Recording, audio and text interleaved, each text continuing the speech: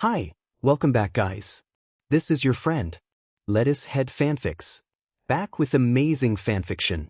This is the series of What If Deku Feared His Own Father? Please give this video a like and subscribe to the channel if you want more videos like this. Now let's get into the fanfic. Izuku feels exhausted after spending the whole afternoon training his quirk. His bones ache more than he would like to admit, but at least he tells himself it means he's making progress. His shirt sticks to his back because of all the sweat he accumulated whilst training, so he decides to take a quick shower before doing anything else. Izuku thinks the feeling of water sliding down his skin after a hard day is one of the most comforting things there are. After going back to his room, Izuku wants nothing more than to plop down on his bed to sleep. He could, technically. It's Friday, and he could sleep in tomorrow morning as well, but he hasn't had dinner yet and he's starving. On most nights, Lunch Rush will prepare dinner for everyone in Heights Alliance. But on other nights, the best ones, in Izuku's opinion, his classmates will ask the cook hero not to do anything, and then they'll all work together to make delicious food. Once he heads downstairs and into the kitchen, he's glad to find it's one of those nights. He helps to set the table, laughing while Kaminari tries to hide from Jiro after making a terrible joke. The smell of the rice and meat cooking along with the sound of laughter from all his friends fill the space. The lights in the common room match beautifully with the darkening sky outside, and he finds himself smiling at how peaceful everything is. Izuku reaches for his phone to take a picture of his friends, all of them doing their own share of work to help. It'll be nice to look back at later, in a few days or maybe years. He only has enough time to take one before the screen shows someone calling him. It's his mother, which is weird because she usually texts him to make sure he's free to talk. It must be important, and so he picks up right away. "Mom?" he asks, cupping the bottom part of his phone to block out the noise. There's some static on the other end, and Izuku recognizes it from when his mother calls him from her car. "Izuku!" She sounds happy, and not in panic or scared like Izuku had feared she would. "I'm on my way to UA now. I've talked with your teachers and they've allowed you to come home for the weekend." "What?" Izuku turns around so his back is facing his classmates. "I mean that's great. But why so sudden?" He could practically hear the smile his mother is making right now, and he doesn't want to ruin that. But still, shouldn't she have talked to him about it beforehand? "I have a surprise waiting for you," she says. "I'm almost there, so go make your bag really quick." Izuku's classmates are giving him sideways glances, some pointing their chins up at him to ask if he's alright. He gives them a thumbs up, not wanting to worry them. He would prefer to stay here with his friends, but now that he thinks about it, it's been a while since the last time he had spent time with his mother. "Yeah, sure, text me when you get here." He hangs up the phone and turns around to see his friends putting the warm food on the table, steam escaping into the air. Izuku stands still for a moment, feeling sad he'll miss out on this. "Midoriya, are you coming?" Todoroki asks him, his upper body twisted in his chair to face Izuku and an empty seat beside him. Izuku gives him an apologetic look. "I'm sorry, my mom just called," he says. "She's on her way to pick me up." This seems to perk the interest of a few of his other classmates. Todoroki's frowns. "Did something happen?" he asks, concerned. "Not really, she just wanted to spend the weekend together, I think." The teen with two-tone eyes nods, and Izuku takes that as his cue to head for his room. He packs his bag quickly. He still has some clothes at home, and he'll be back in 2 days, anyway. He doesn't bother taking the elevator back down. Instead, he takes the stairs and skips a few. Izuku utters a small goodbye to his friends and walks out of the dorms. The sky is still a nice shade of blue, the kind Izuku can't take pictures of without his phone showing the wrong color. The breeze is soft on his cheeks, but it doesn't do much to help the knots forming in his stomach. There's nothing hinting at a possibility of things going wrong. Actually, what could go wrong? He has gone back to his house a couple of times before ever since the dorm system was put in place, and it always went smoothly. But for some reason he feels anxious. Izuku shakes his head. He's probably just tired, maybe going back home will do him good. He scans his card at the main entrance and exits school grounds. At the same time, he feels his phone buzz in his pocket. He opens it and sees it's a text from his mother telling him she's there. When he lifts his head up, he sees her waiting in their small car, her face lit up by the blue light of her screen. By the time she notices him, Izuku is already opening the door to the passenger seat. She smiles at him and puts her phone down before taking off again. The ride is quiet, they both exchange a few words here and there, about their day and that new movie that came out. Izuku can see how excited his mother looks. Maybe it's about that surprise she was talking about. He doesn't want to ask her though, he knows she won't tell him until he sees it himself. "I could have taken the train, you know," he says. It's true, and maybe it would have been even faster. He wonders why his mother came all the way here just to bring him back home. She taps her fingers on the steering wheel, leaning her head toward him without taking her eyes off the road. "Oh well, you know, this felt like a special opportunity." "What do you mean?" he asks, even though he knows he won't get a real answer. "You'll see," she says, and Izuku can't help but smile at seeing her mom so fired up about something. She's always worrying and fretting over him. It's nice to see her like this. Eventually, they get to the parking lot of their apartment building. His mother takes his hand and squeezes it, the corner of her lips turning. They take the stairs, like they've always done, ever since Izuku was a child. The elevator works just fine, but for some reason his mother and he have made a silent agreement to never use it unless they absolutely needed to. His mother hurries to reach the door before him. She unlocks the door and peeks inside before letting him enter. Izuku tilts his head, now very curious about what she could have been planning. She tells him to wait in the entryway right after taking her shoes off and putting on her slippers. Izuku takes his own shoes off and waits for his mother to come back. It smells different than the last time he was here, which couldn't be too long ago.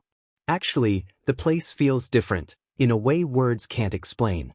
Izuku doesn't understand what it is. Nothing seems to have changed much. Everything looks pretty much the same. It takes him a moment to notice them, but after he can't look at anything else. So out of place, Izuku doesn't know how he missed them. Some different shoes, black fancy ones. They're definitely too big to be for him, even more so for his mother. As he goes to examine them more closely, he hears footsteps. He knows how his mother walks and what her footsteps sound like. He has lived with her his entire life. The problem is she's not alone, but Izuku can't discern who the other person might be. And then, a man steps into view, his mother grabbing onto his forearm with a grin on her face. At first, Izuku doesn't understand what's going on, so he just awkwardly stands there and smiles, trying to hide the frown forming on his face. It takes a few seconds for him to finally understand everything, and then it hits him. The dark curly hair that matches his, and those freckled cheeks. It's his dad. Can he even say dad? Or has it been too long? It definitely has. But then again, calling him Midoriya-san doesn't feel right either, and he's not close enough to say Hisashi. Izuku doesn't know what to do, if he should do anything at all, that is. He hasn't seen his father in years. He could lie and pretend he remembers spending some time with him when he was younger, but the truth is he doesn't. He remembers a door slamming, a house emptier than when he had first found it the same morning. He remembers his mother crying, and trying to hide it when he would try to comfort her. But seeing this man, for the first time in years, with his mother clinging to him and a smile on both their faces, it's like none of it even happened in the first place. It feels as if they're both forgetting this part of the story, and he's the only one in the room to remember. Hi, Izuku finally manages to say. His voice comes out in a high pitch, and although he knows it's mostly due to his uneasiness, his parents probably think it's because he's shy or surprised, which he is, but not in the way they think he is. "Izuku," the man says, making the teen's eye twitch. "Do you remember me? Been a while after all." He laughs, and Izuku stands there uncomfortably, unsure how he's supposed to reply to that. "Yes," he utters, I remember. It's not true, obviously, but he can't bring himself to ruin the moment.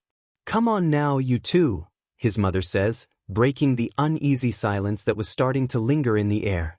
Dinner is ready. She lets her hold on his father's arm fall and heads for the kitchen. Izuku puts on his slippers quickly. His father is back. He doesn't quite understand, and now that the news finally sinks in, his legs feel weak and he almost stumbles after taking a single step. The man is still watching him from his spot, not having moved an inch. He laughs under his breath when Izuku stops to let him walk before him. His mother made katsudon his favorite. Usually, he loves it and would eat it every day, but for some reason, it annoys him to eat something he likes so much with someone on who he has conflicted opinions. It's mostly the two adults who talk together while Izuku listens. He'll keep his eyes glued on his bowl, and sometimes he'll lift his eyes up to look at his mother, but their gazes never meet. At some point, he glances in his father's direction and finds him making a weird face while chewing the food. At some point, Izuku decides to speak up. "Are you spending the weekend with us?" he asks, trying to make small talk with the man, if only so it can make his mother happy for a moment. "Hisashi, you have to tell him," she says with a grin on her face, her palm on top of the man's hand. Izuku frowns. "Tell me what?" He tries to sound happy, but he feels more anxious than anything else if he's being honest. He doesn't want any more surprises. He's not glad his father is home, nor is he overjoyed like his mother. Maybe he should be, and maybe he's a terrible person for not feeling that way, but this man, this stranger, left them years ago, only bothering to call a few times each year to talk with his mother. But never for him. His father straightens up in his seat and turns to face Izuku. "Well, I was thinking maybe I would stay here for a little longer than just the weekend." He looks at his mother and takes her hand in his, giving it a light squeeze. It's so weird to see someone be so affectionate with his mother. It has only ever been her and Izuku for as long as he can remember. It wasn't been much, but it had been still is enough for Izuku. His mother rolls her eyes before leaning toward him. "Hisashi isn't planning on leaving," she announces cheerfully.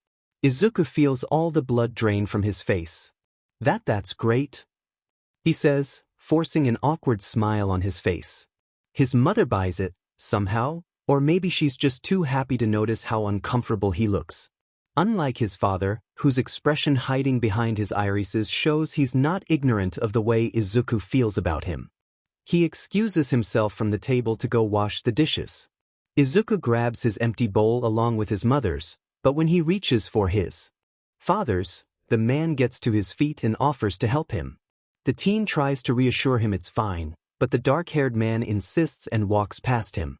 His mother grabs Izuku's shoulder before he leaves. She tilts her head to the side toward his father. "He's trying really hard," she whispers. Well, maybe she did notice him not being so happy about the man's return. He nods before walking up to the sink. They both share what little space the kitchen offers to wash the dishes. Neither of them utters a single word for a while, and Izuku decides he certainly won't be the one taking the initiative to start a conversation, but he's willing to answer if it makes his mother happy. "Katsudon," his father says, shaking his head with a small smile on his face.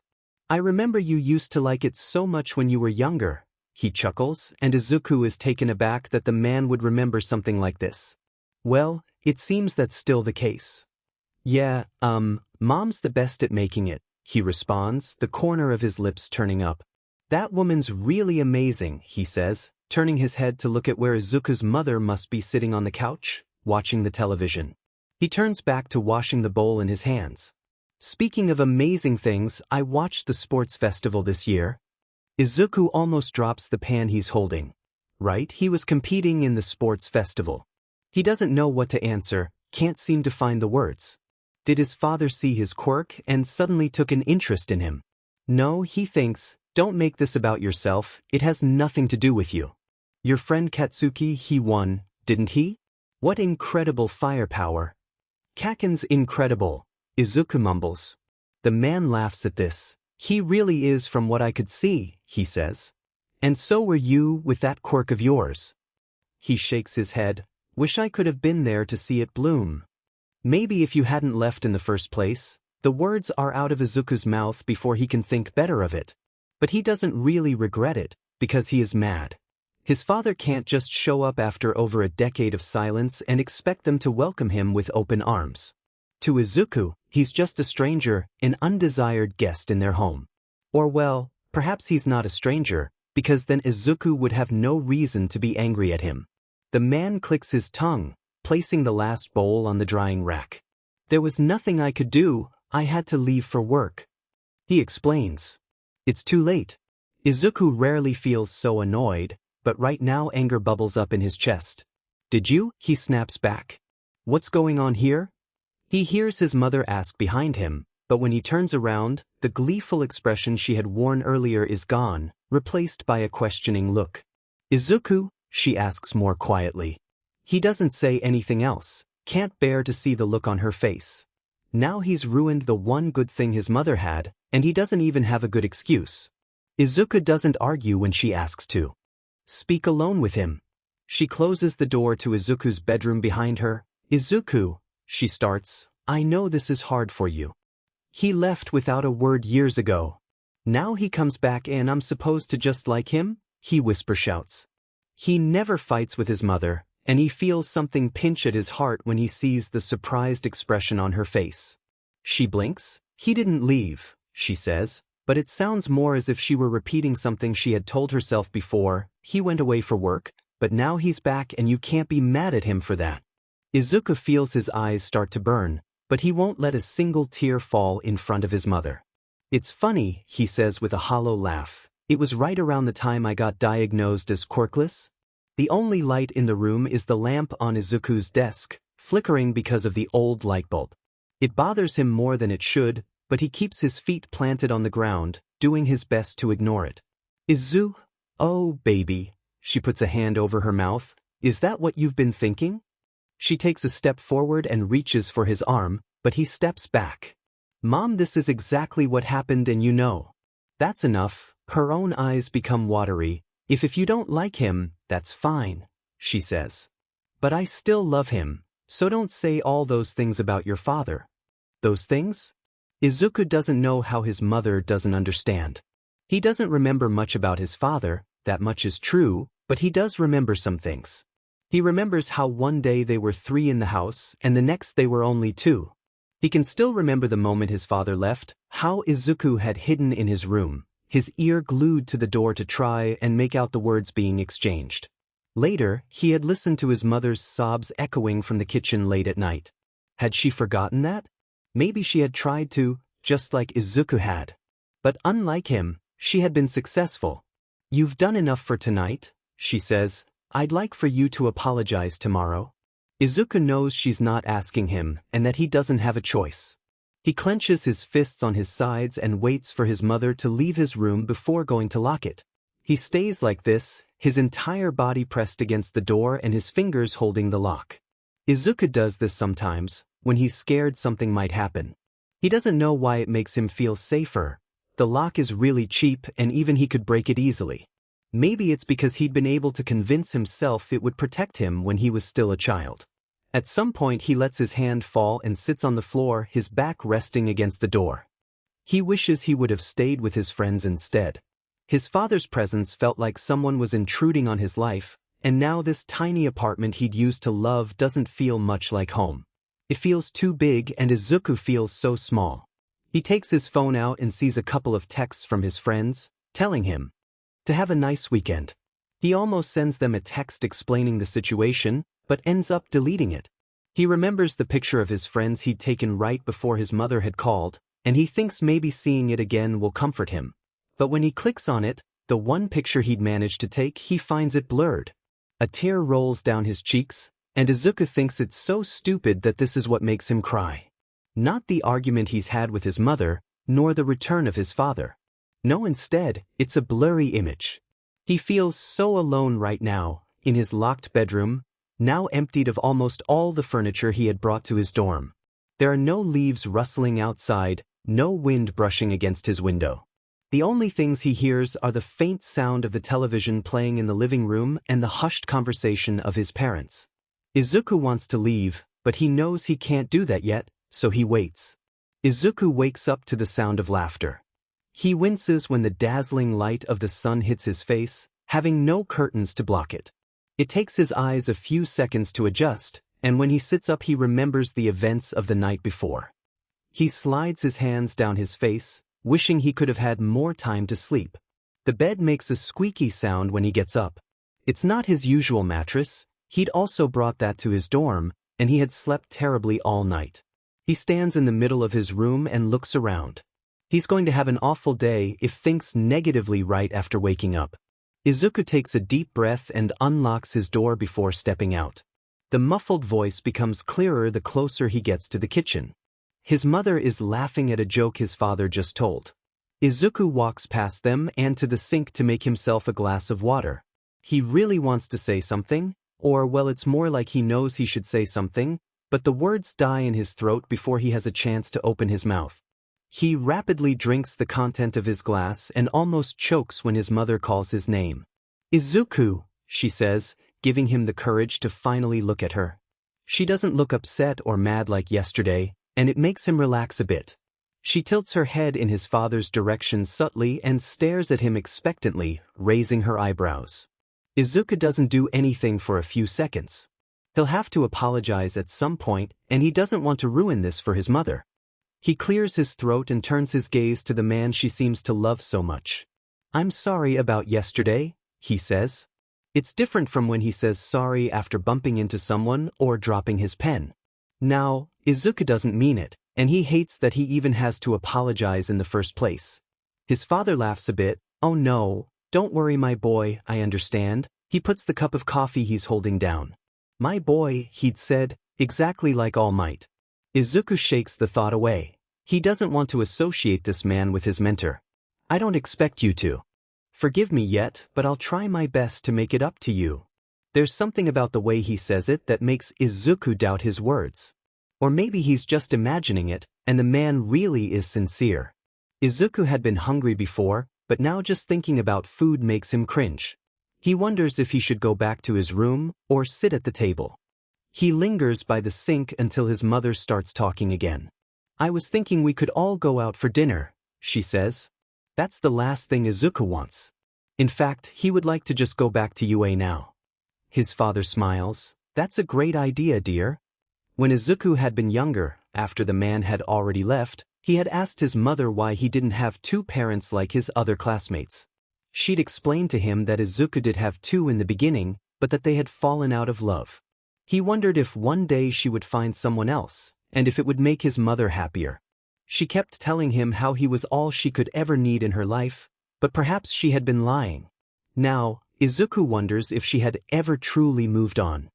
He had never considered the cost of her happiness would be the bond they had formed over the years. There's smooth jazz playing in the background, and dozens of different voices overlapping. The warm lights looming over the tables make the space look cozy. A waitress walks them to their table. It has 4 chairs, but there are only 3 of them. Izuku quickly takes the seat on the right of his mother, and his father takes the one on her left. His mother and he hadn't gone to a place so fancy in a while, it had always been too expensive. Izuku holds his phone under the table while his parents talk together, switching back and forth between texting with his friends and playing a game. It doesn't take long before he starts getting bored. He knows he should probably be more grateful to his parents for bringing him along with them, but in truth, he doesn't even want to be here in the first place. He orders the cheapest thing on the menu and goes back to playing the game on his phone. At some point, his mother gets up to go to the bathroom and leaves the other 2 alone. Izuku is frustrated. He usually never acts like this. He doesn't spend dinner on his phone, doesn't feel so angry without a reason, he does have a reason, or just acts so rudely. He risks a glance at his father and finds the man looking at him. The moment their eyes meet, Izuku feels his face turn red before closing his phone. It's so awkward. This whole situation is. Izuku doesn't know what it is though, maybe because of the fight he's had with his mother yesterday, or because he's still mad at the man for leaving all those years ago and coming back as if nothing ever happened. His father slumps back in his chair before speaking up. "What are you doing on your phone?" he asks, as if he were interested in what Izuku was doing. "Just texting with some friends. You could talk with us instead, you know." Man laughs, and Izuku doesn't know what to reply to that. They've been sitting at this table for over an hour now and neither of his parents have spoken to him. In fact, the only one who has is the waitress, and they didn't have an actual conversation, she was just doing her job. "Yeah," is all he manages to say. A moment passes when they don't say anything else. Izuku thinks maybe his father finally gave on trying to talk to him, but he's proven wrong a few seconds later. "I know you don't like me," he says, and Izuku almost laughs because, yes, isn't it obvious? And honestly, I don't like you much either, he whispers. Izuku frowns. Although he hadn't been trying to hide the way he felt about the man, he hadn't thought this would be mutual, and it takes him by surprise. I didn't come back for you, he continues, though I did think that quirk of yours would make you less annoying. He sighs, so let's just keep it that way. I don't like you, you don't like me, no big deal. But now, you listen to me, because I'm the one in control of the situation and you're not. His mother comes back, and Izuku blinks. His father, God, he wishes he wouldn't be related to this man, just smiles at him, and Izuku's mother mirrors his smile, thinking they just had a nice talk. I'm glad you two are getting along, she says, and Izuku swallows. He doesn't look away from the man, even though the other has already broken the eye contact. He can't say anything about their interaction, not while his father is still there. Mom, he says, finally tearing his gaze away, are we leaving soon? She nods. Yes, I'm starting to feel tired as well. She reaches for his hand and gives it a light squeeze. His father stops their waitress as she's walking past them and asks for the bill. She comes back a few minutes later with a paper in hand. They all get up and gather their things before heading for the cashier near the entrance. Izuku watches as his father reaches for something in the pocket of his coat, the other, and then looks in the pockets of his jeans. I think I forgot my wallet. His mother puts her hand on his forearm, stopping him from emptying the content of his overcoat. It's all right, I'll pay for it. She pulls one of the straps of her purse to open it and takes out her own bright green wallet. While her back is turned, Izuku sees the corner of his father's mouth tugging up slightly. It's gone a split second later, but he's sure it wasn't his eyes playing tricks on him. It's at this exact moment he realizes just how bad the return of his father actually is. Izuku knows he has to do something about it, but he doesn't know what. Eventually, they make it back to the apartment. The man heads for the bathroom right away. Once the door is closed, Izuku turns to his mother. Can we talk? He asks. Her eyes soften. Of course. She leans towards him. Don't you want to go into the living room? They're still in the entryway, but it's the furthest place from the bathroom, so Izuku shakes his head. No, here is fine. He looks down. It's about him. He still hasn't decided on what to call his father. Baby, we talked about this yesterday. And no, it's not. It happened at the restaurant. He stumbles over his words. He told me that he didn't like me, and then when we were paying Izuku, she warns, and he snaps his mouth shut. Do you think I love you less because your father is back home? What? No, that's not. She takes his wrists in her hands gently. Izuku, I love you so much, and nothing could ever change that. But that doesn't mean you can say those things about your father. Mom, listen to me. A door cracks open, and they both turn at the same time to look at the man coming out of the bathroom, staring at them. His mother is the first to look away and then head for the kitchen. Izuku stands there a few seconds longer before going in his room, walking past his father. Right before he opens his door, he hears the man talk in a hushed voice. I'll go talk to him. Izuku wants to lock himself in his room before his father has a chance to enter the doorframe. But of course, he doesn't do that. Instead, he doesn't bother closing the door all the way. He sits on his bed and takes his phone out, pretending to be busy. It doesn't take long before Izuku hears a light knock, and then the door opens under the beat. The dark-haired man's eyebrows crease slightly and he smiles as he closes the door behind him. Izuku closes his phone and watches his reflection on the darkened screen. Why did you come back?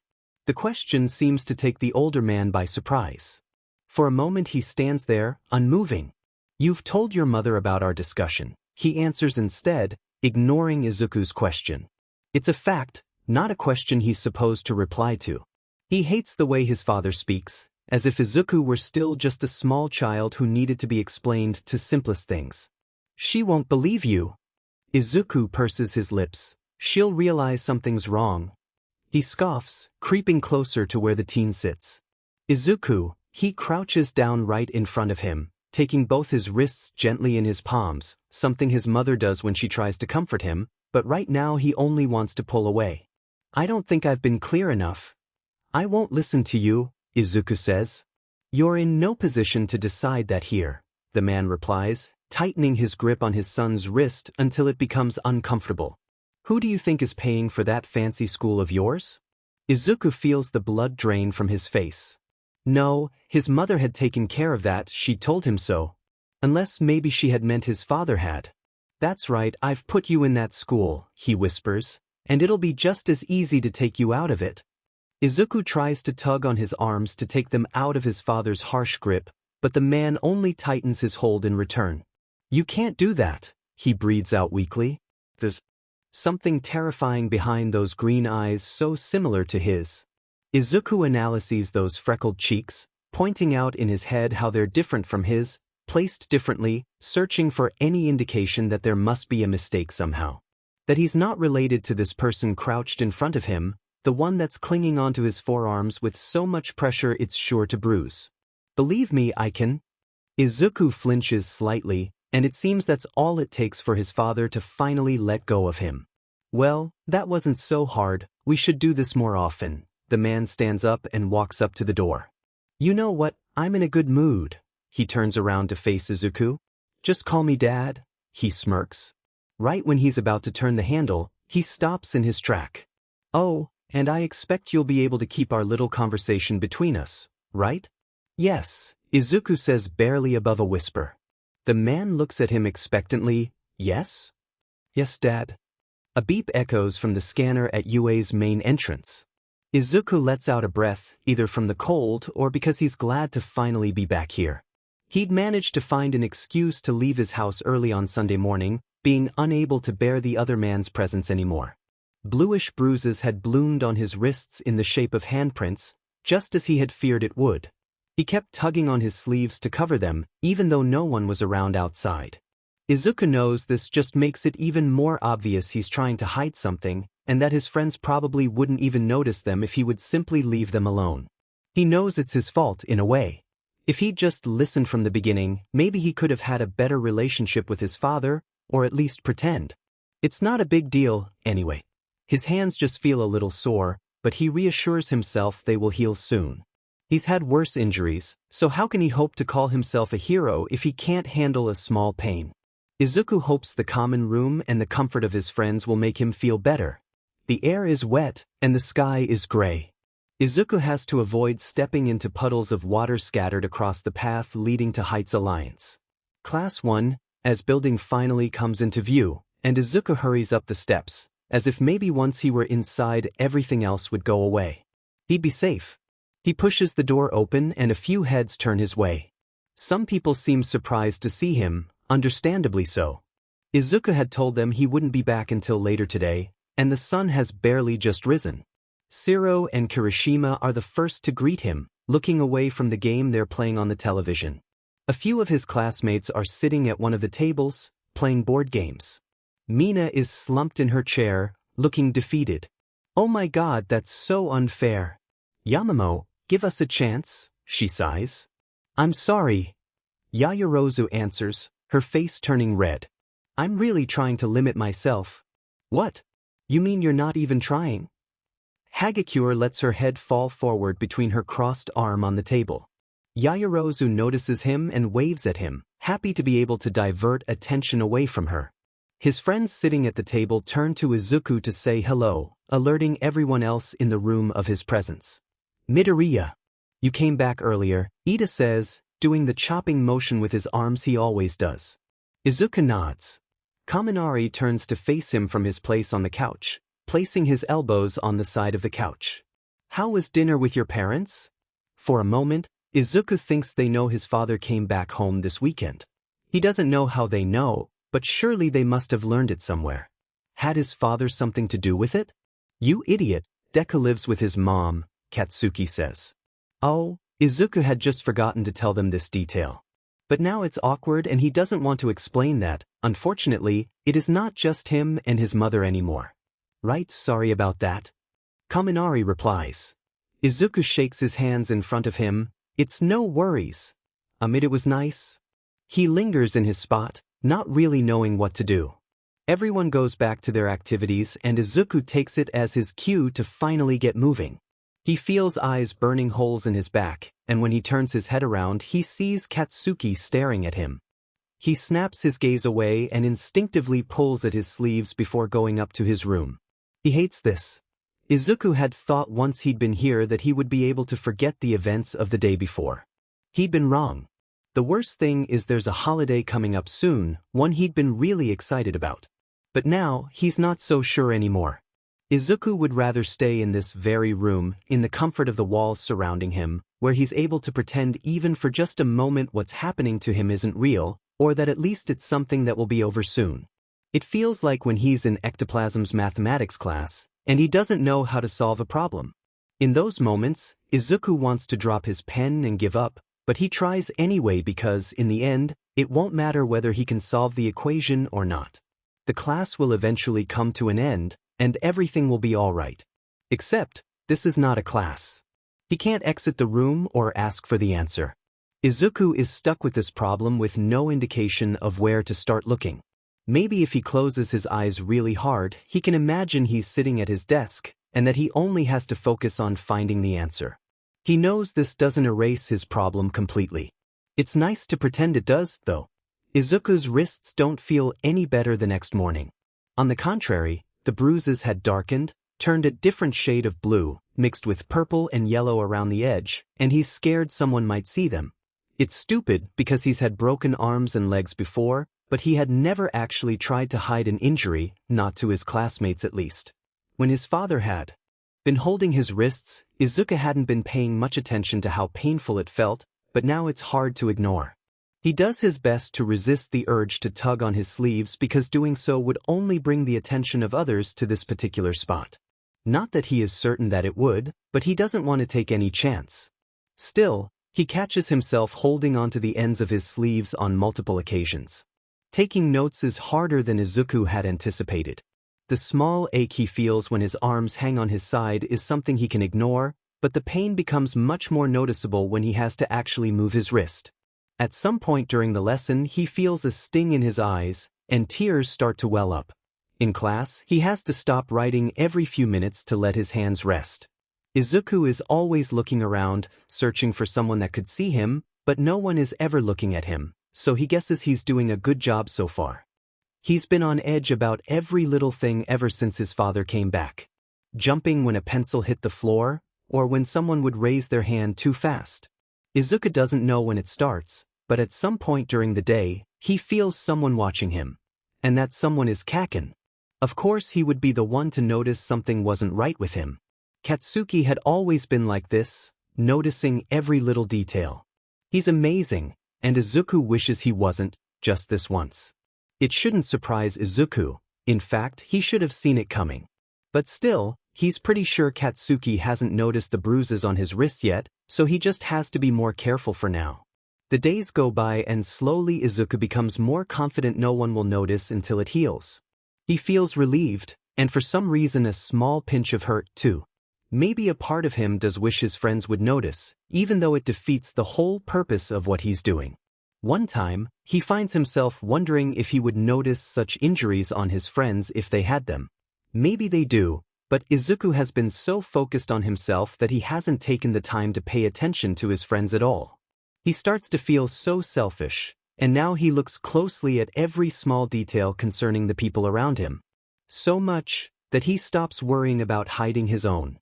And this is his first mistake, he realizes, when he walks into the hallway after class.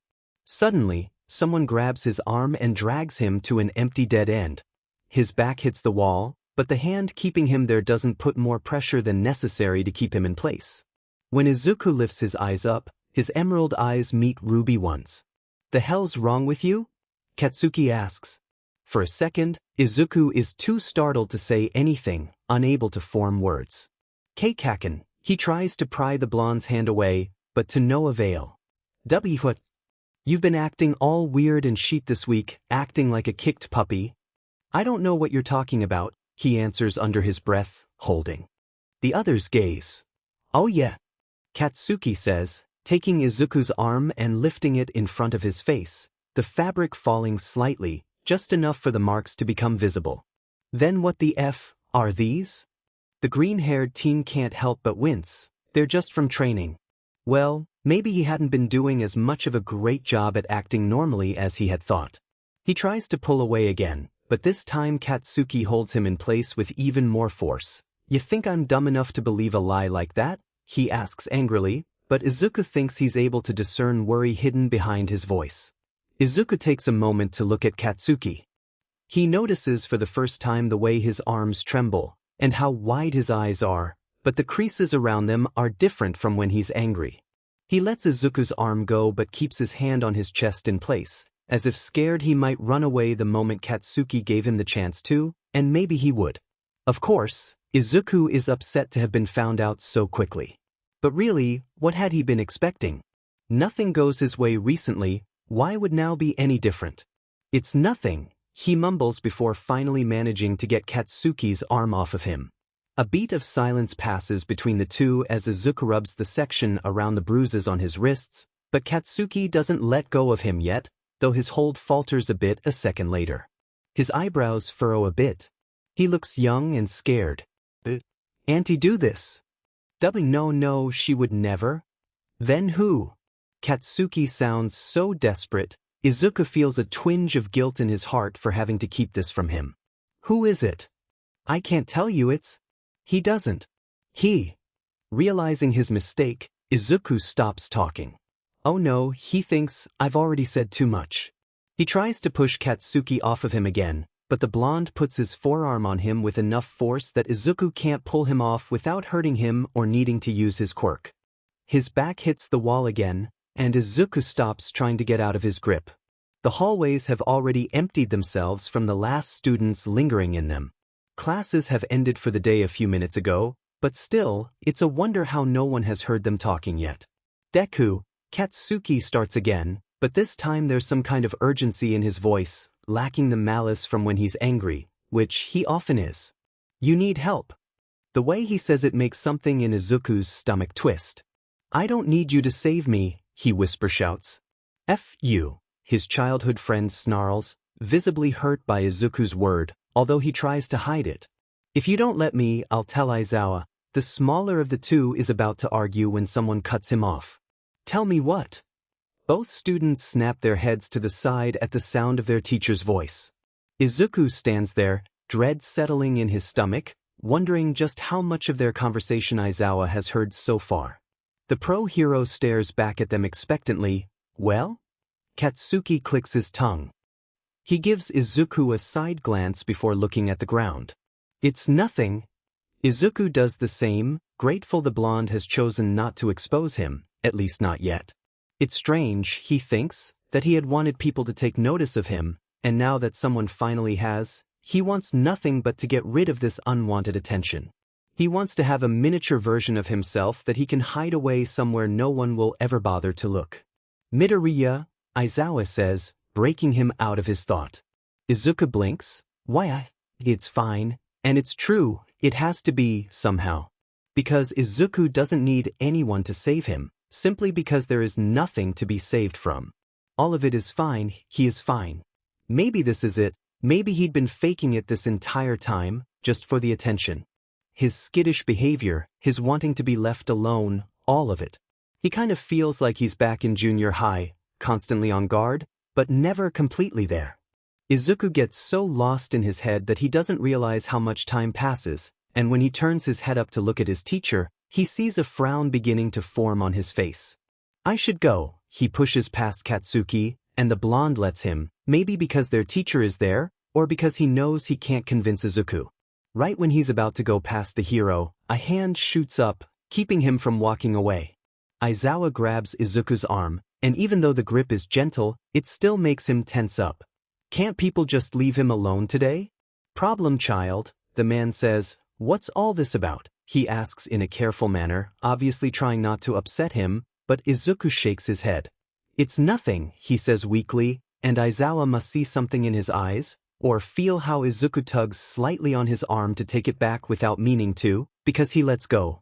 The teen gives Katsuki one last look, taking in the way his eyes plead silently to him to say something, anything at all. But Izuku only walks away.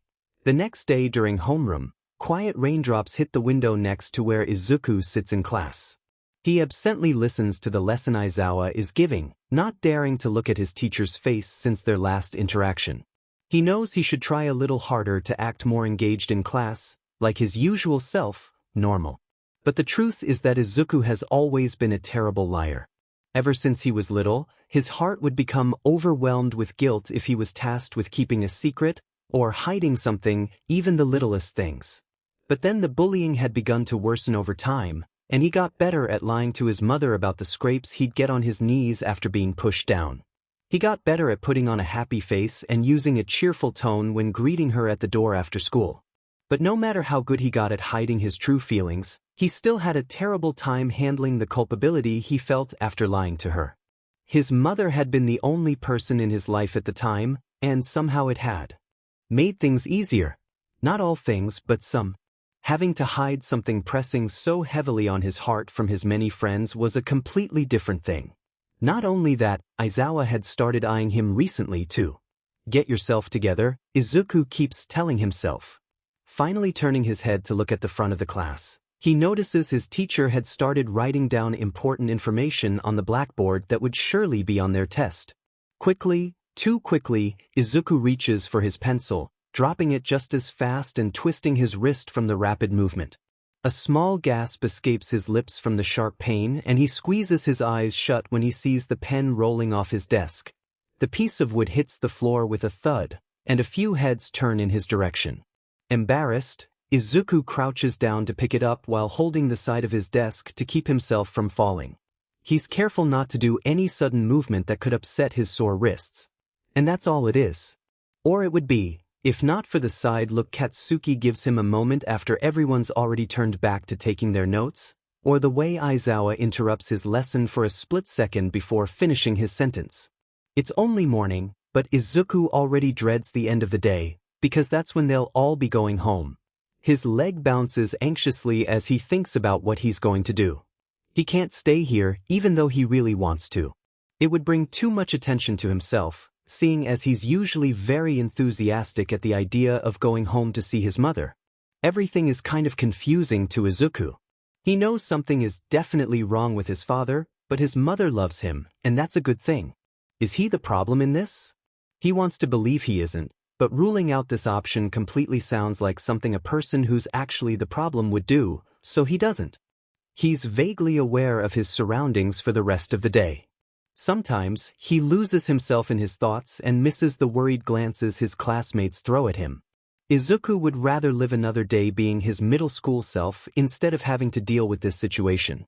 He would rather go back to when it was just him and his mother, to the time when no matter what happened, he could go back home at the end of the day and feel safe. Before anyone had had the chance to do so much as blink, the week was over.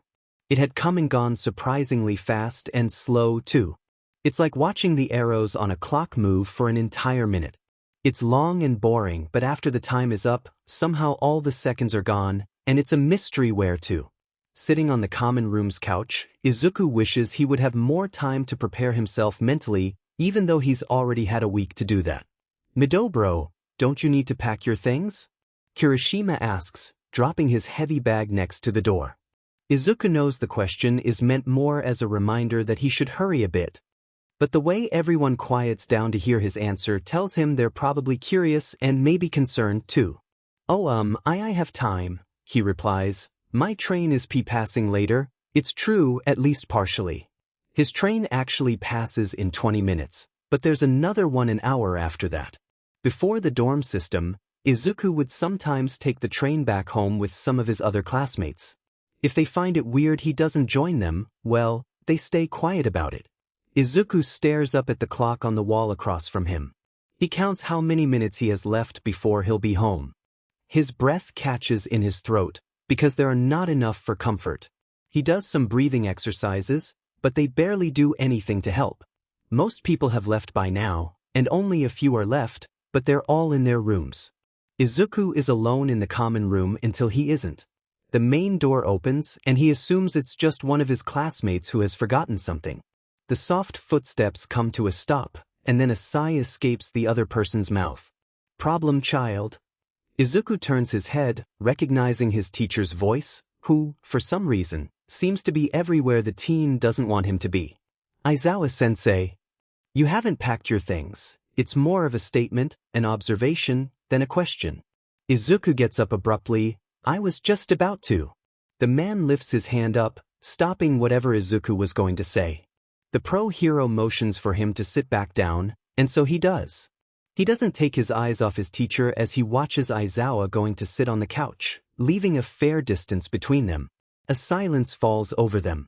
It is neither comfortable nor uncomfortable, it simply is. Izuku wonders if his teacher is waiting on him to say something, but before he can think of something to say, the man speaks up. Is everything all right at home?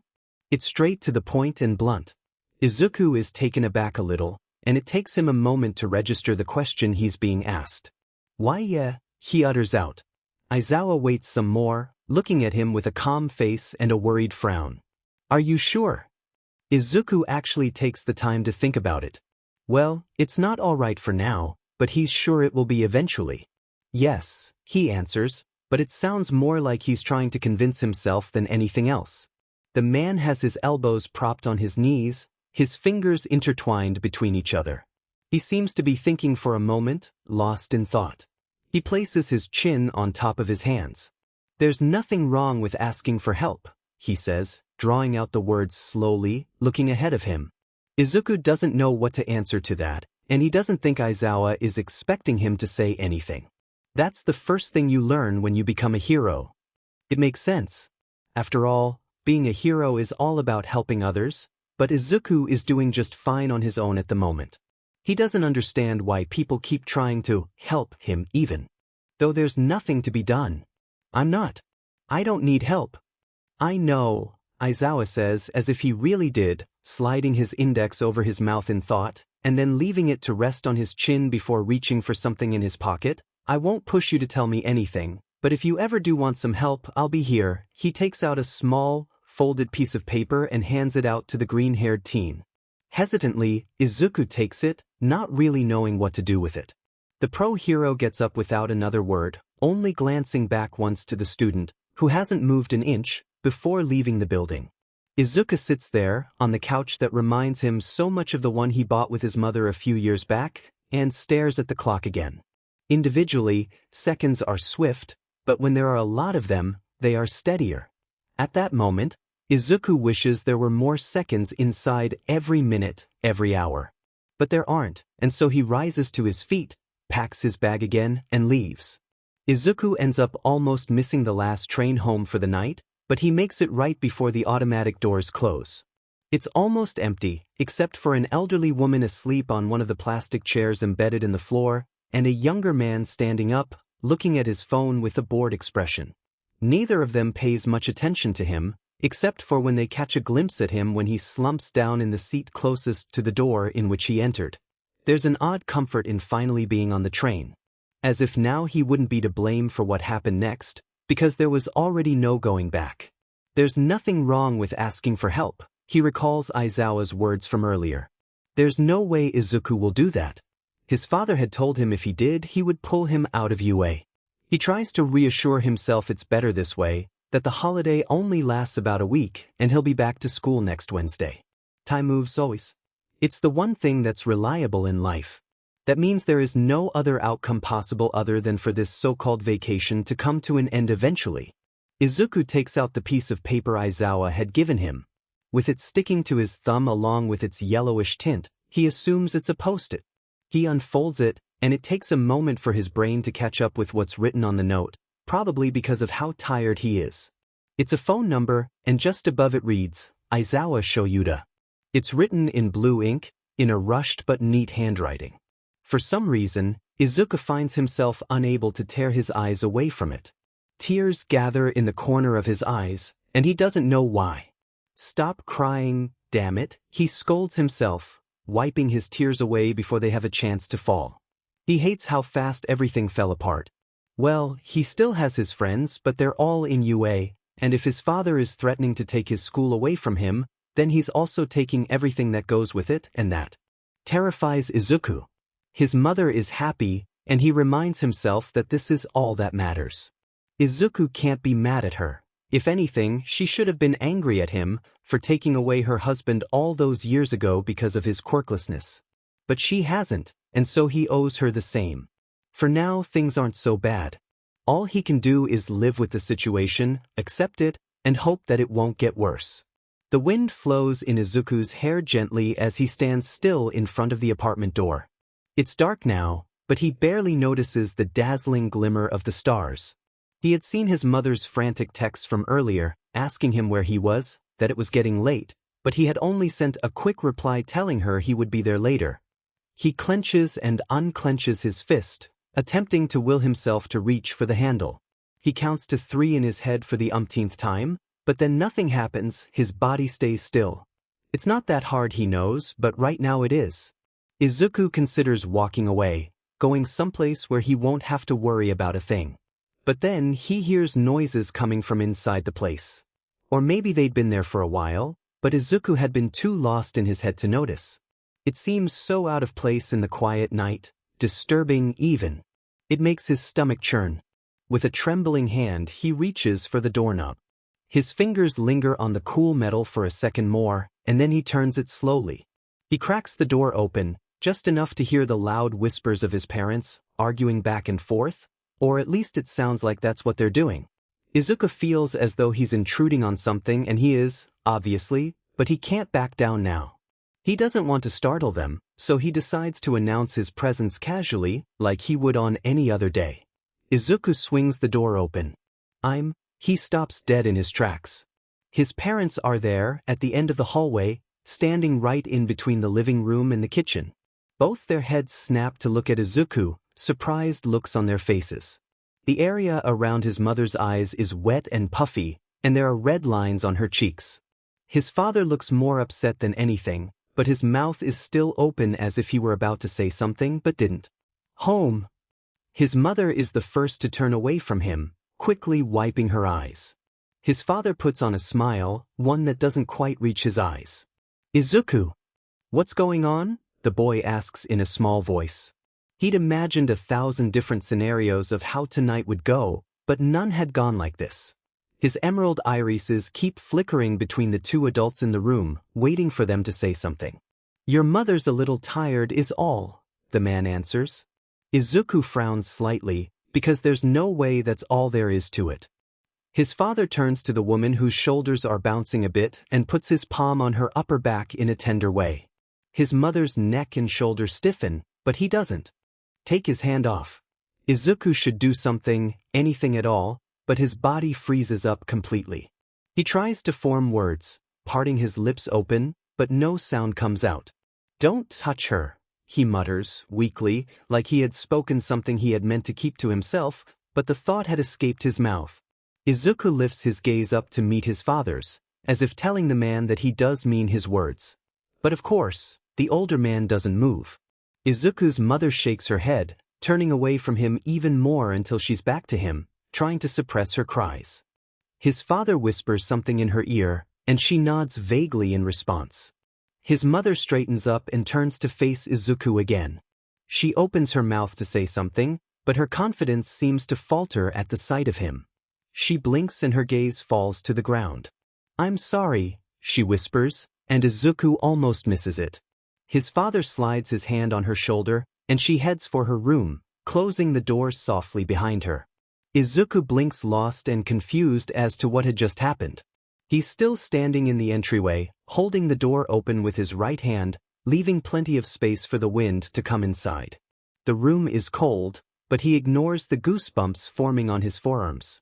Izuku, the man says again casually as though nothing had happened, close the door, will you? It's freezing outside. The teen remains in his place for a second more, gripping the side of the door a little harder until a small bit of white paint falls off. He wants to say something, but he also doesn't want to upset the man, so he stays quiet and does as he's told. His father walks out of view into the kitchen. Izuku struggles, hopping on one foot to take off his shoe while he lets his backpack and bag fall on the floor. He hurries after the man but then stops abruptly. There are a few beers sitting on the table, empty, and another one in the man's hand. Now that the door is closed, an intoxicating scent fills the place, making Izuku's face sour. The room feels so different from the one he'd known his entire life, tense and cramped where it was supposed to be pleasant and cozy. Midoriya Inko had never been much of a drinker. In fact, Izuku had never really seen her drink anything at all. They've always been short on cash ever since he can remember, but his mother would prioritize their basic needs and save the rest. He's not sure whether she doesn't drink because she doesn't like the taste of alcohol, or because she simply never had the money to. Seeing the table there, with all those bottles sitting on top of it, sparks a strange feeling inside of him, one Izuku isn't familiar with. It's a mix between worry and fear, unease. None of them are quite right to describe it. Izuku watches the movements of his father, a bit more sluggish than usual. He already hates being alone with the man. Being alone with the man while he's drunk sounds even worse. You're just gonna stare? His father sneers. The teen's eyes snap up to meet the man's. No, he licks his lips. What happened with Mom? He asks tentatively. Nothing, that woman's always crying. No, she's not. Izuku tries to defend her. She just. His father sighs, you talk way too effing much. He pinches the bridge of his nose, his lower back resting against the counter. He takes a sip of his drink and then, as if an idea had just crossed his mind, gestured at Izuku with the hand still holding the beer. You know, I think this could be good for you. It takes him a few seconds to understand what the man means. He's offering me a drink, he realizes. His eyes widen and he shakes his head. Oh no, I'm good, he stutters. The black-haired man clicks his head and moves towards Izuku. Come on, you can't be a real man till you had your first beer. No, really I'm fine. The boy takes a step back, and then another until his legs hit the back of the sofa. His father hands out the bottle to him. Take it. Izuku shakes his head. Annoyed, the man grabs his upper arm harshly and holds the bottle up to the younger's lips. The teen keeps his mouth, even though the cold glass is starting to hurt from being pressed against his lips. This seems to irritate the man even further. He lets go of his arm and instead moves his hand to cover Izuku's nose, blocking his respiratory tracts. The boy starts to struggle and panic, trying to push away the man, but he's much taller than him, and somehow every self-defense technique Izuku has learned so far this year just completely slips his mind. He doesn't think about using his quirk, doesn't reason with himself. The only thing he can think about is getting out of there. He grabs onto the man's hand on his face, but it doesn't budge. It doesn't help that his own wrists are still a bit sore. At some point, Izuku needs air, so he opens his mouth. He doesn't have time to breathe, the liquid is already entering his mouth and he almost chokes. He ends up swallowing it, fearing he'll actually choke if he doesn't. It doesn't taste good at all, it's sour and tastes faintly of oranges. He holds onto the wrist of the hand holding the drink, tries to shrink away from it, but his father just presses harder.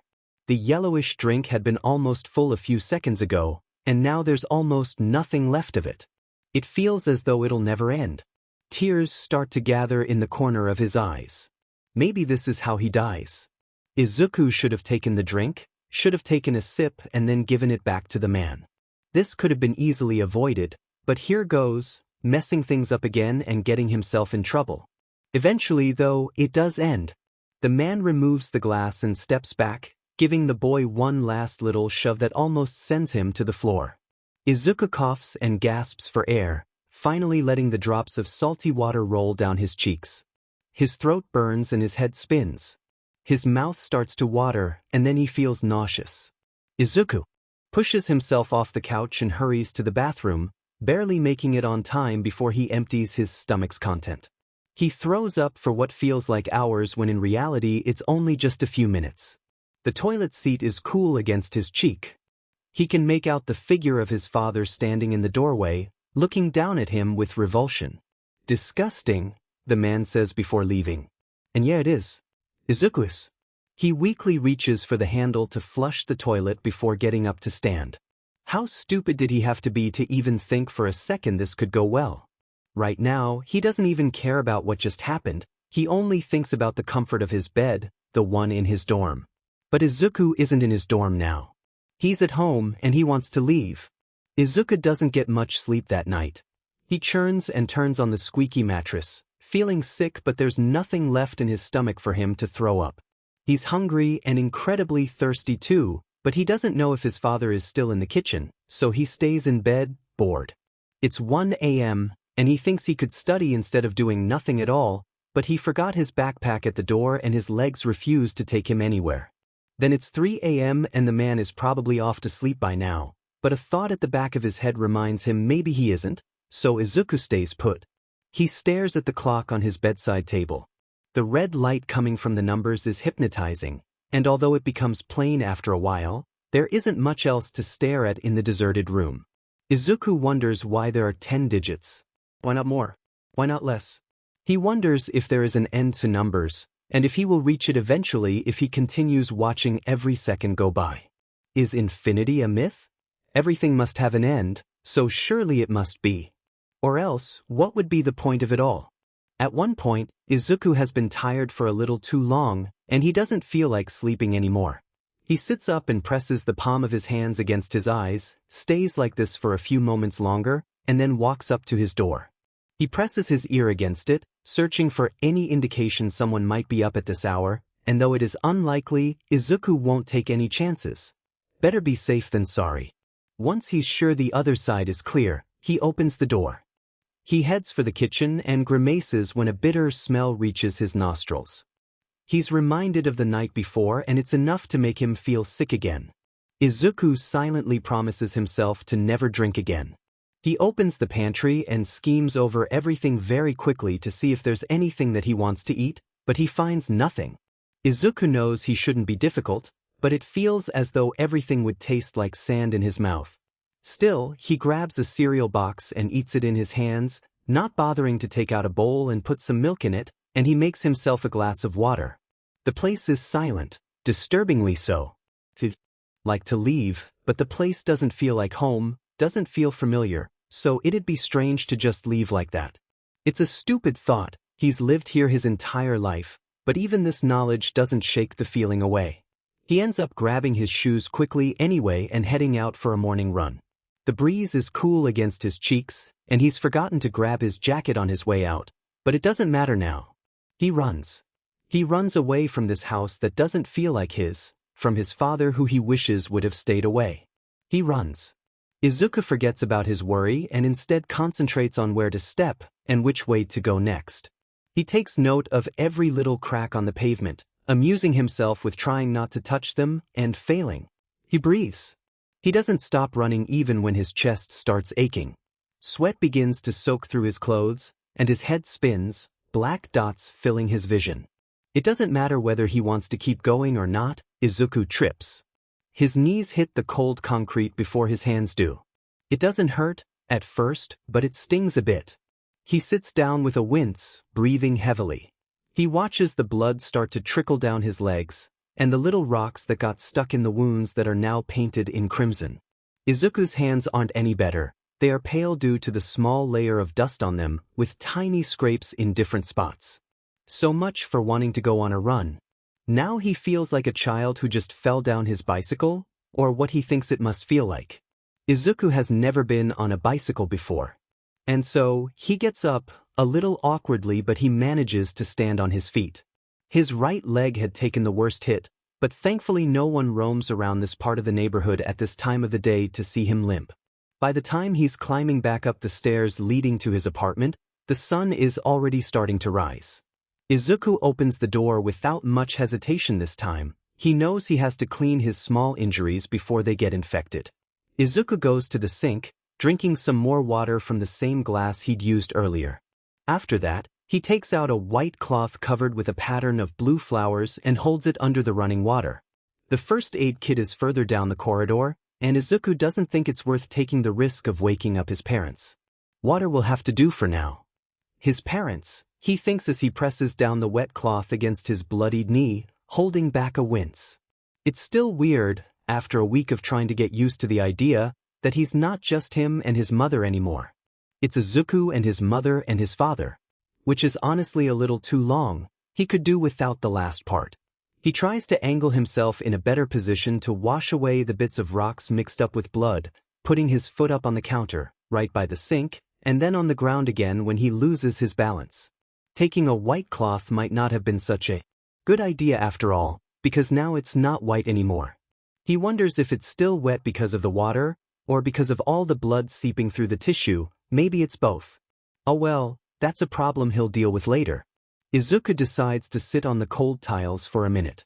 His wrists still look the same, unfortunately, and they are still sore, but he hadn't really noticed until now, his mind preoccupied elsewhere. He's starting to have a collection of these kinds of injuries, ones he gets when he goes back home. He moves a bit, and something under him rustles. Izuku thinks for a moment maybe he's sat on some paper that had been laying on the ground, but when he looks, there's nothing. He searches in his back pocket until his hand comes in contact with something. It's the post-it Aizawa had given him yesterday. Izuku stares at it, wondering why he hasn't thrown it away yet. It's not like he's actually going to call him. What would he tell his teacher, anyway? Hey, I don't really want to be here. And then what? Well, things have already gone terribly so far and he still has 5 entire days to go, including this one. So, Izuku makes a promise to himself. He'll hang on to this paper, keep it close to him, and if things get worse, he'll call Aizawa. If Izuku were to be asked who he would rather not see on this sunny Saturday, people would probably expect him to answer Shigaraki or anyone related to the League of Villains. In reality, he dreads the second his father will wake up. He doesn't know why he stays in the kitchen, sitting at the table and reading through hero blogs mindlessly. Doing so just means he has more chance of seeing the man early on. He tries to convince himself that seeing his father is a much better scenario than running into a villain, but he can't get himself to believe his own lie. And plus, a villain with a hero for a son doesn't seem very convincing. No, his father is not a villain, he's just a man with different, and in Izuku's opinion, morally wrong, ideas and views on the world. Before his thoughts have a chance to spiral further down, a door opens further down the corridor, and although a voice in his head tells him not to look, he still does. The heavy footsteps tapping against the wooden floor aren't familiar, which makes it pretty easy to identify who they belong to. Surely enough, instead of seeing his mother's cheerful attitude and soft expression, he is met with his father's judging eyes. Or maybe he's just imagining it, because the second after Izuku blinks, the man is smiling and walking past him to the door, taking the teen a bit off guard. Without thinking about it, Izuku pushes his chair back slightly and half sits up. Where are you going? For a moment he thinks he's going to get yelled at, or that his father will stop putting on his shoes to come hit him. But instead, he doesn't even turn to him, he just says, I'm going out to buy some things, tell your mother I'll be back later. And this is... Nothing happens and it only confuses Izuku more. It's frustrating, not being able to predict his father's next move, if he'll be angry or joyful. His face is hard to read too, but maybe this is because he hasn't spent enough time with the man. Not that Izuku would want him to stay long enough to be able to get to know him. He sits back down, a little stunned, having expected more and instead left with nothing at all. He watches the empty bottles he'd been trying to ignore sitting on the table. One of them is knocked over and he has the urge to put it back up, but he doesn't know if his father will be angry if he comes back and not everything is as it was. It's so stupid, but he does it anyway. He reaches for the cold bottle and places it in a standing position, as if this was a big rebellion act. It's not like his father told him not to touch anything, but somehow the possibility that the man might get mad at him for it only made him more determined. It means his father doesn't have control over Izuku, not completely, and it gives him hope.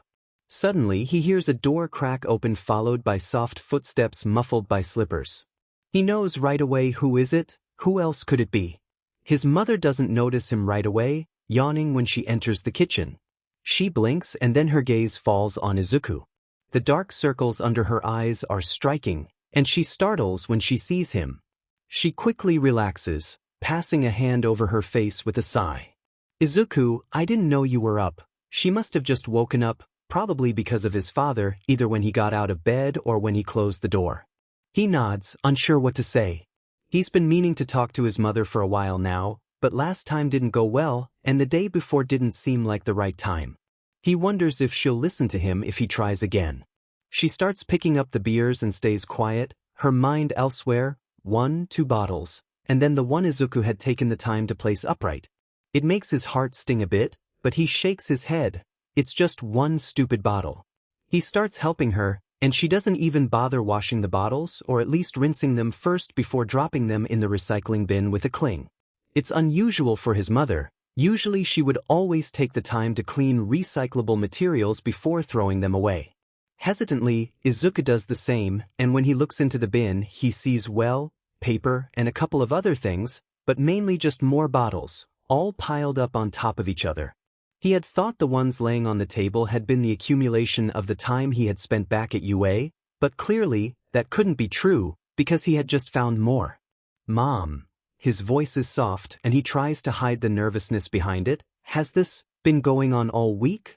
She turns the knobs on the sink, letting the water run, and picks up the sponge to wash the dishes. Izuku stands there awkwardly, wondering if she didn't hear him or if she's just ignoring his question, and if he should leave. No, she says, surprising him, though she doesn't sound convinced by her answer. I mean, yes? It's complicated, she lets out a frustrated sigh. Izuku approaches her, picking up the other sponge laying on the counter.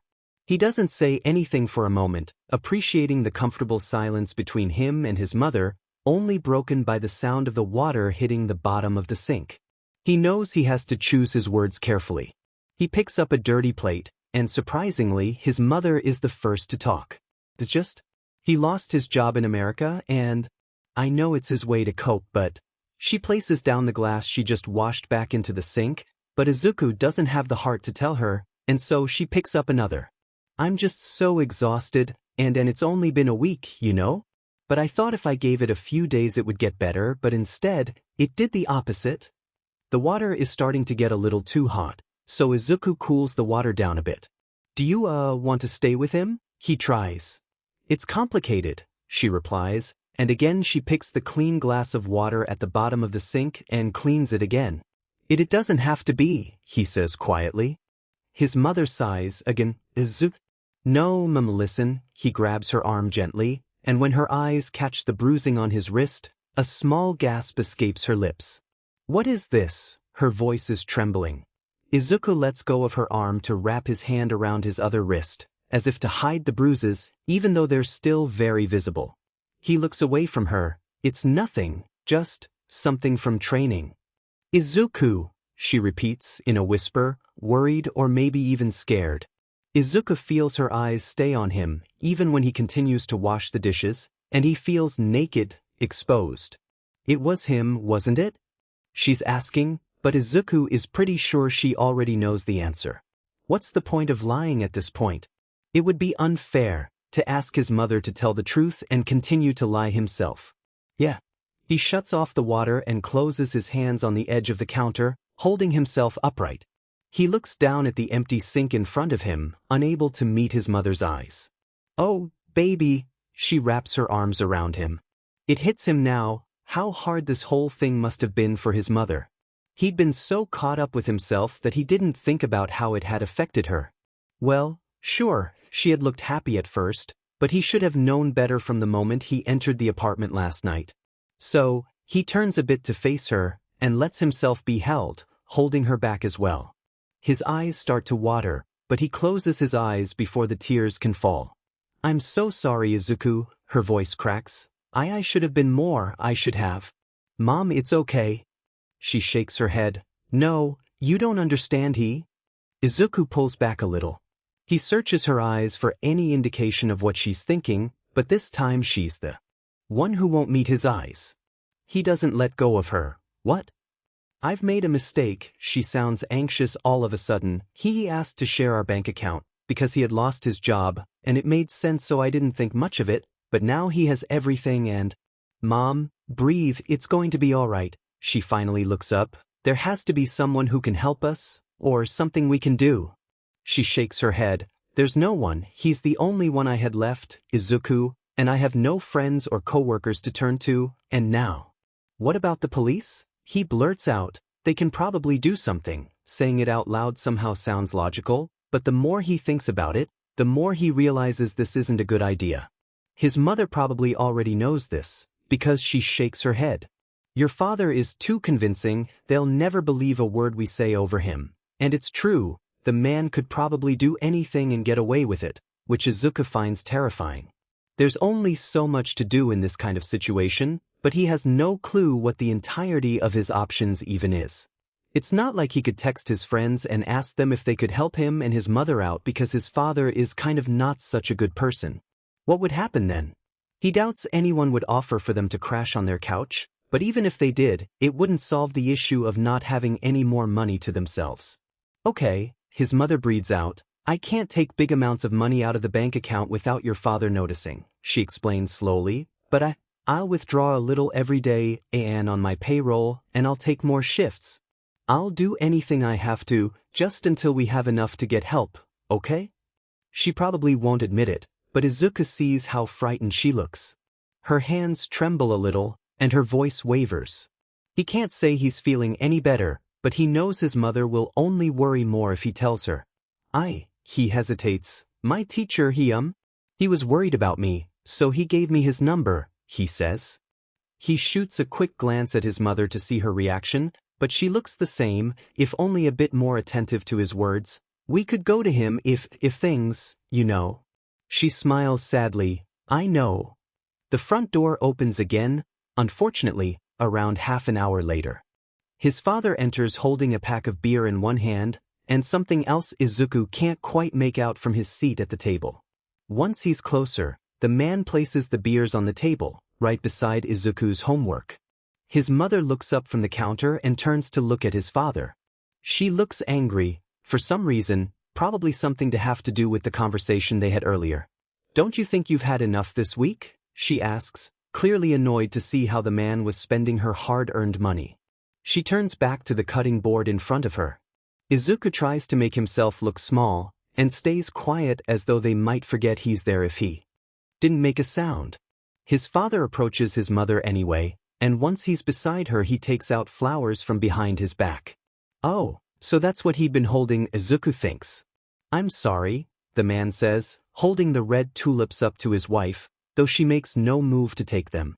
She puts the knife down in front of her. You can't keep doing this, she sighs. His father scoffs, still with a smile on his face. What are you talking about? He asks, but Izuku knows he's just messing around. He knows exactly what he's doing. Can't I just show my wife some affection?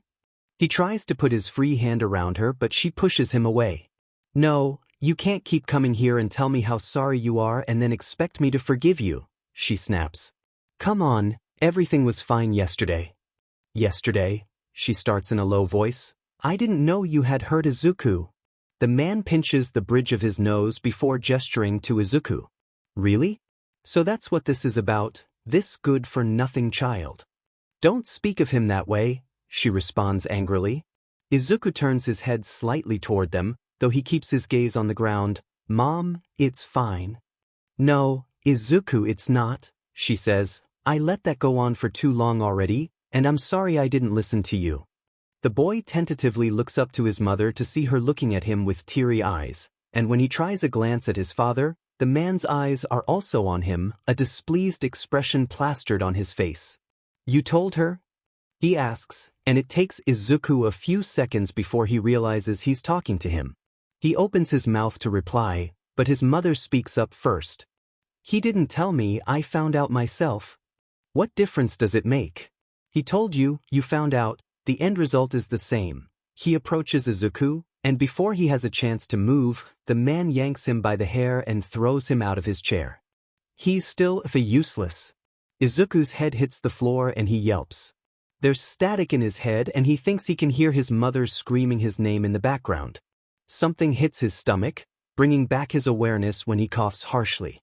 He tries to roll on the floor and curl in on himself in an attempt to feel better, but a heavy pressure settles on his chest, keeping him in place.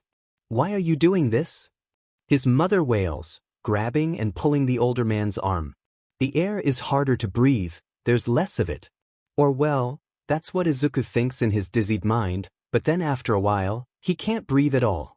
He grabs onto the thing putting pressure on his lungs, which after a moment he understands is a leg, and weakly tugs at it. The foot jerks back and in the process, manages to hit Izuku's face. He hears his mother gasp and squeezes his eyes shut from the pain. His head spins, even with his eyes closed. He cracks one eye open, the sight of the white ceiling too bright, but he opens his other eye anyway. Izuku wishes the earth would open up and swallow him whole, but That would mean leaving his mother alone, and he can't do that. Somehow, he manages to sit up, and suddenly his mother is at his side, brushing her thumb on his cheek. At this moment, Izuku thinks she looks terribly sad. She looks up at the man and whispers, "Get out of my house." Izuku stands, or well, sits, between the two adults, and he's uncomfortable, but he's not sure whether that's because he's in pain or because how the entire situation. Probably both. His father scoffs, pupils wide. "Me? I should be the one to leave." "You're out of your goddamn mind," she answers, pressing her face in Izuku's hair. He'd like for this to be over. He'd like for him and his mother to just stay like this forever, to not have to continue going through this or even to try to solve their problems. "So now I'm the problem?" he asks in disbelief, running a hand through his head. "I'll show you how much of a problem I can be." Izuku is still on the floor when the man goes around the table. He hears bottles clanking and then a shattering of glass. Some fragments get stuck in his head, and one bigger piece manages to scratch his cheek. A few droplets of beer fall on him and his mother, and quickly the liquid becomes sticky on his skin. "See," the man shouts, "this is a problem." He throws another bottle on the table, and Izuku is terrified. He doesn't feel like a hero, or anything close to it. He feels like a child, seeking comfort in his mother's hold as she shields him against the world. Except, this time she can't protect him, and maybe she never could in the first place, because he's not a child anymore. Tears sting his eyes as he can't quite get them to close completely, and when he does, hot tears course down his freckled cheeks. "Stop, please," his mother pleads, but the man ignores her, repeating the action once and then twice. Eventually, it ends, and the man decides he's had enough and heads out the door. To go where Izuku doesn't know. Red tulips lie still on the ground, scattered instead of being held together as they're supposed to, with some of the petals broken and lost farther on the floor amongst shards of glass. Clouds now fill the sky, and the lack of sunlight in the room makes the place look miserable, but it matches the stillness in the air.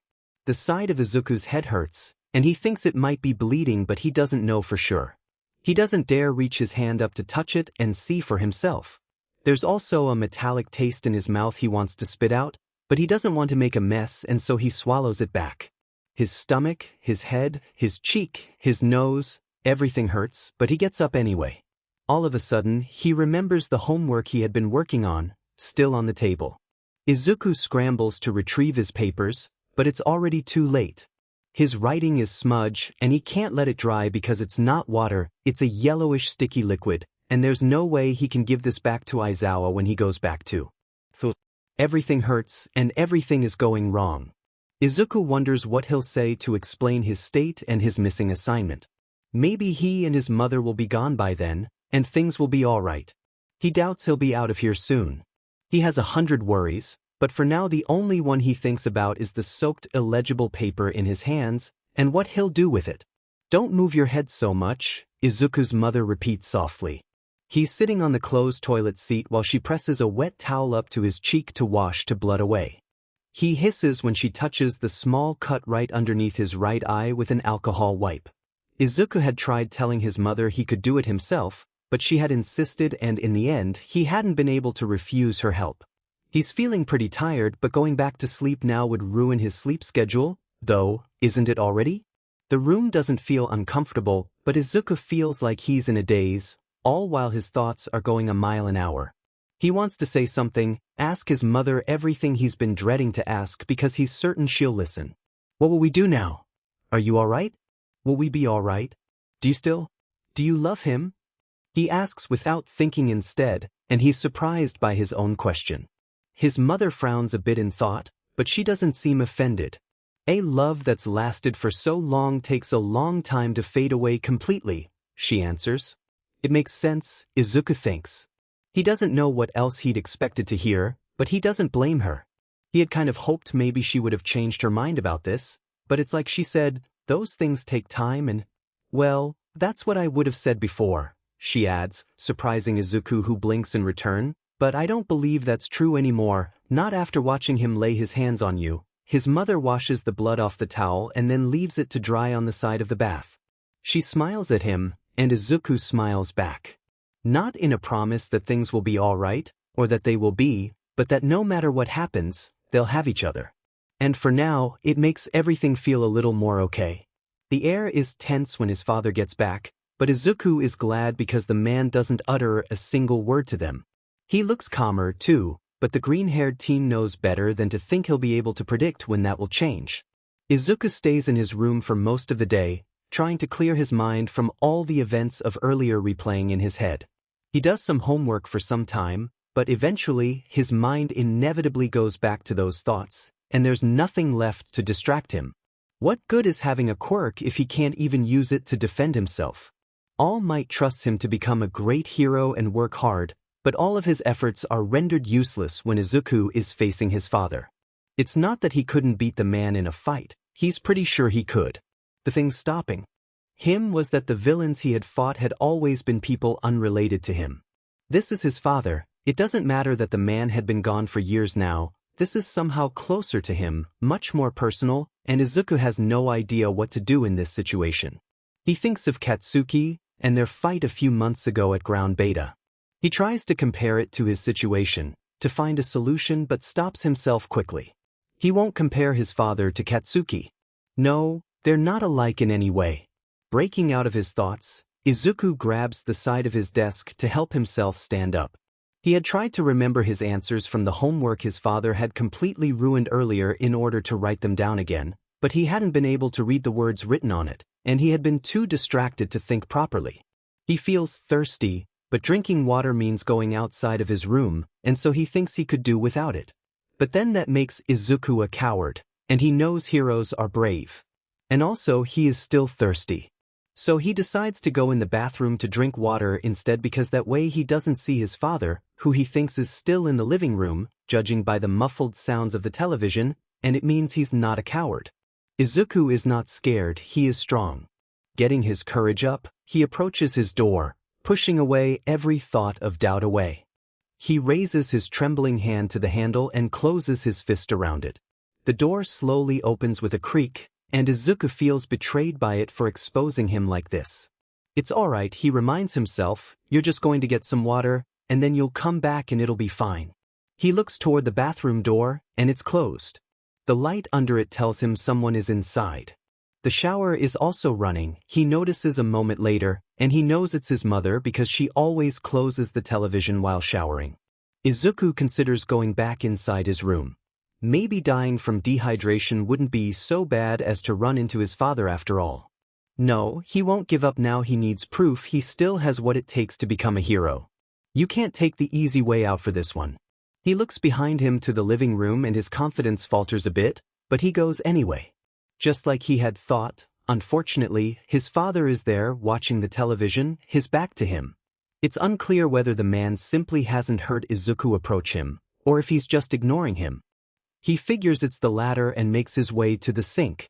The teen looks over his shoulder, making sure his father is still ignoring him, which he is, and grabs a glass from the drying rack.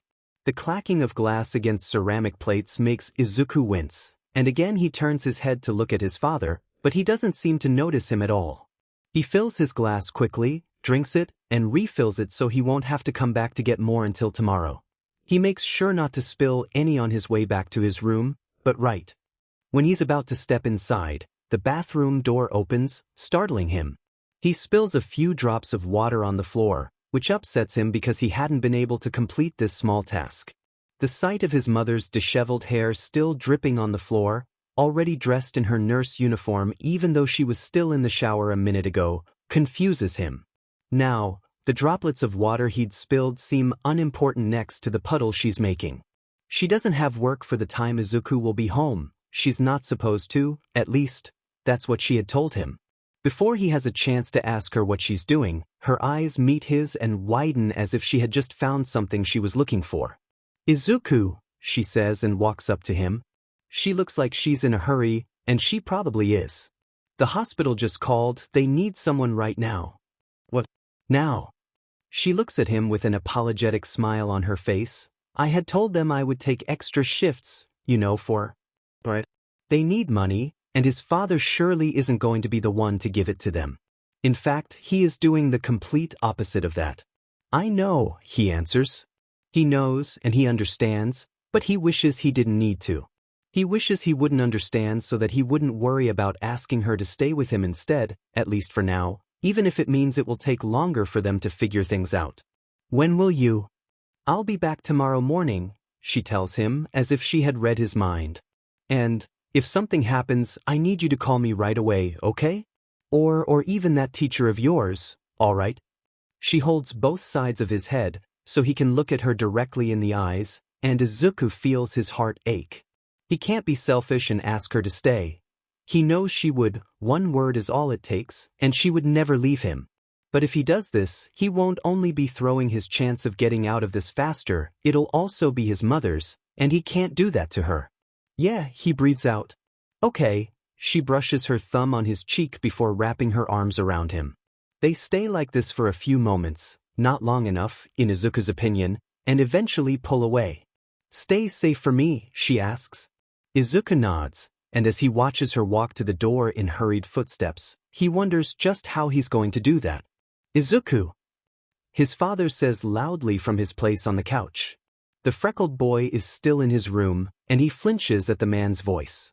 He doesn't sound angry nor happy, he's just calling Izuku. Come here for a minute. Standing up, the teen swallows. There's no way there's something good waiting for him on the other side of that door. He doesn't lose time going to his door and opening it. He knows the more he waits, the more likely it becomes his father will be annoyed with him, if he isn't already.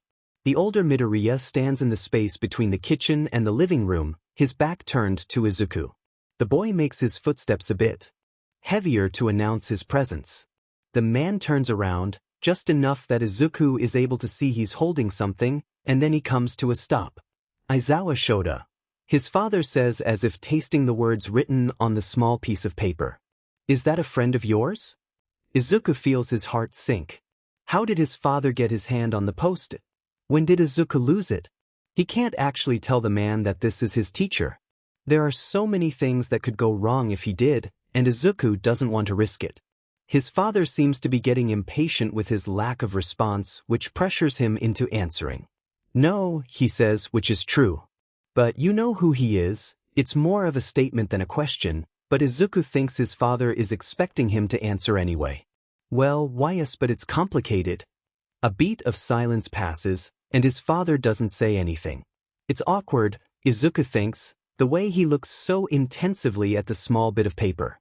The freckled boy can't do anything other than wait for him to say or do something else, but a moment later he wishes they could have stayed in this uncomfortable silence for a bit longer.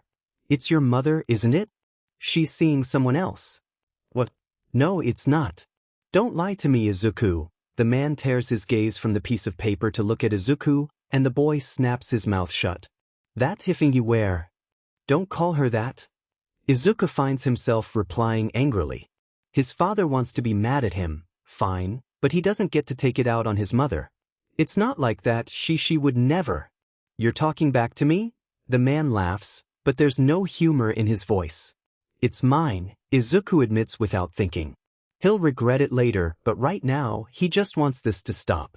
He would like to stop existing just for now, or be 2 weeks before, or even a month ahead. Anytime but now. His father approaches him at a quick pace, scaring Izuku that he takes a step back, and stops right in front of him, waving the paper in front of his face. So who is it? Izuku's confidence falters. It's not important. Well then, you won't mind if I get rid of it. Before he has a chance to open his mouth, the older man brings the paper closer to his lips. Izuku wonders what he's doing when suddenly the post-it catches on fire. He winces back from the sudden heat. It takes him a few seconds to understand what just happened, and then he remembers his father's quirk. Fire breathing. The paper turns to ash, taking Izuku's only way out with it. He feels his eyes start to water, but he feels irritated and annoyed. He feels terrified too, but he ignores it. What gives his father the right to just come back into their lives and mess everything up? Izuku shouldn't need any help or a way out, but he does, and he had one, but now he doesn't anymore. How dare you, he whispers under his breath, looking straight ahead to where the paper had once been. Everything seems to still around him. It's as if Izuku was somewhere else. The only sound he can make out is the increasing rate of his heartbeat. Don't tell me you're going to cry about something so meaningless, his father sneers. You're pathetic. Time clicks back into place, and a tear rolls down his cheek. Rage overwhelms his heart immensely, in a way he had never felt before. His mind is blank except for that feeling. He doesn't think about anything else, only about how much he hates the person in front of him. He activates One for All and shoves his father back. How dare you? He cries out, his breath shaking. The man goes flying to the floor, and when he looks up he glares at the teen, obviously taken aback by Izuku's sudden outburst. He places his hand on the wall in an attempt to stabilize himself as he gets to his feet. His hand is bleeding, Izuku notices, from the way a few drops of red liquid fall on the floor. It must have been from a shard of glass laying on the ground that had been missed earlier when he and his mother were cleaning up. Izuku blinks, breaking out of his haze. It takes him a second to realize what he's done, and a few more to imagine the consequences of his action. I am sorry, he stutters. His father takes a step forward, and Izuku steps back. You little. I didn't mean it. His back hits the wall behind him. On his right is the hallway leading to his room, and at the end of it, the balcony. The man is blocking the path to the front door, so he can't run. The man is closer now, and then before Izuku has a chance to move, his father blows fire straight at him. Or maybe he had aimed close to him, right where the hallway is, to make him cower away, maybe not, but that's what it does anyway. Izuku moves out of the way just in time, but he isn't entirely spared. A flame gets a little too close to his arm, causing him to yelp and squeeze his eyes shut. Where's that quirk of yours now, huh? Please, he whimpers. He doesn't know what he's asking, maybe for the man to leave him alone, or to forgive him, to believe him when he says he didn't mean it. His father crouches down in front of him and grabs the curls on the side of his head, holding his head upright so their eyes can meet. You're still as miserable as when I left you. He says, disappointment, or perhaps revulsion, or something else. Izuku doesn't know, laced in his tone. Because no matter how many friends you make, or how much you train your quirk, you'll always be that same weak, disgusting child crying over every little inconvenience. A moment passes. And another. The man stands up again and starts to walk away but only takes a few steps before Izuku speaks up. I'm not, he says, voice trembling. His father stops and turns his head to look at him, uncurling from his position on the floor. What was that? I'm different from when you left. He scoffs, don't make me laugh. You know I'm right, just make it easier for the both of us and accept it already. You're wrong. The man stays silent for a moment in thought. Am I? Izuku finally stands up. Yeah, he answers, as if he had been holding his breath. This seems to be enough to anger his father all over again, but Izuku won't make the same mistake twice. This time, he knows to expect fire, and he manages to move out of the way in time. He goes to make a run for the front door, but the man blocks his way. Izuku looks behind him and he sees the balcony. His eyes flicker back to his father and he sees the way his eyes widen the moment he realizes what Izuku is about to do. Izuku, he says in warning, but it's too late. The boy takes a single step back and then starts running to the glass door. When he hears the man start after him a moment later, he prays in his head that the door won't be locked, because if it is it'll take too long to open, and he doesn't have a second to spare. Don't be locked, don't be locked. It must only take 4 or 5 seconds before Izuku puts his hand on the handle of the sliding door and pulls for it to open, and it does. This is a 6-story drop, but if he does it right, he won't get hurt.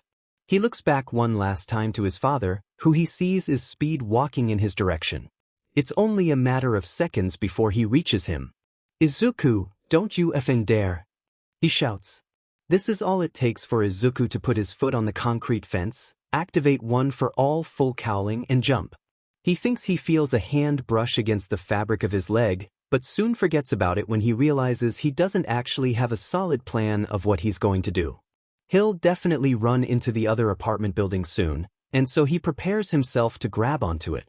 The air is knocked out of his lungs when his chest hits another concrete fence like the one he had jumped off of, but nothing could have prevented it. Izuku knows he has to be quick, because this is someone else's apartment he's holding on to, and his father will probably go after him if he doesn't hurry.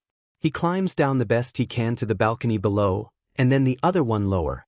Once he's close enough to the ground, he jumps down, and his knees give out under him. Izuku scrambles back to his feet. Every little noise outside makes him panic, and he wonders if his father is already close by. He'll definitely kill Izuku if he finds him now, or worse. Not losing any time, he sprints off again. The sun has set, and the sky is stuck between day and night, made of a vibrant bluish color, much unlike the brightness of his father's fire. His head is pounding and his legs throbbing.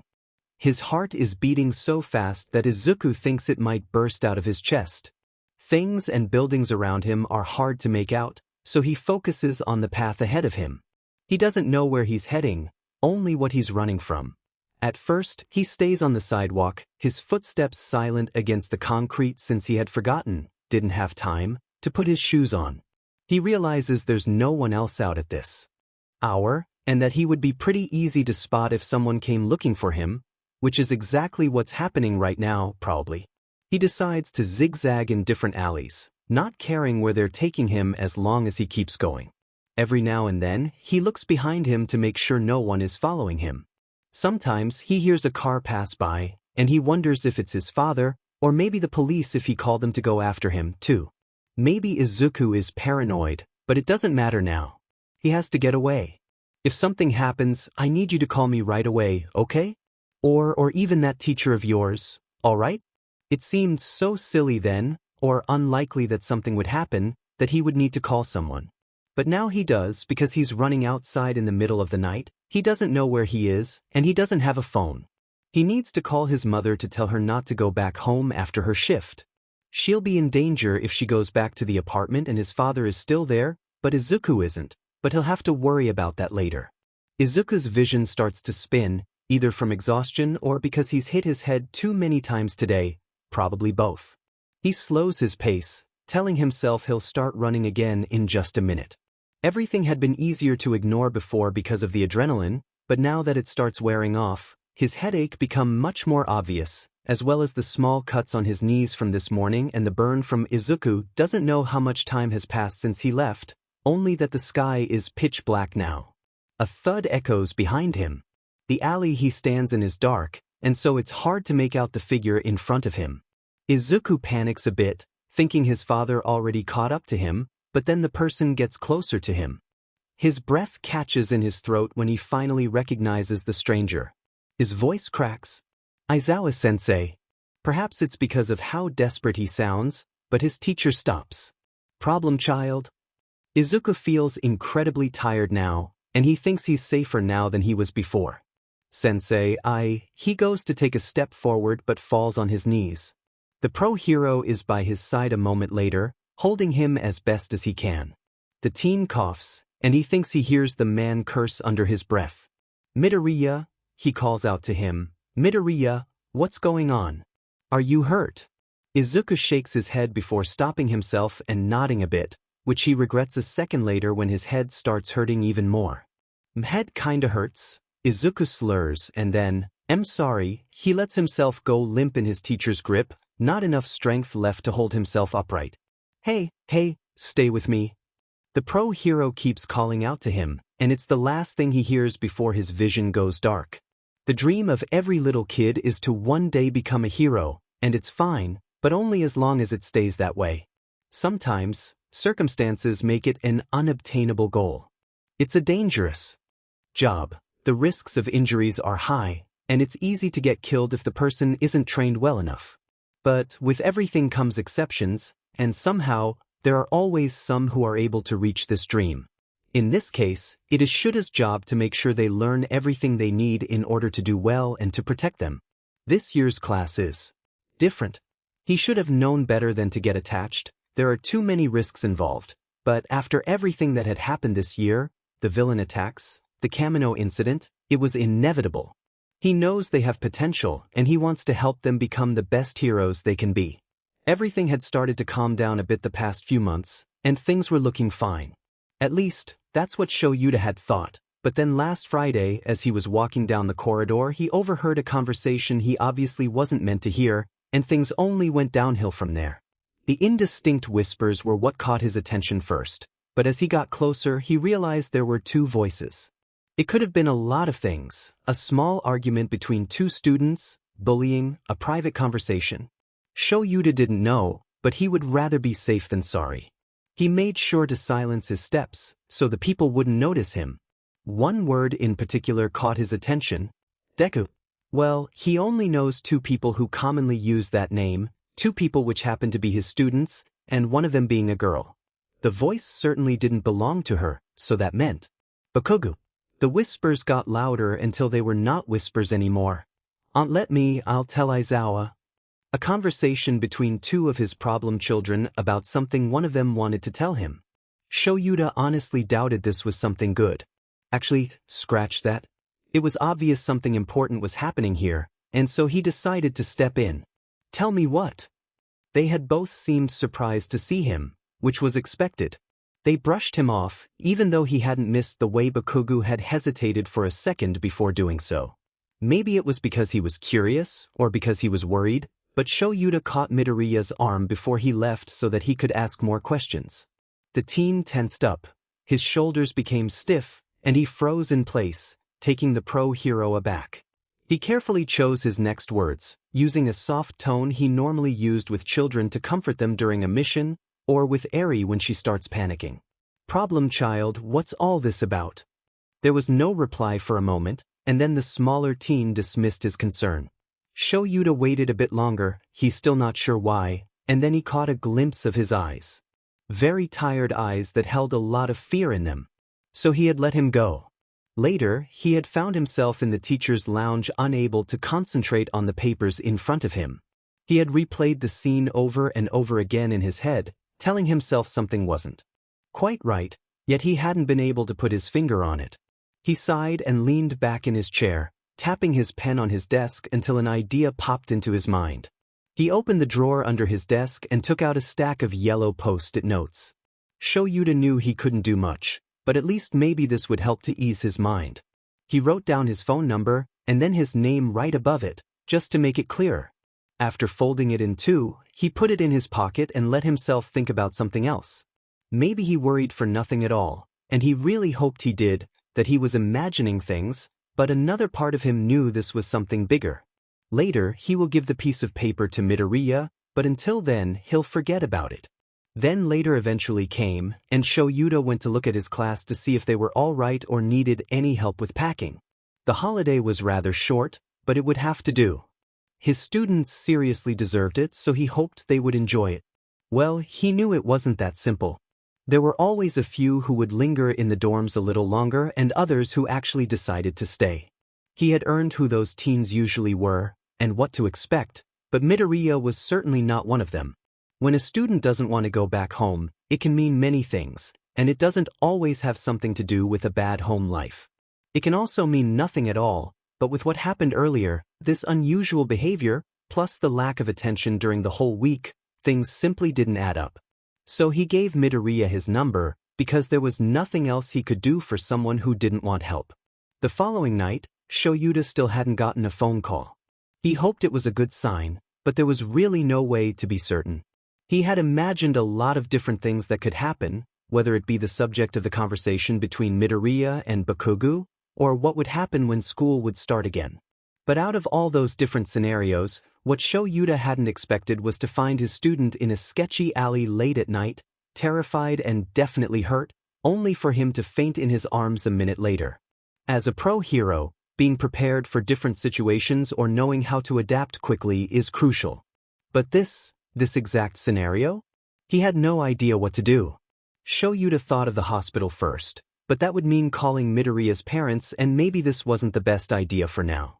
He remembers one time a few years ago, the ambulance took too long to arrive, and so he had carried an injured civilian all the way to the hospital.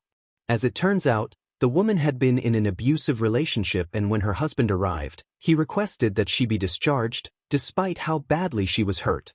Shoyuta had no right to protest, and so he had reluctantly let her leave, and 2 weeks later, she had been shot dead by the same man. The pro hero shook the memory away. He had to do something, but only had so many options. The hospital was a no, UA was too far, and he needed to find somewhere fast. So he took his phone out of his pocket with his free hand, the other one busy holding the unconscious boy, and cursed under his breath when he almost dropped the device. He pressed his first contact and after a few seconds, the person on the other end answered. Shoyuta? Aren't you on your shift right now? Are you all right? Hisashi's voice quickly shifted from tired to worried. I'm all right, he replies. I need you to call Chio, I'll explain everything when I get home. What? Sho? And then he hung up. Now, Shoyuta sits at the kitchen table, holding his head in his hand while Hisashi puts a blanket over the unconscious boy on the couch. Fortunately, Chio had agreed to come as soon as possible, and so he and his husband could only wait for the time being. You scared me, you know, Hisashi says softly. It's not a remark nor an accusation, but guilt pricks at Shuta's heart anyway. As much as he pained him to admit it, he hadn't been prepared for this. The blonde pulls back the chair right beside him quietly before sitting down. I'm not mad, I'm just... I know. Shoyuta looks back to the figure on the couch, and watches as the blanket rises up and down. He turns his phone upward to look at the time, but it's only been a minute since he last checked. Hisashi turns the device down again and puts his hand over his in a comforting manner. Talk to me. Shoyuta sighs, his eyes flickering once to his student before looking back down. He turns his hand slightly and intertwines his fingers with Hisashi's. I saw him running around in empty streets, and I thought it was odd, especially at this hour, so I followed him. I didn't know it was him at the time, but then he recognized me and he lost consciousness, and then I call you. His husband nods as he talks and simply listens, but it's enough to get some weight off his chest. People usually think Hisashi is all talk and that Shoyuta is quieter, but when it comes down to just the two of them, the blonde is really the one who listens to him most. Honestly, not the worst thing we've seen this kid do. Hisashi jokes, and Shoyuta snorts despite the situation. The blonde had always been good at making heavy subjects feel a bit lighter. Wish I could say otherwise. A few minutes later, there's a knock on the door and Shoyuta gets up abruptly to go open it. The heroine was one of the few people to know about their relationship. She had first learned about it back when the two men were still boys in high school, training to become heroes. Chio had helped them then, and she continued to do so day as she stepped inside of their apartment, a place she had come visit a few times before. Shoyuta? I thought you were the one injured because Hisashi had been the one to call me. Where is he?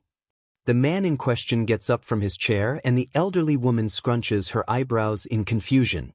Hisashi shakes his head, although no question had been asked, and gestures with his head to the couch. A small gasp escapes Chiyo's lips, and she doesn't lose time making her way over to the teen. Good Lord, you didn't think about going to the hospital before calling me? Shoyuta doesn't reply. He had thought about it and had ultimately decided against it. The older hero opens the lamp closest to the couch and lowers the blanket. That poor boy. What trouble did he get himself into this time? She asks, tilting his head gently to get a closer look at his face. Midoriya's eyes flutter under his closed eyelids, but still, they don't open. We're not sure, Hisashi answers for both of them, giving Shoyuta a side glance. It's the first time Shoyuta actually sees his student's face and injuries clearly. It had been too dark outside to really see much of anything.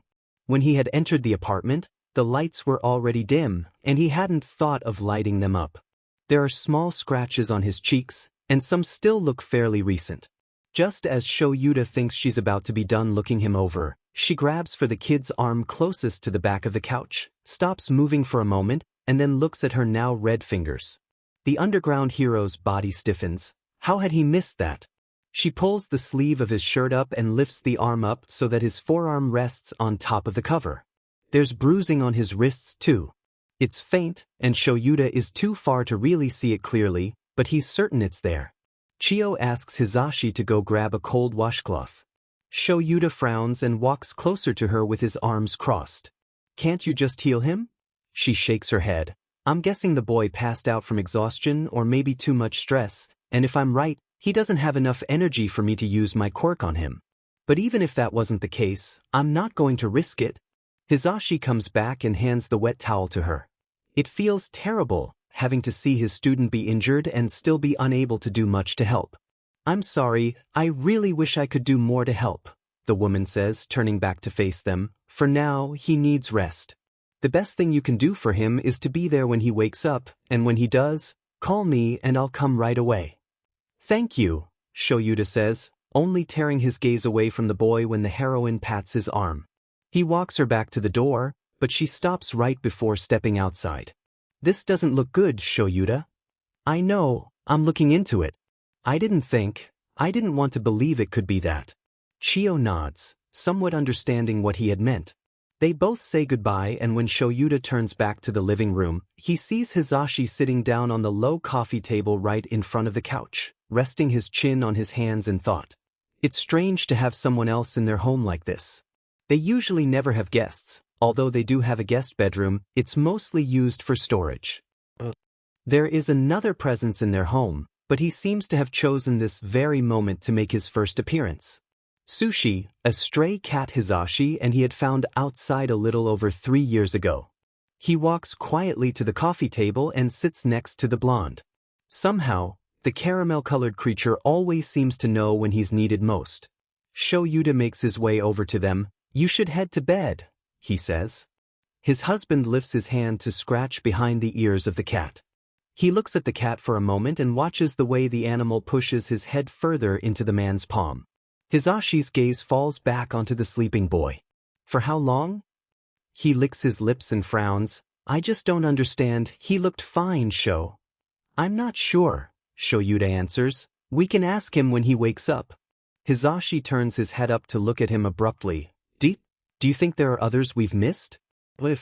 "Hey, it's okay." The dark-haired man sits down beside his lover. "We couldn't have known then, but now we do, so we can focus on doing everything we can do to help him."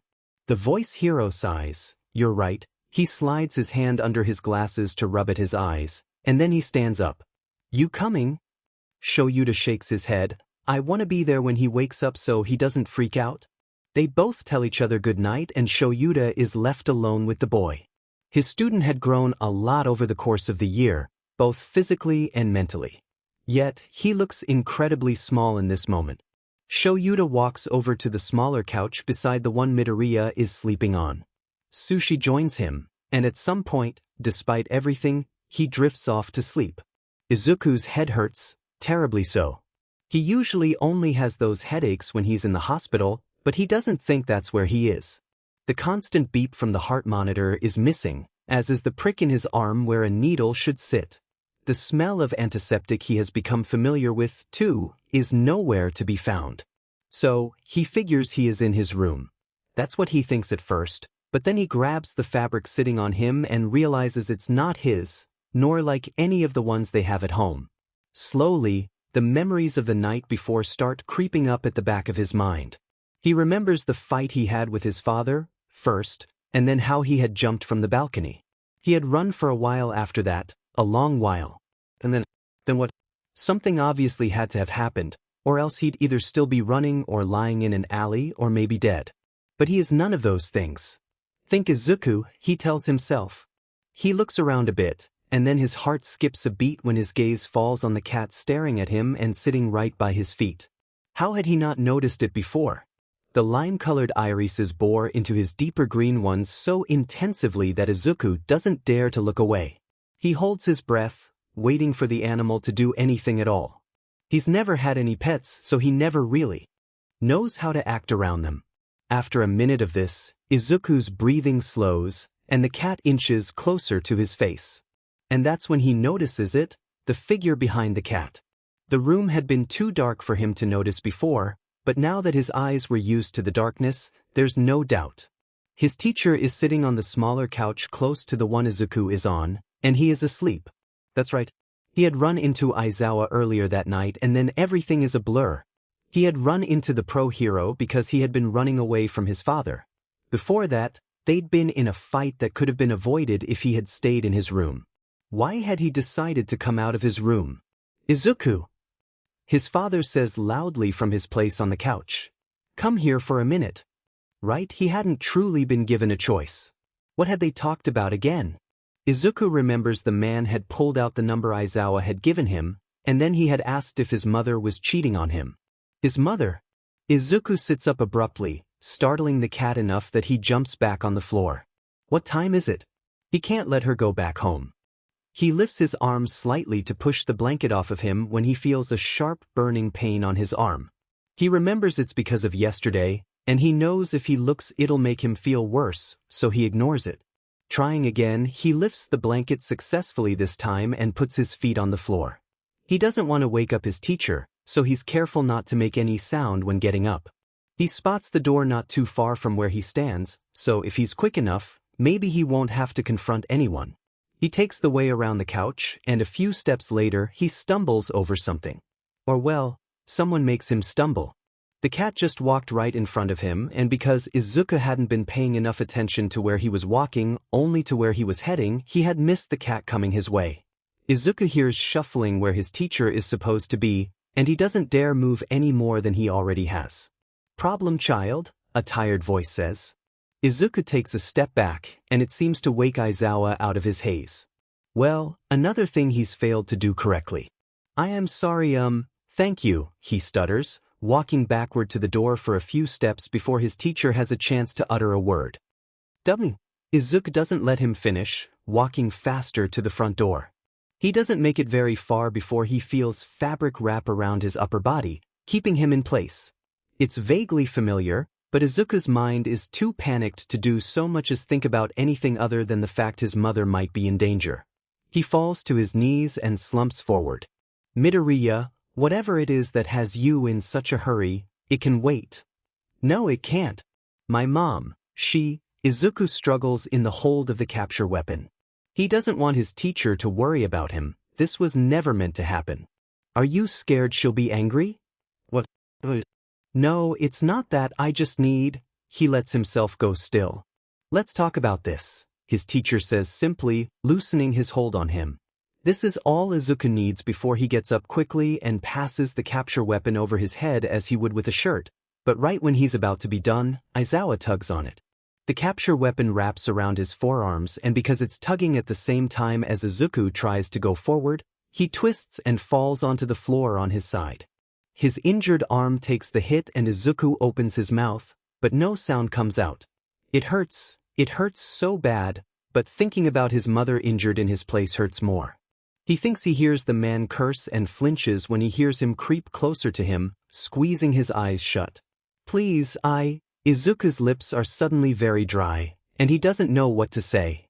"You just tried to make a run for the door." He pauses. "Twice?"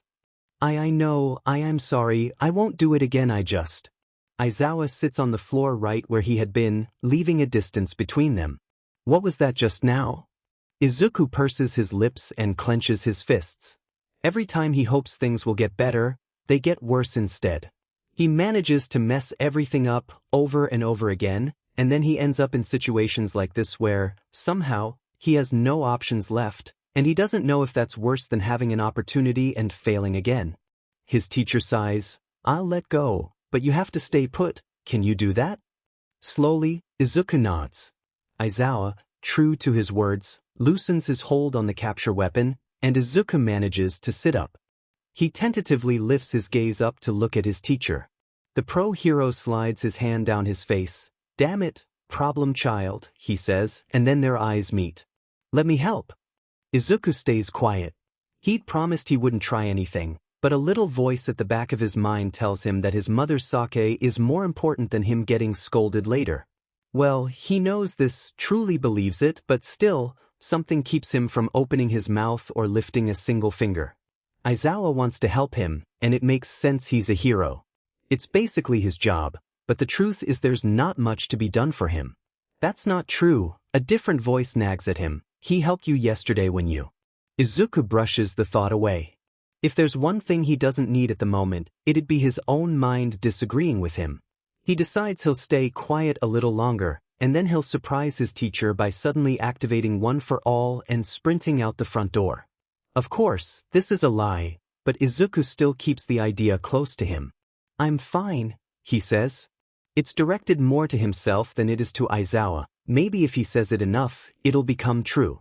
For now, He wants to reassure his teacher that he's all right on his own. Someone worried meant someone who paid too much attention, and this could quickly become inconvenient. The man snorts. You want to try that again? No, I just want to leave, he almost says, but he doesn't. Izuku has no idea what he's going to do. Time is ticking and maybe he's already too late, but maybe he isn't too, so he keeps thinking even though his head hurts terribly. He licks his lips, searching for something to say and the words to say it. I need to talk to my mom, is what he settles on. It's straight to the point, and it's true, and he hopes Aizawa will finally just take pity on him and let him go. Instead, the man speaks in a calm voice. You're injured, you won't make it far like this. And then before Izuku has the chance to protest, would calling her do the trick? Izuku snaps his head up. Why hadn't he thought of that before? His head is all over the place and just so cluttered that he had forgotten he had simpler options than running away like he always does. Swiftly, he moves his hand to his pocket and taps it lightly, searching for his phone. It's empty and his heart jumps a little.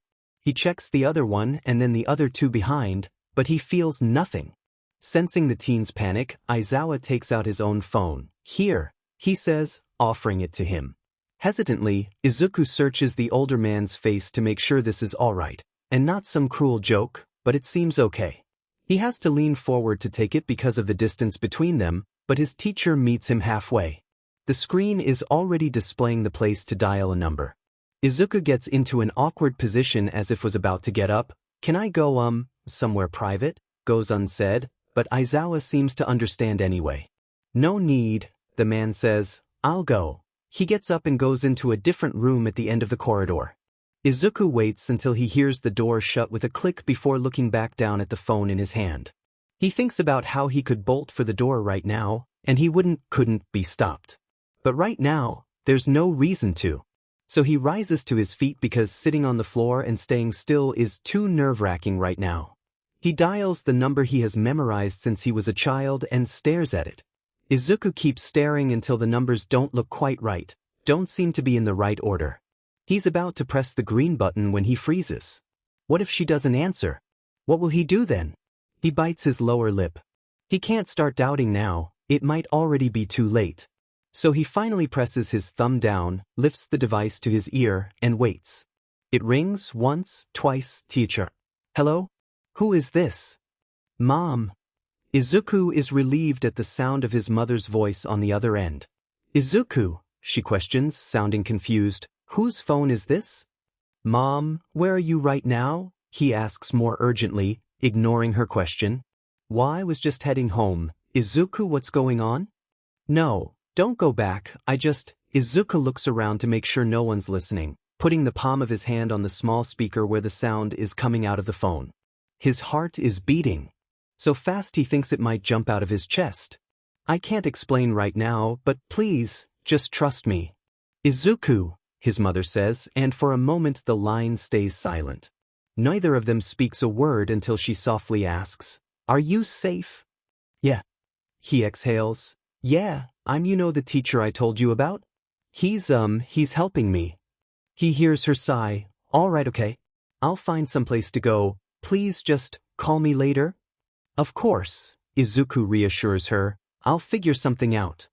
He smiles, relieved that everything turns out to be fine after all. He's about to tell her goodbye and hang up and he hears her sniff. Mom? What's wrong? She lets out a dry laugh. I'm a terrible mother, aren't I? Burdening you with things that should never even cross your mind. Izuku looks down at his socks, which are dirty because he had run outside shoeless a few hours before. No, it's not your fault. I know you'd never blame me for it, but I promise I'll do better. You won't have to worry again, okay? Okay, he answers in a small voice. I love you. I love you too. And they hang up. Izuku stands there, unsure what to do now that he's all alone in a place he doesn't know very well. He lingers in place, wondering if he should put the phone down somewhere or go knock on the door of the room he'd seen his teacher enter. The sound of his whispers doesn't fill the air anymore, replaced instead by silence. Or well, almost silence. Izuku notices hushed whispers coming from the place Aizawa had gone through. Well, he couldn't be on his phone, because Izuku is the one to have it unless he has two phones, which is unlikely. Then again, maybe he's just talking to himself, but Izuku shakes the thought away quickly. No, his teacher isn't the kind to talk to himself like that, or is he? Izuku doesn't know. If it's neither of those options, the only thing left would be Aizawa is living with someone. Maybe a roommate or even a partner? Izuku can't picture the man with anyone at all. Would he be with a woman as rational as him? Or maybe someone totally different from him?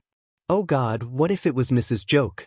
He remembers the two talking during their license exam, and although the man had seemed uninterested, Izuku wonders if it had only been a front to hide their relationship. It's not uncommon for pro-heroes to keep them private. His thoughts keep spiraling, and suddenly Izuku feels very uncomfortable, like he's intruding in his teacher's life, which he is. He wouldn't be here in the first place if he had just dealt with it when he had the chance. He wonders where it all went wrong, where he messed up. It feels as though he's always cornered, having to make a decision with little time at his disposal because the more he waits, the worse it gets. Right this instant is a good example of this, seeing as Izuku doesn't have time left to decide what he'll do because the door opens. Aizawa steps out, and when he sees the boy already looking in his direction, he sighs and puts half his head back in the room. He already heard you, his teacher says. Izuku hears muffled cursing right before the other person steps out. He sees the long blonde hair first, and he thinks he's glad it's not Mrs. Joke after all, or someone he knows. But then he thinks the person looks a bit familiar, and a second later the realization hits him. He does know this person. It's not a woman at all, and on top of that, it's another one of his teachers. Present Mike, unsure what to do, Izuku bows down a little, eyes glued on the floor. Hey, none of that now, Present Mike says, a smile evident in his voice. Izuku stands up and wonders why he's not angry at him, or at least annoyed. After all, Izuku is probably only here because Aizawa had felt bad for him. It's just Yamada outside of school, he winks. Izuku nods. Even though he knows he probably won't be calling the man by his civilian name, it'd be too weird. He's been listening to the Voice Heroes radio show ever since he can remember, and he had never thought he would ever get to interact with him, or be taught by him, even less enter his home. Fidgeting in place, Izuku suddenly remembers the phone in his hand, and he quickly holds it up. Aizawa walks closer to him and Izuku gives the device back to him. The air in the room is thick. He has no idea what to do now. Present Mike probably notices how uncomfortable he feels because he's the one to finally break the silence. Well, I'm starving, he says. I'll make breakfast. Both adults head to the kitchen, which is just a few feet from where they're currently standing. When Izuku doesn't make any move to follow, Aizawa turns to look at him and motions to the stools at the counter. Izuku waves his hands in front of him. Oh no, I should really get going now. The black-haired man opens one of the cabinets and takes out a plain mug. Not yet, he says simply. Recovery girl is coming, she'll be here in a few minutes. He presses 2 or 3 buttons of the coffee machine and places the ceramic mug down on the drip tray. Our recovery girl? Izuku questions, what for? But Aizawa just shoots him an unimpressed look. You know why, problem child? Izuku opens his mouth to protest but closes it just as quickly. There's no use arguing with his teacher at this point, not when the man had basically saved him. It feels weird to admit it because so far he'd been trying to convince himself that he could have saved himself if something had gone differently, if Izuku had done something differently. But it had not. Things had happened, he got injured, and now he's stuck. He sits on one of the stools and stares at the counter island. The marble is hypnotizing, somehow. It's funny to think no one will ever count how many lines or cracks there are on it, that this number will always remain unknown. He knows there's a certain amount of them, but if he were to start counting them, he'd spend his entire life finding new ones he'd missed. Izuku feels like marble sometimes. Whenever he thinks things cannot get worse, they do, and he wonders if there will ever be an end to bad things happening to him. It's his fault, really, that he'd even needed help for this. If he'd just acted differently when they had first met, this would have never happened. His mother would have stayed happy, and maybe he would have too. A glass of water is pushed his way, and Izuku looks up to present Mike looking softly at him. I'd offer you some orange juice, but unfortunately we ran out. He's the only one who drinks it, Aizawa adds from his place, leaning against the sink and drinking his coffee. There's a smile on his lips, one Izuku is not used to seeing, but the blonde man must be because he fakes an upset look. Don't expose me like that. Weird, yet somehow comfortable just being here. It's always been just him and his mother, and they usually both do their own things in the morning. She had been all by herself raising him ever since he can remember. She had never had anyone to simply wake up or make breakfast with. Sure, she has Izuku, but this is different. He wonders if perhaps the moment he had ruined his mother's chance at being happy really was just a week ago, or if it had been as early as the day he was born. Izuku knows she loves him, but that would not stop her from resenting him anyway. The glass of water is cold against his hand. Little cubes are floating on the surface, and when he takes a sip they touch his lips. He keeps on drinking little by little, because if he's drinking, then no one will expect him to say anything. Eventually, a knocking sound echoes in the house. Izuku turns to look at the door, and then his eyes flicker to the two men. Aizawa walks closer to him, and present Mike is the one to go greet the elderly woman at the door. She leaves her coat to the blonde who hangs it up on the hooks fixed on the wall. She seems happy to see Izuku, or relieved, maybe it's a mix of both. How are you feeling this morning, dear? It's only now that he notices, but everyone is being so gentle with him, just with how they speak to him so calmly or the way their eyes soften at the sight of him. Izuku isn't quite sure how to feel about it, but for now, he only focuses on answering Recovery Girl. I'm good. She's beside him now. Do you mind if I sit here? She says, pointing to the stool beside his. He shakes his head and scoots a little to the side to give her more space, which doesn't do much. There's a first aid kit, or he guesses that's what it is, in her hands, and she puts it on the counter after sitting down. Recovery Girl turns to him. Are you comfortable here or would you like to go somewhere more private? She asks. Izuku looks at his teachers and then back at the woman. Here is fine, he stutters, not meeting her eyes. And so they stay exactly where they are. She then asks to see his arm, and Izuku is reminded how why she's here again. I almost forgot about that, he says. Jokingly, but no one laughs. He doesn't miss the concerned look on her face or the worried glance his teachers exchange.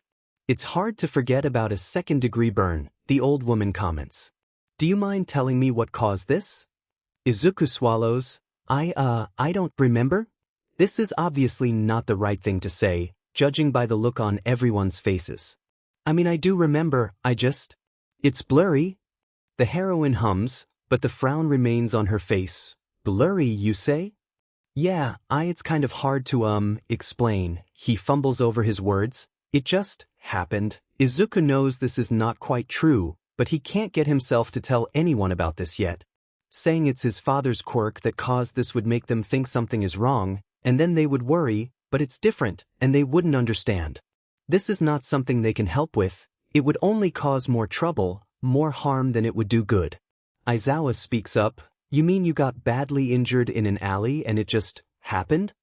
He deadpans. Show Yuta. Present Mike whisper shouts. Izuku doesn't see the expression on his homeroom teacher's face, but he can see him from the corner of his eye shrug subtly. Izuku purses his lips. Yeah, he says softly. Recovery Girl continues to disinfect his arm, and Izuku thinks this is something he really could have done himself. The fire had grazed his right arm, right where his scar is, and so it didn't look too bad. Well, not worse than it had before. The compression sleeve he wears on his upper arm had taken most of the damage, but the fire had burnt through it, and so there were little pieces of fabric mingled with his damaged skin. And do you remember where you were when this happened? Recovery Girl asks, continuing her series of questions. Izuku isn't stupid. Well, he is most of the time, but he's not blind. He knows she's not asking this out of simple curiosity, no. She and his teachers probably already have their own suspicions, and now they're trying to confirm them. I was outside, he explains. There's some truth in it, he indeed was outside at some point. She frowns. This late at night? It wasn't that late, Izuku wants to say, because he's starting to get annoyed by the questions. He's still tired and he wants to sleep. Running. Recovery girl nods once, to show she's listening. Going on runs like this right before bed isn't good for you, dear, you know? Izuku hums in response. Just when he thinks she's done questioning him. And where were your parents during all of this? So he is right. He doesn't know what gave him away. Usually, Izuku is good at hiding stuff from people, or so he thinks he is. And as bad as it sounds, it has become kind of a habit over the years. He doesn't know why he's so bad all of a sudden.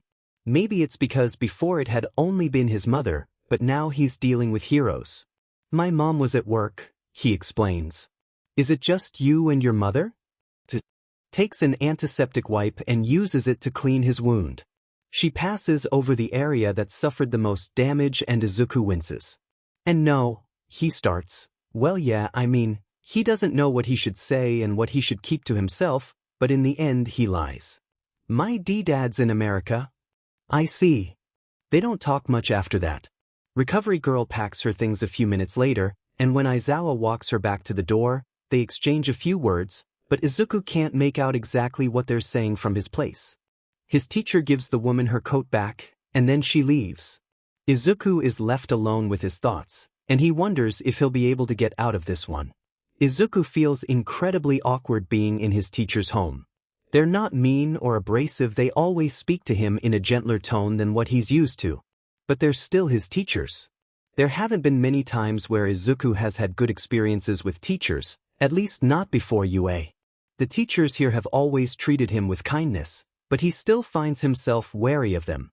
He often feels guilty for it, because he's afraid they might think he doesn't appreciate them, which is not the case at all. It's simply hard to get rid of old habits. Right now is a different story though.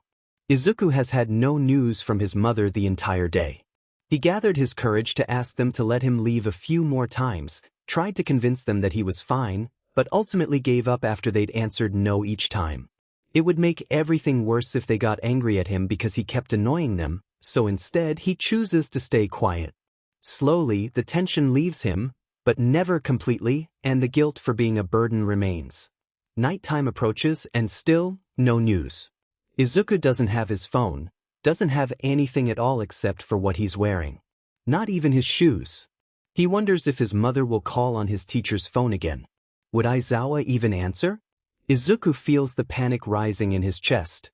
What if something happens and Aizawa doesn't tell him? Well, there's no reason as to why he would do that, but Izuku can't shake the feeling off. As if on cue, Aizawa brings him a glass of water. Izuku is sitting on the couch, the television is on, but he doesn't pay much attention to it. He takes the drink and utters a small thank you. We'd let you have the guest bedroom, except it's a mess right now, so I doubt you'd want to sleep there, Aizawa starts. Will the couch do? Izuku furrows his brow. Sleep? Oh. And no, I mean yes, but I'm not spending the night here. I was just going to, He hadn't thought about what he would do after jumping out of his apartment's window. He had left all of his problems to his future self, which means present him. He had imagined he would go with his mom, but she hadn't called, and now it's dark outside. Going to? Aizawa asks, and then he sighs. If you're worried about being a burden to us, then I can assure you that's not the case. The man walks not too far away from him, and Izuku sits up to turn and look at him. Had he been this easy to read? It's true. Izuku snaps his head to look at present Mike walking past Aizawa. He's carrying a bunch of blankets in his arms. He drops everything down on the smaller couch close to the one Izuku is sitting on.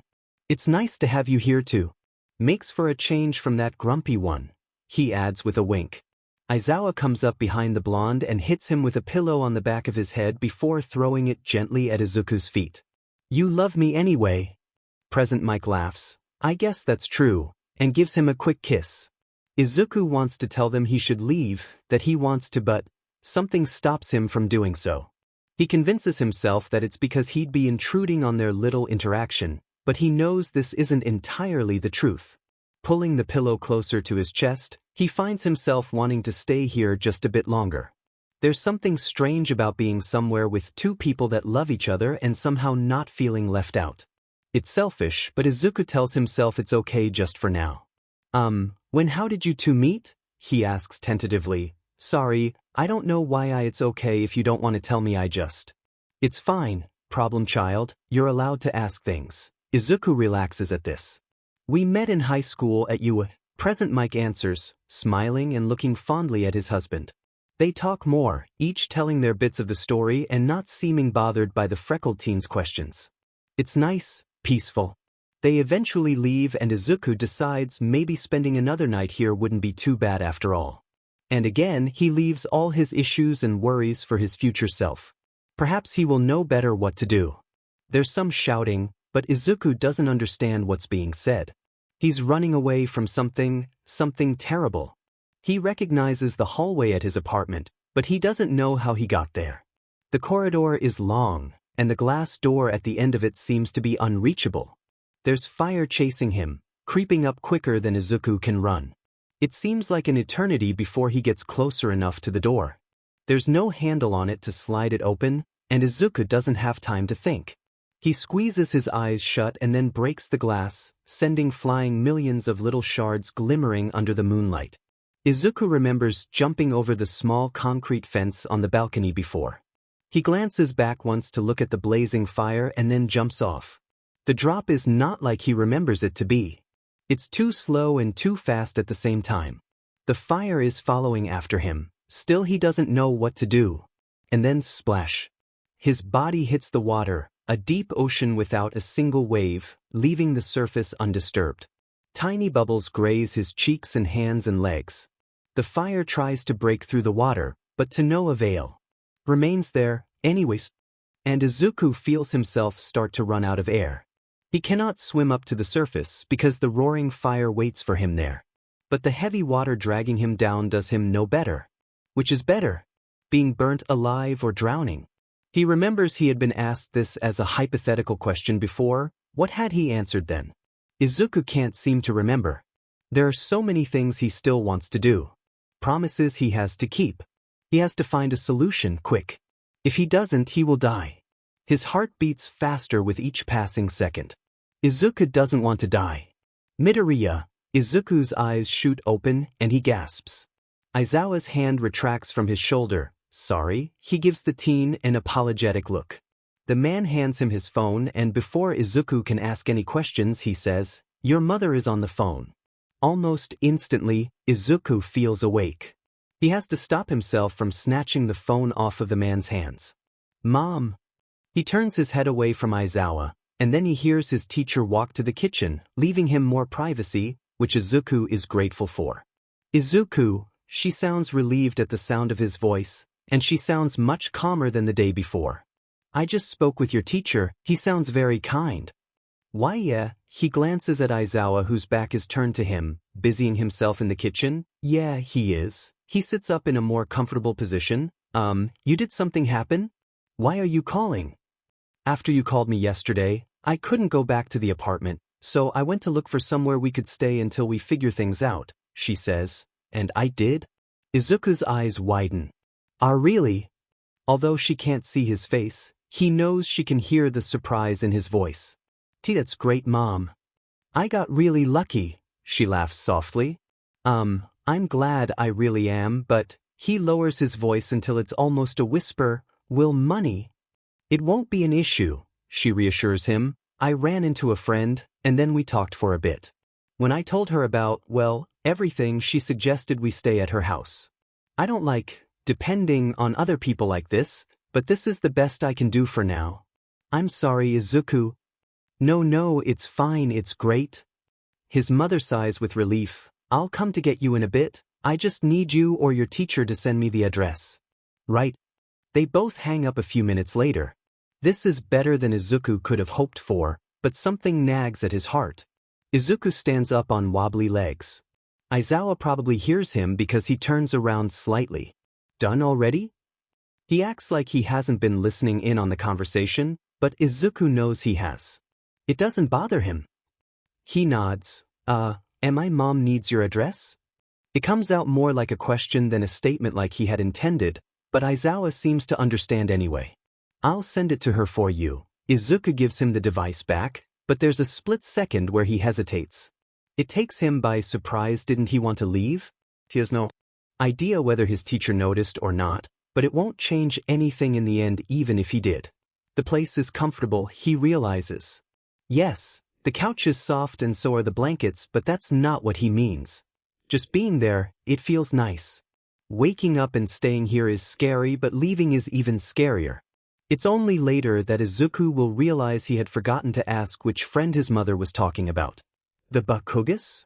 Izuku squeaks out when they arrive in front of a familiar place. The house is impressive, with huge windows and beige bricks.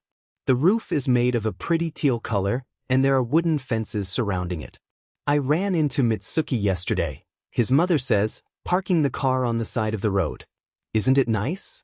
You'll even get to spend more time with little Katsuki, you were both such good friends when you were younger. He's in your class, isn't he? Yeah, he breathes out. Izuku wonders if that means Katsuki is aware of the situation and if he'll be angry at him. Maybe he'll just laugh because this is such a pathetic situation to be in. His mother still thinks they're the best of friends, close and inseparable. Well, the latter is true in a way. Izuku has never been able to separate himself from Katsuki, they've both been in each other's life since he can remember. But it had gotten more and more complicated over the years, and it still does, but now they're able to work through it, mostly. That doesn't mean they're friends, though. Izuku doesn't know what they are, he never asked Katsuki what he thought, either. So instead he says they're childhood friends. Izuku unbuckles his seatbelt and opens the door. He stands there, a hand placed on the top of the door, and watches the door from his place. He waits for his mother to do the same and then follows after her to the front door. Tall bushes are placed right by the road, on top of the grass that has been mowed very recently. Izuku still doesn't have any shoes, and although Aizawa had offered him some slippers, he had refused. Izuku had taken enough already. Paying everyone back for what they did to help him would already be hard enough as it is, he didn't need to add this on top of everything. 2 quick knocks, and then silence. He and his mother both wait for a few seconds, and then the door opens. Izuku sees the blonde hair first, and his mind immediately thinks this must be Katsuki, but then he sees it isn't. Izuku, been such a while since I've seen you.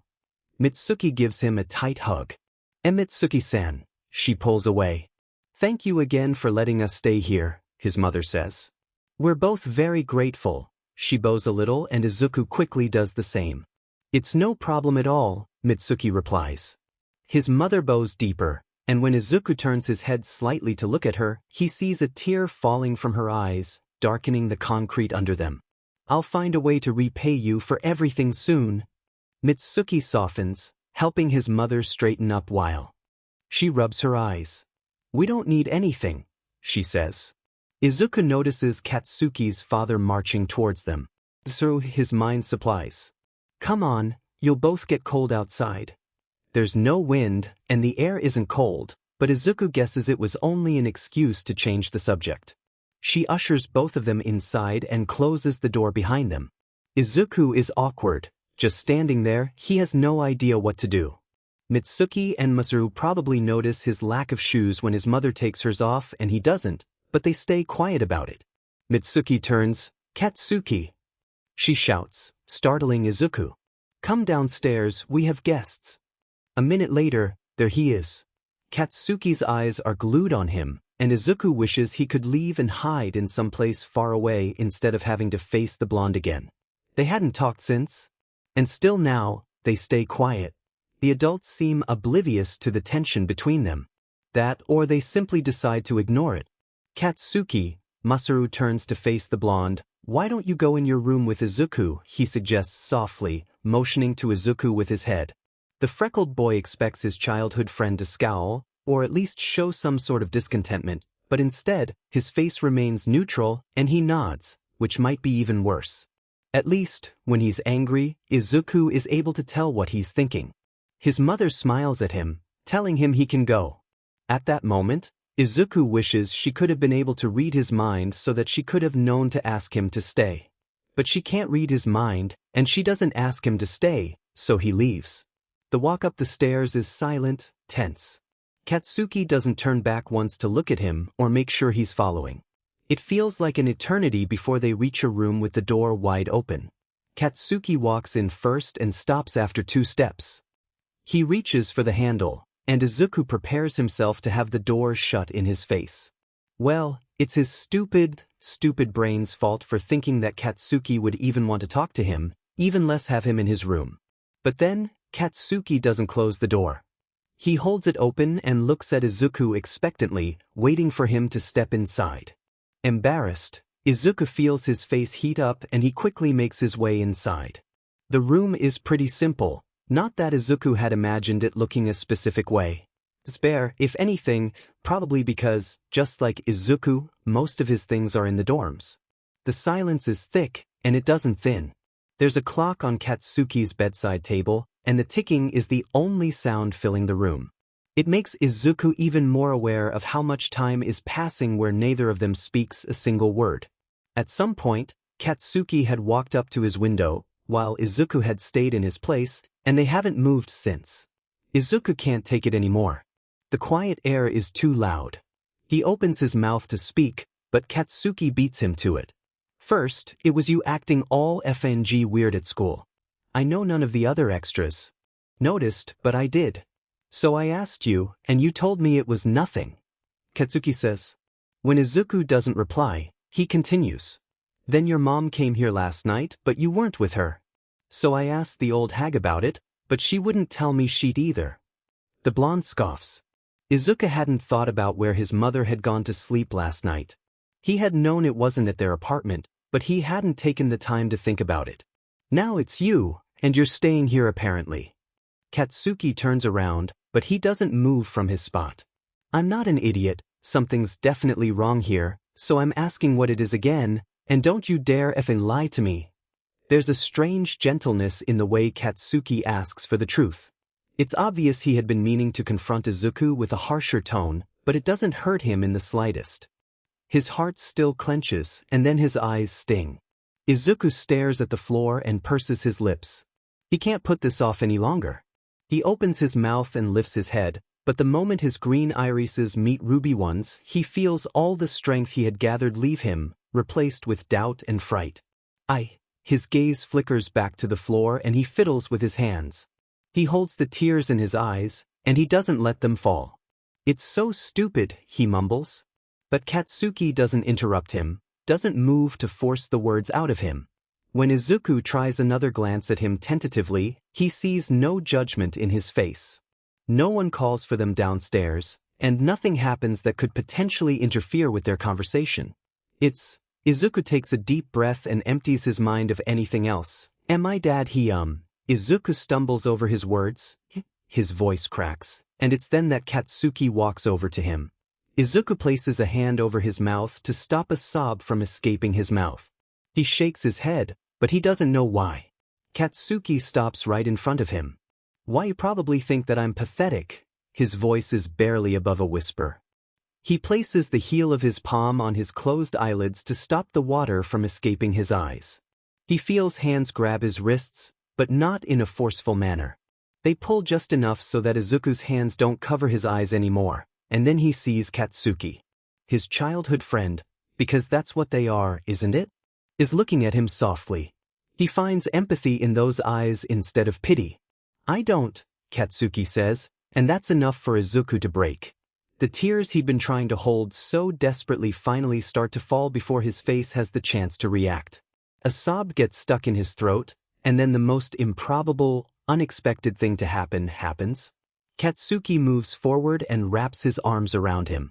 It's clumsy, and Katsuki seems unsure of what to do, but it's familiar, and Izuku wails. He cries his heart out, and now the tears won't stop. He clutches Katsuki's shirt with all his might. Kaken. He repeats the name over and over again as if it meant a million different things, each able to express the things he can't quite put into words, and Katsuki understands them all. I can't stand up to him at all. I tried. I swear I did. I believe you. I was so scared, his voice cracks. I'm just a coward. I couldn't be brave, I couldn't. You're not a coward, you shitty nerd, Izuku's heart squeezes. He hadn't realized how much he needed to hear this, and now, out of everyone he knows, it's Katsuki who reassures him. Kaken. I know, Katsuki says, and then, Things will get better, and you'll be fine. Izuku sniffles, pulling back slightly. Katsuki has always been right about most things. He hopes this is one of them. He finally looks at Katsuki and asks hesitantly, "Are you sure?" And Katsuki smiles. Yeah. It's a nice day, Izuku thinks. At least, compared to the days before this one. He had slept through most of it, but letting his feelings out and actually telling someone feels nice. There's still a weight on his heart, but somehow it feels lighter, easier to bear. Izuku spends most of the time in Katsuki's room. After his sobs turn into small hiccups, they pull back. Katsuki seems unsure as to what to do, and the puzzled look on his face makes Izuku want to laugh. It's a rare sight, an odd thing, to see his childhood friend in such a state. Kaken is always so confident normally, he can't help but think. But this isn't normally. Izuku's tears have dried and left his cheeks sticky. His throat is sore from holding back his cries, so he remains quiet. Katsuki doesn't comment on it though, which Izuku is grateful for, and instead gives him some space. You can talk about it if you want, he says carefully after a while. Izuku shakes his head. There isn't much to say. Katsuki doesn't get mad or angry at him. He stays calm, a calm that isn't unnerving but rather soothing. Izuku feels comfortable enough to ask where the bathroom is, and the blonde tells him it's just 2 doors down the hallway. When Izuku flips the light switch on, he almost jumps. The mirror is huge, taking almost an entire wall, and right above it glares a bright light. But it's neither of those things that catch his attention the most. It's the sight of himself. A day or maybe 2 had passed since he had actually taken a good look at himself in the mirror. Of course, he had been to the bathroom in Aizawa's apartment, but he had been too distracted to notice it. The tear stains on both his cheeks and the red tint in his eyes don't do anything to help. There are faint scratches on his face that he had forgotten about, though they look paler than the last time he had seen them. The dark circles under his eyes make him look more tired than he actually feels, but thinking about it for a moment longer, Izuku realizes that he is tired. It's already noon, and he doesn't know for how long he can continue to do this. Continue to feel so much with barely enough time to process anything happening. Turns his hands up his face and sets his elbows down on the counter. He then places his fingers on his temples to hold his head in place and slowly runs them down his tangled hair. It's so messy his fingers get stuck in the mass of curls. He tries to style them the best he can without any success and gives up. With a sigh, he lets his gaze fall on the marble counter. Marble, just like Aizawa and Hisashi had at their apartment. Izuku doesn't know why his thoughts keep circling back to his teachers. Yes, he can admit it was nice for a day. But when he'll go back to school, it will probably be awkward for them. Izuku shakes his head and turns on the water. He splashes some cold water on his face, hoping it'll help him look less like this. But it doesn't do anything. He still looks the same after, except now he feels cold. When he goes to leave the bathroom, he starts heading to Katsuki's room but stops himself. Does Katsuki even want to see him? The first time, he let him in because Masaru had asked him to do so, but now there was no obligation. He clenches his fist. Maybe he should just go. To go where? You can talk about it if you want, he remembers Katsuki saying. Izuku looks at the stairs leading downstairs, then back at the door to Katsuki's room, and starts walking towards the ladder. When he enters, nothing happens. Katsuki is sitting at his desk now, papers laid out in front of him. He doesn't turn around when Izuku walks in, probably choosing to ignore him. You're annoying him. He ignores his thoughts and creeps closer to the other boy, making sure to make his footsteps heavier than necessary so that Katsuki won't startle if he actually didn't hear him come in. Hovering over Katsuki's shoulder, Izuku sees the sheets of paper before he understands what they are. Realization hits him, and his eyes widen. The homework, he mutters, dread laced in his voice. He had forgotten about it. Well, of course he had with everything else going on. It had seemed so important at the time, and then other things had happened, and it wasn't his biggest concern anymore.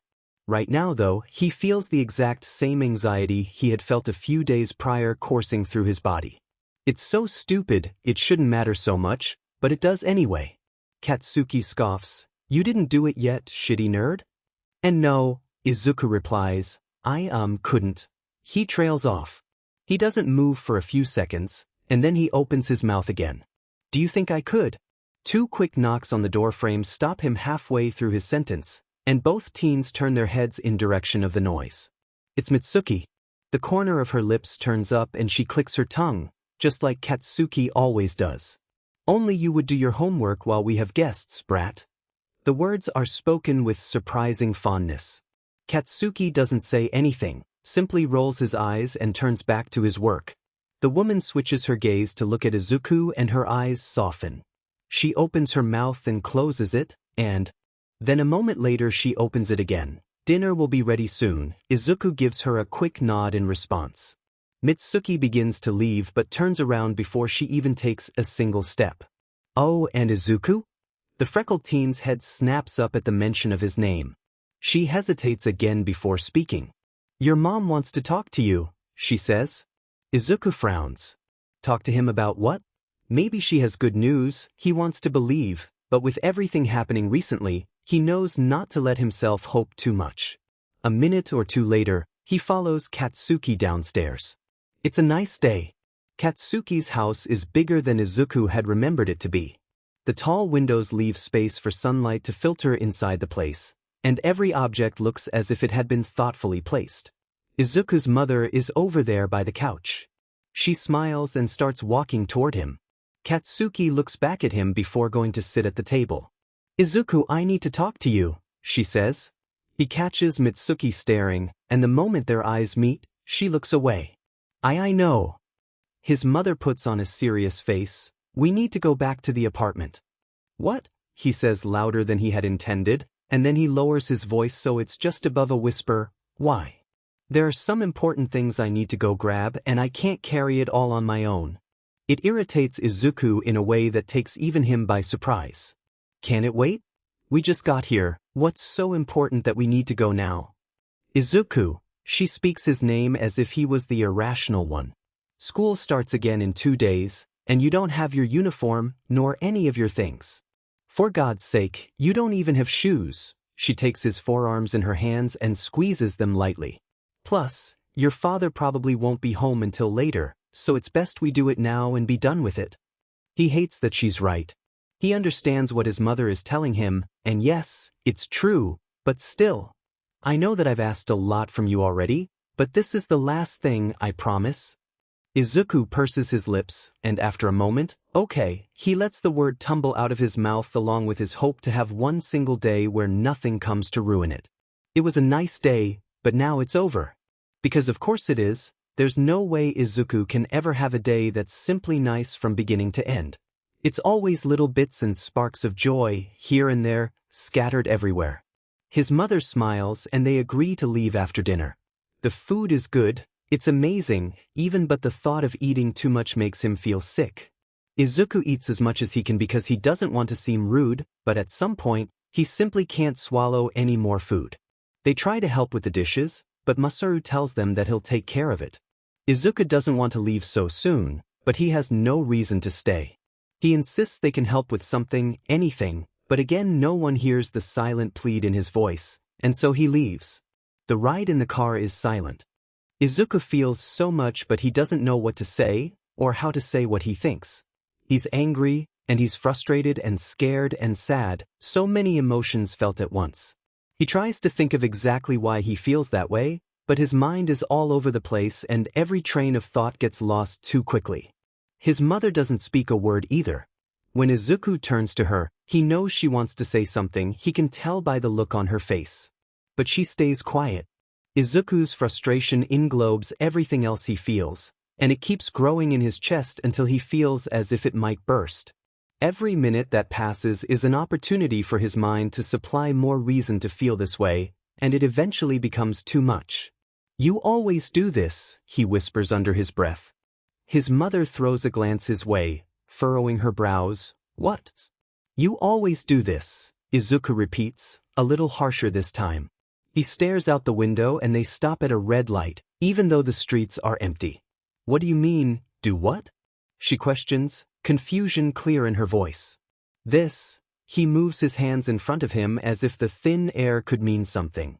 You, whenever I get comfortable somewhere, you take me away or you just, Izuku turns his head abruptly to look at her. You ruin it. His mother's shoulders stiffen, and she squeezes the steering wheel a little harder. Izuku doesn't take his eyes off of her. He feels a bit guilty now after having said it out loud, but he brushes it away. He's too angry right now. Izuku looks down to his lap and fumbles with the fabric of his shorts. First when you picked me up from the dorms a week ago, and then home became hell, and after that, it was my teacher's home, who were nicer to me than you ever were. His chest tightens. He knows he's being unfair, but he needs to tell her all this. And now we find somewhere, and you do it again. But then Izuku sees her glassy eyes, and he wishes he would have just stayed quiet. God, why does he keep doing this? Izuku, if I had known I would have. What? He cuts her off, frustrated. What would you have done? You did know I told you. I really tried to tell you. His eyes start to sting, and now his voice is back to being just barely above a whisper, but you chose to believe his word over mine, and that hurt me in a way you can't seem to understand. His mother inhales sharply. The air is so thick it's hard to breathe, and the tense silence only makes it all feel 100 times heavier. I'm sorry, she says at last. I don't forgive you. She doesn't speak another word for the rest of the ride. Neither does he, of course. He wipes the tear in his eye with his thumb before it has the chance to fall. Izuku kind of wishes he would have waited until they were someplace where he would be able to do a dramatic exit and not have to suffer this awkward moment. Izuku doesn't regret what he said, though. It had been building up in his chest for so long now he keeps thinking of things he should have added whilst he was listing all the things troubling him, but now he keeps his lips tightly shut. The truth is that it had started much earlier than a week ago. With the dorm system, for example, when she had decided he wouldn't go back to UA. Luckily, All Might had talked her out of it, but still, he had never managed to completely forget about it. His mother pulls up in their usual parking spot. Izuku doesn't wait too long before unbuckling his seatbelt and stepping outside. He still waits for her, because even though he's mad, he doesn't want to leave her alone like this. They walk up the stairs, and it feels like an eternity before they finally reach the 6th floor. Except that now that they're here, Izuku starts to wonder if his father will really be gone. A voice at the back of his head keeps saying, but what if he's not? He doesn't take any chance, reaching for the doorknob before his mother can. If the man really is there, he doesn't want his mother to be the first to see him. He turns it and it's locked. Well, obviously. Izuku feels his face turn red, and when he glances at his mother, she lifts up a key. The boy steps aside a bit and lets her unlock the door. He reassures himself that he'll just step inside quickly if something happens. The woman opens the door slowly, but it's too dark to see anything inside. She takes a step forward, just enough so that she's able to reach for the light switch. She turns it on, and when nothing happens, they both let out a breath of relief. Oh, Izuku thinks she probably was worried as well. She must have been just as anxious as him, probably even more. Being worried is kind of her thing, after all. He doesn't want to admit it, but Izuku feels guilty now to have said all those things to his mother, now of all times. It's fine, he'll apologize later when all this is over. Let's be quick, only bring what's important, alright? The faster we do this, the sooner we can leave. Her voice is soft, gentle. He wonders how she's not getting mad at him. She should be mad at him, scream even. Izuku wouldn't blame her if she did. He swallows before nodding, not quite meeting her eyes. Izuku spots his backpack first. It's right there, resting against the wall of the entryway. Every little pocket is open, and he frowns. He never lets his bag open. He always takes extra care to make sure everything is in the right place. It takes him a moment to realize it's probably his father who had gone through his things, and that's probably how he had found his teacher's number. Stepping forward, he goes to grab his backpack and look if anything else might be missing. It'd be bad if his father had taken one of his notebooks or destroyed his things for whatever reason. But then, something else a bit further away catches his eye. Tiny specks of blood on the floor are what he sees first, but then his gaze travels up and he notices the burnt corner of the couch, with fabric that was once green and now charred. Forever in some places, with brown edges where the fire had stopped. The spot just behind where he had been standing just 2 nights before is just as in bad condition. The wall's paint layer has been turned to ashes, and what remains has crumpled on the floor, leaving the layer behind, the paint visible. That's not everything though. The whole place looks like a mess, definitely worse than when he had left. Was it? A voice in his mind provides.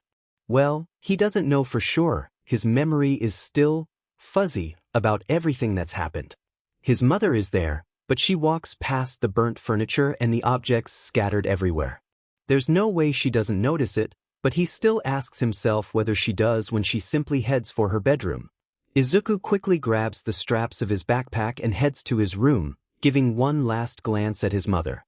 He sees her take out a bag and put a few items in it, so he lets her be. Entering his room, he picks up his ruined homework on the floor. He lets his backpack slide down his arm and onto the floor before placing the sheet inside. Well, maybe he'll find a way to complete it, somehow. It's only now he notices just how dirty he is. He feels embarrassed to have shown up at Aizawa's apartment and Katsuki's house like this. He changes his shorts for some beige ones and puts the shirt he's wearing in the trash can. He puts on a plain black one instead and doesn't bother bringing another one. He'll be back to the dorms in a few days and most of his clothes are there anyway. He takes his school uniform and stuffs it in his backpack, not caring that it'll be all rumpled an hour from now. Izuku's heart is racing and his hands are trembling. He knows he has to be quick, but he can't help but wonder what'll happen if his father comes back before they're done. He goes to the bathroom to take his things, but then he sees his mother is already there. He stands in the doorframe and waits until she packs everything. Among the things his mother is bringing, there's a small metal compartment for candies he used to eat when he was younger with All Might's smiling face on it. Izuku wonders why she still has that, but then she opens it and he sees money bills folded neatly in half in the square box. Well, that makes sense, but it's still unexpected. Though, not as unexpected as when she closes it and hands it to him. "Can you keep this for me?" she asks. "I don't have any more space left." Izuku sees that her smaller bag is still half empty, and the compartment would probably be small enough to fit in her pockets. But he doesn't argue. He takes it and puts it in his front pocket. They silently exchange a look that says they're both ready to go, so they leave. Izuku puts on his shoes that were sitting at the entrance and takes care to close the light before stepping out. His mother locks the door again, and it's as though they had never been there. The walk down the stairs takes them a lot less time than the walk up, and soon they're back to the car. They put everything in the back seat and then buckle their seatbelts. Izuku lets out a breath he hadn't known he was holding. It's done now. They managed to get everything they needed without having a disaster happening. He reminds himself he has to apologize to his mother once they get back to Katsuki's house. His mother starts the car and then she turns to him, "Let's talk." When we get there. Izuku is about to turn his head to look at her, but right when they're about to exit the parking lot, they almost run into someone. "Mom." She breaks abruptly. Izuku is about to reach for his seatbelt and go ask if the person is okay when Hisashi, his mother, mumbles, so low Izuku almost misses it. He blinks and then his eyes widen. He hears the car doors lock with a click, and then his father approaches his mother's side of the car. The noise can hardly pass through the thick glass, but he can still hear the man call out his mother's name as he leans on the car. She rolls down her window the tiniest bit, just enough to hear what the man has to say. "Mom," he repeats, his gaze flickering between his mother and the man who's supposed to be his father.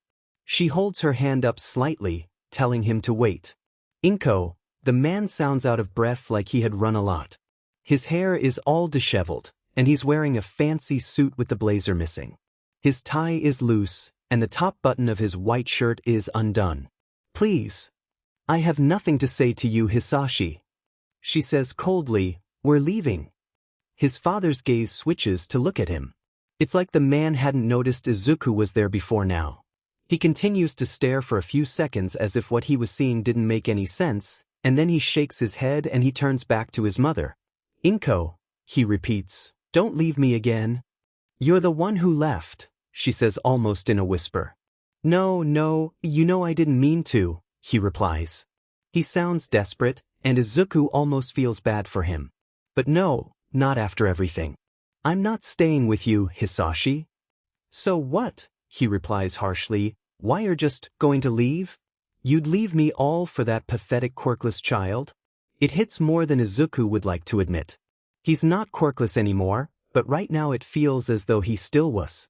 That child you speak of is my child, and I'll always choose him over you. There's anger in her tone, and it's enough to make his father speechless. He just stares in silence, the time keeps stretching, and then he hits the window. It's not enough to have it break, but it still startles his mother all the same. The man hits again, and his mother starts fumbling with the gearshift. On the fourth hit, the window breaks, and little shards go flying in their direction. His mother starts the car, not caring, or simply too scared to care, that the man is still holding onto the car. He tries to grab his mother and Izuku can do nothing but watch. She hits her husband with enough force that he lets go and falls on the road. Izuku turns around in his seat to watch the man through the window at the back, and then after a moment he sits back down.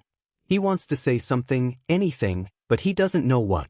He swallows, It's fine. She answers before he can say anything else. We don't have to talk about it now. What do you mean it's fine? Do you think what happened was just fine? She turns to him and he looks at her, really looks at her, at how tired her eyes seem. Izuku not now.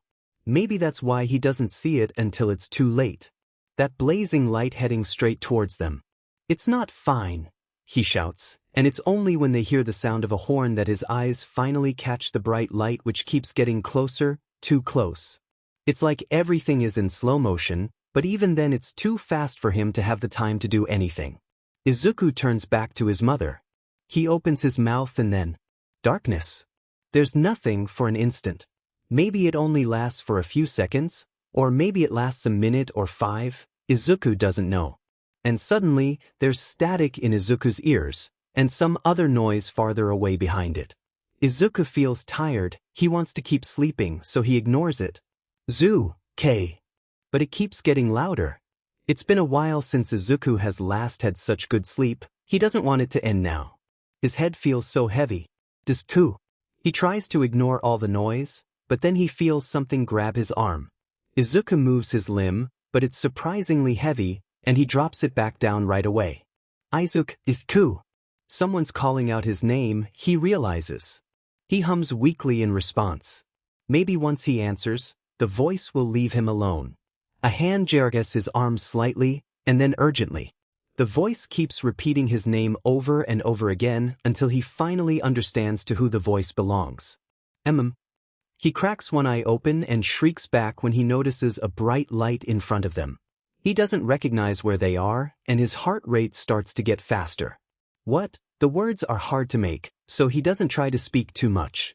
Izuku turns his head and sees his mother there, lying right beside him. Izuku, she says and smiles weakly.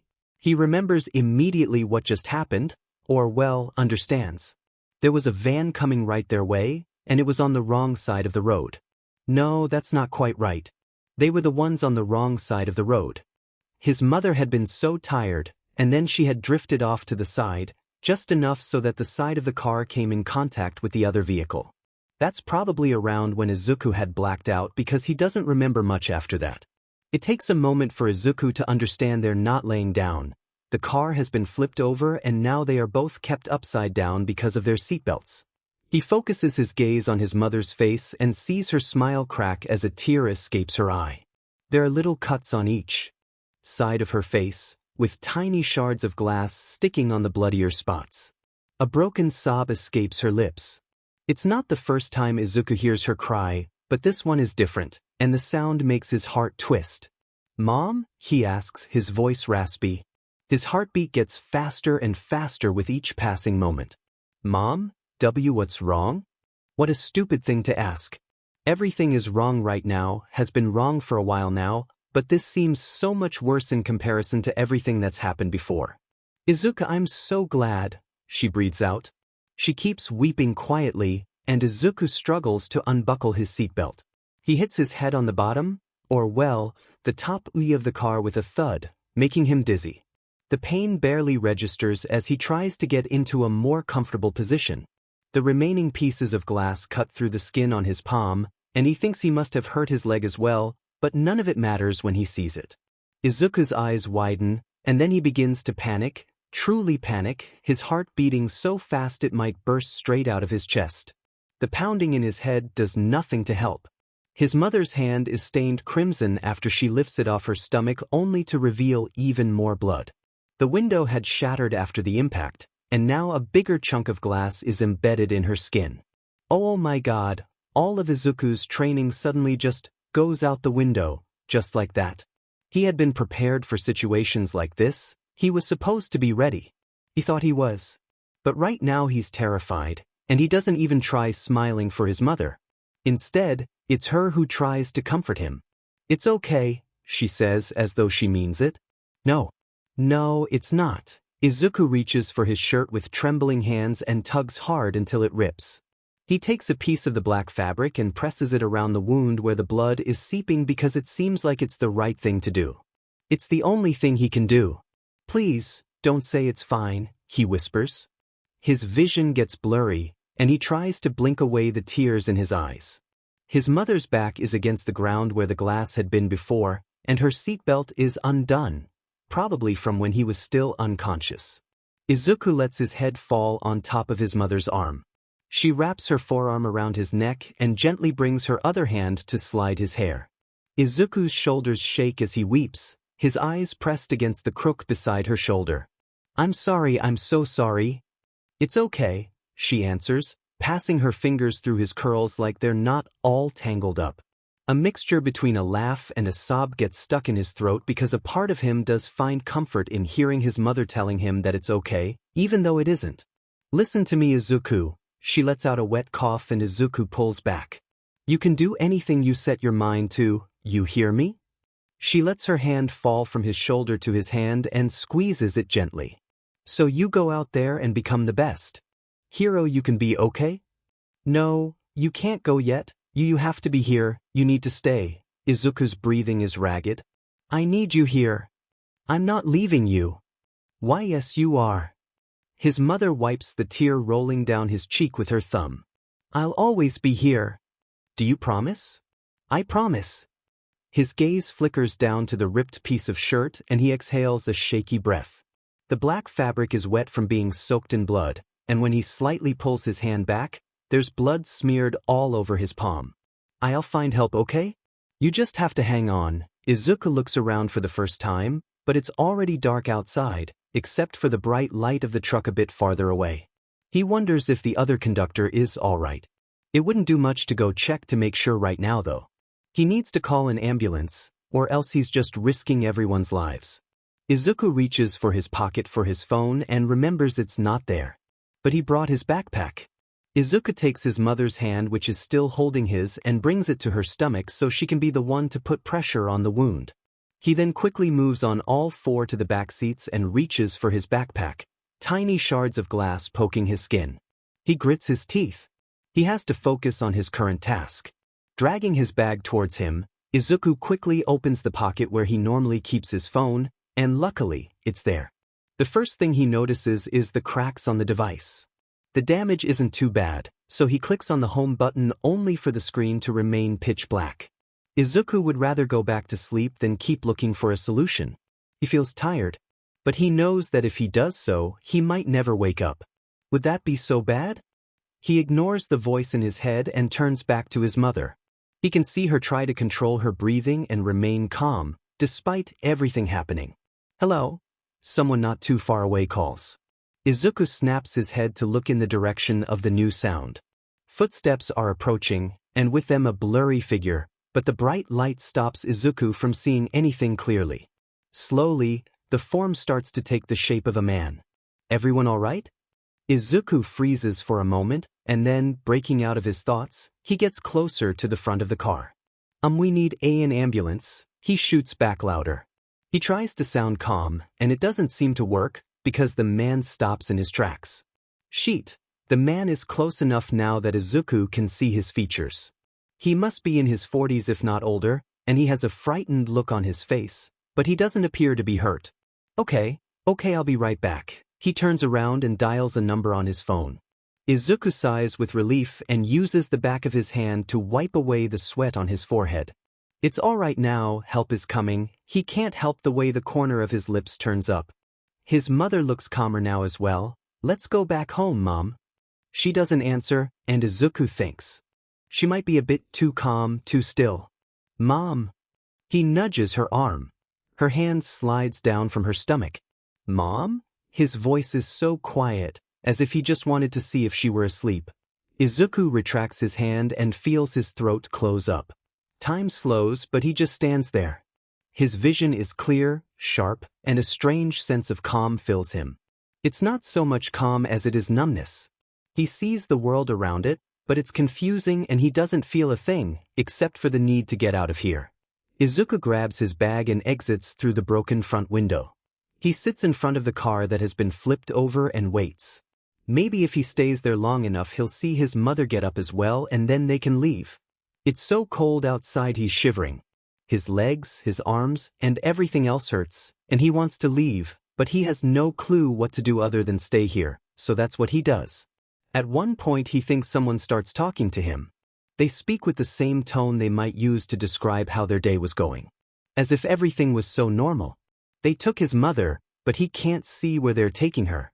Izuku doesn't have the strength to move a single muscle. Someone, a different person it seems, but Izuku can't tell, puts a blanket on his shoulders. The same person flashes a bright light in his eyes and a pair of hands keep his head upright. Then he's pushed down onto something soft, and they remove the blanket to replace it with a different one. Izuku feels panic rise in his chest. What are they doing? He's supposed to stay here until help gets there for his mother. Why aren't they helping her? Wait. They place an oxygen mask on his face and Izuku reaches to take it off. He tries to tell them he doesn't need it, but his words are sluggish. They're moving, he thinks. There are more lights than earlier, and each is too bright for Izuku's liking. And then they slow. Midoriya? Izuku turns his head to the side to see someone wearing a beige coat coming his way.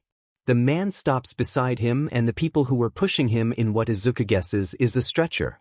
Tsukachi, you might remember me, we met before? Izuku nods hesitantly. Of course he remembers. One of the paramedics turns to face the detective and speaks in a low voice, but Izuku hears anyway. This is the first time he's responsive. Tsukachi doesn't take his eyes off of him, and Izuku sees the worry behind his expression. She. The man hesitates, they're taking care of her. Izuku knows something is off. Everything seems off. The detective grabs the side of the stretcher. Listen, I can't stay for too long, but is there someone I could call for you? Izuku's mind is still fuzzy, and it's hard to think about anything. He understands the question, but he doesn't know what to say. He can't say his mother, because she's already here with him. He's about to shake his head to deny the offer when he remembers. I won't push you to tell me anything, but if you ever do want some help, I'll be here. Aizawa, he answers. He hopes it's all right because he can't think of anyone else at all. Fortunately, Tsukachi gives him a quick smile and nods. Izuku lets himself be carried away and closes his mind from the world surrounding him. A phone call could be many things. It could be a survey, or Shota's landlord calling to tell him the water is going to be bad for the next few days. Shoyuta is usually annoyed when it's those kinds of calls, but he's also relieved. Because a phone call could be good news as much as it could be bad news, and over the years, Shoyuta has had many of both. So when his phone starts buzzing while he and Hisashi are washing the dishes after having had dinner late, he already knows it won't be a pleasant phone call. Shoyuta exchanges a worried glance with Hisashi and dries his hand on the towel before taking the device laying on the counter to see who's calling. Who is it? Hisashi asks behind him. Shoyuta knits his brows. Tsukachi, he answers. At the moment, there's no big mission going on that he's a part of, nor any investigation he's working on. He's not sure what this could be, and something churns in his stomach because of it. He doesn't lose more time pondering on it and presses the green button. Hello. Aizawa. The man breathes out on the other end. Tsukachi, is something wrong? He hears voices in the background, many of them. Tsukachi says something to one of them, but the sound is muffled.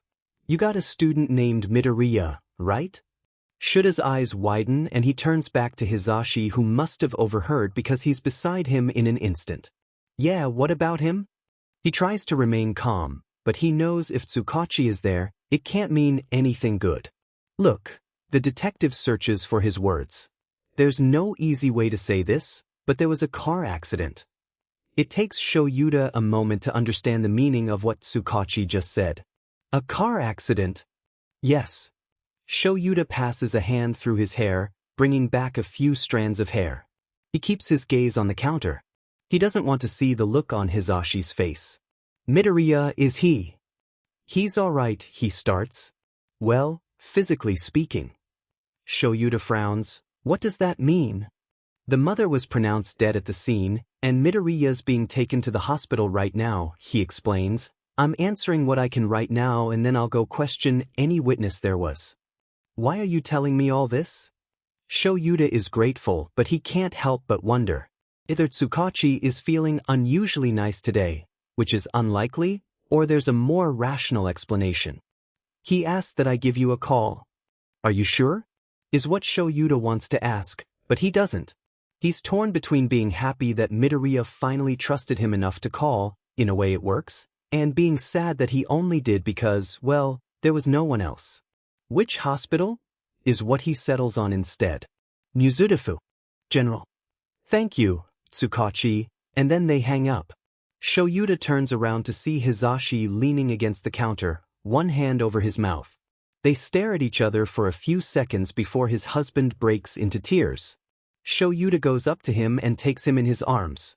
Hisashi has always been like this, crying about other people's pain, and Shoyuta has always made sure to be there to comfort him whenever that happened.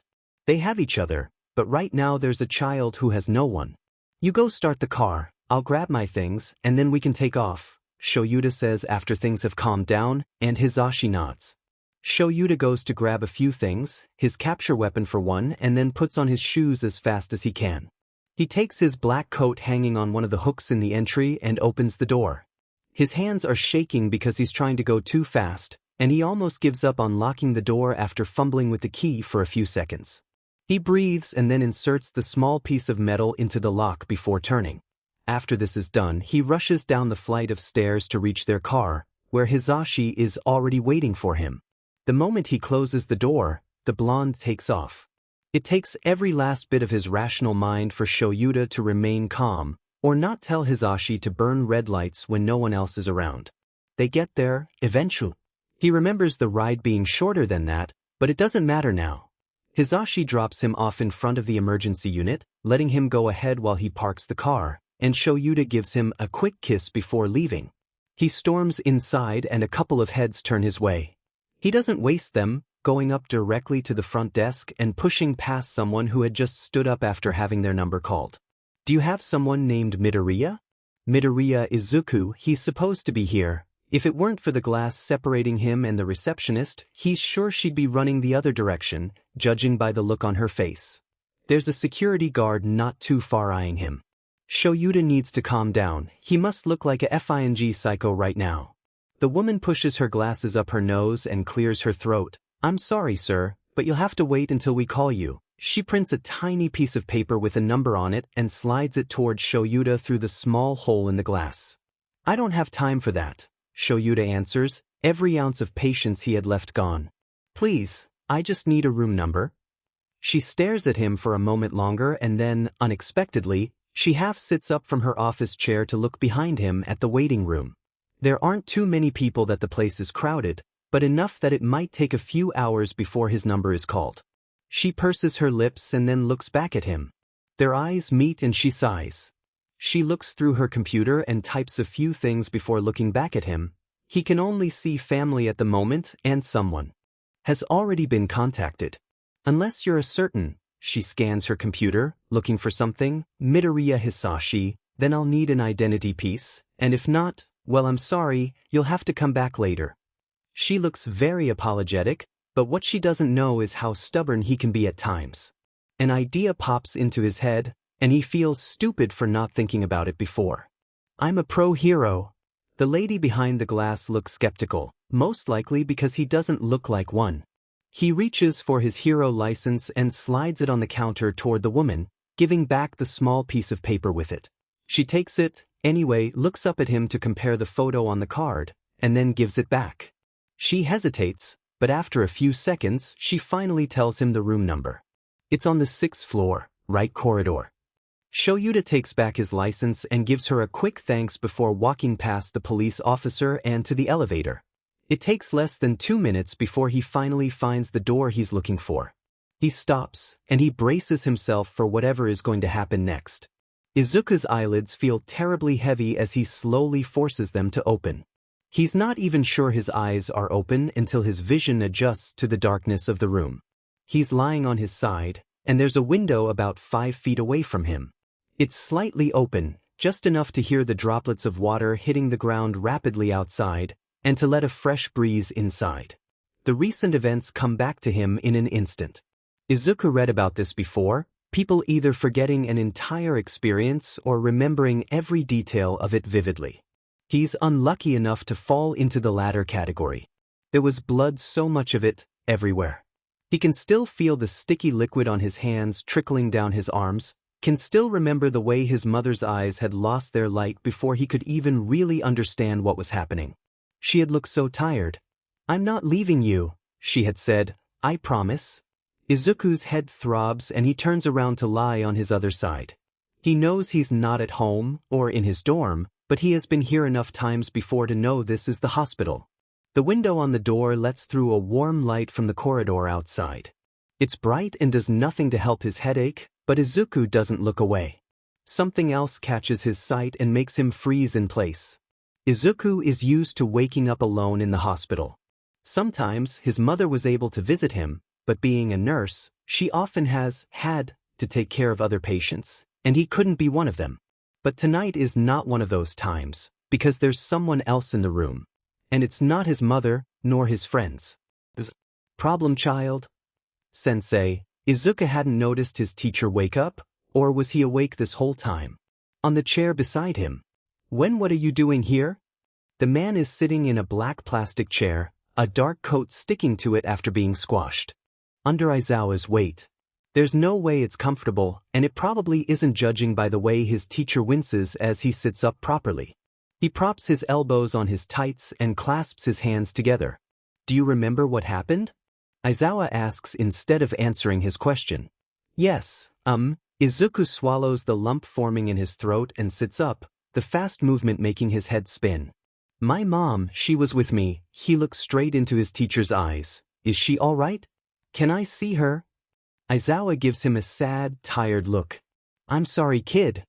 The news doesn't hit Izuku as hard as he thought it would. He doesn't feel anything at first, so he thinks he's fine. But that can't be right. He should feel something, sadness, or even anger, but doesn't. Even though he understands what his teacher just told him, it doesn't make sense. Oh, he whispers. Maybe it's because he's fine with it. He searches into Aizawa's eyes as though they might tell him how he should feel, but they simply stare back at him with a comforting calm. They watch each other like this in silence for a few minutes, but Izuku's mind is elsewhere. He thinks of all the things he loves to do with his mother, and he realizes that from now on he can only speak of those in the past tense. He remembers all those mean, terrible things he had said to her right before, and how he'd been too stubborn to apologize then. Izuku will never get to tell her how he didn't mean those words, how they kept falling out of his mouth and he couldn't stop after he'd started. I was so horrible to her, sensei, Izuku says, and he doesn't even feel the burning tingle in his eyes before a tear rolls down his cheek and a broken sob escapes his throat. I didn't apologize, I didn't mean what I said. Arms wrap around him gently and Izuku lets himself be held. He doesn't have the strength to push him away. Izuku's breath comes out ragged as his heart becomes overwhelmed with guilt. He remembers the first night Hisashi had come back, and how Izuku had messed up from the very beginning. If you don't like him, that's fine, his mother had said. But I still love him, so don't say all those things about him. Izuku wants to blame his father, but it could have been avoided if he just kept his mouth shut that one time. And no, it's not it happened at the restaurant. He had stumbled over his words. He told me that he didn't like me, and then when we were paying and this other time. First when you picked me up from the dorms a week ago, and then home became hell, and after that, it was my teacher's home, who were nicer to me than you ever were, and now, we find somewhere, and you do it, again. And that one too. So of course he feels guilt. Guilt for having said all those horrible things. He hadn't known then that these were to be the last words he would ever speak to her. But even more, he feels guilt for all the things he didn't do or say. He didn't keep his mouth shut, and really that could have been enough to stop all of this from happening. If he'd kept quiet from the very beginning, his mother would have stayed happy. His father wouldn't have gotten violent with him. No one would have been worried, not Aizawa, nor Kaken. Sensei I didn't know. If he had, he wouldn't have done any of it. He tries to picture himself back in Katsuki's house and then telling his mother to get some rest for the night instead of following her blindly into the car. "Let's go back home tomorrow," he would have said. She was so tired, her eyes I shouldn't have let her drive, I should have. "You couldn't have done anything," Aizawa replies as if it was obvious, just a simple fact of life. These kinds of things, they happen. He puts his hands on Izuku's shoulders and lowers his neck so his eyes are on the same level as him, and you can't blame yourself for them. "They shouldn't happen," Izuku retorts. He knows his teacher is right, and if he were in the man's shoes right now he would probably say the same thing, but would he actually mean it, or would they be empty words meant to bring comfort? I know. There's a weight on Izuku's heart, a heavy one. But he feels like Aizawa is being honest with him, so it doesn't get any heavier or lighter. There's something about everyone telling him things will be fine, and then those things doing the exact opposite and getting worse instead. Aizawa hasn't told him things would be fine, that everything is okay, and strangely, Izuku finds solace in it. "I'm sorry," he repeats it over and over again like it makes any difference. It doesn't, but Izuku needs someone to know that he is sorry. That he will probably never stop being sorry. It's not like there's a letter that his mother had left him telling him that she forgives him for everything, or that she hates him and wishes he'd never been here. Izuku was wrong earlier. His problems didn't begin a week or so ago, it was long before that. They began the moment he was born, and then they simply kept appearing. The time the doctor told them he wouldn't get a quirk. Every time he came home with new bruises and hid them from his mother. The time he failed to do so. When he got into UA. Life is kind of like a wave that one needs to follow and float atop of. It's important to keep going because looking back means getting stuck underwater. Izuku has been under for a while now, and he still doesn't know how to swim back up. She apologized when she didn't need to, and I didn't forgive her. Izuku's head hurts badly now, and he's not sure whether it's from the accident or all the thoughts swarming his mind. How am I supposed to tell her I changed my mind? Please, I need her to know I'm sorry. Aizawa stays quiet, but it just makes Izuku cry harder. He needs the man to say something. He needs to hear him say how much Izuku has messed up, how this is all his fault. But still he says nothing. Izuku feels worn out, but the tears don't stop. Of like a colorful shirt that's been washed too many times so now it's just sad and dull. The room is silent except for the small hiccups coming from the freckled boy. Aizawa holds him, but Izuku doesn't feel anything except for the certainty that things can never get better from now. Being in the hospital isn't the worst thing in all of this, but Izuku is starting to think it might make it into the top 5. As it turns out, he'd been sleeping for 2 days when he first woke up. The doctor told him he had a mild concussion, but other than that and a few bruises and cuts, he was in good condition. The nurse had said that it was a miracle he didn't suffer more damage from the accident. Still, they decided to put in 4 in his arm to administrate some painkillers. A miracle?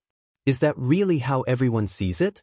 Izuku doesn't need a broken arm or a missing eye to prove this has hurt him more than anything else. His mother is gone, shouldn't it be enough? Now, he's still in the hospital, but he's alone. School had started again today, and his teachers had classes to teach. Well, that's not entirely true. Present Mike had gone back, and Aizawa had stayed, even though Izuku had assured him he would be fine on his own. The man had left the room a minute to get himself some coffee. There's a quick knock on the door, making it open slightly with a creak. Izuku turns, wondering how Aizawa could have been so fast. But when the door opens wide, he sees it's not his teacher. It's the last person on earth he would rather see right now. Dad? The word feels weird on his tongue, and it reminds him of the last time he'd said it. He shakes the memory away. His father looks awful. His hair is disheveled, his curls even messier than Izuku's, who hasn't taken a shower for the past few days, which tells him the man probably hasn't either. He's still wearing his stupid work outfit, with his white shirt and loose tie. The only difference about his clothes since the last time he's seen him is the dirt on the front of his shirt and the yellow stains on the cuffs. It makes Izuku wonder if the man even has any other outfit, or if he just likes the comfort of it. Like he was still in America with a job and a peaceful life.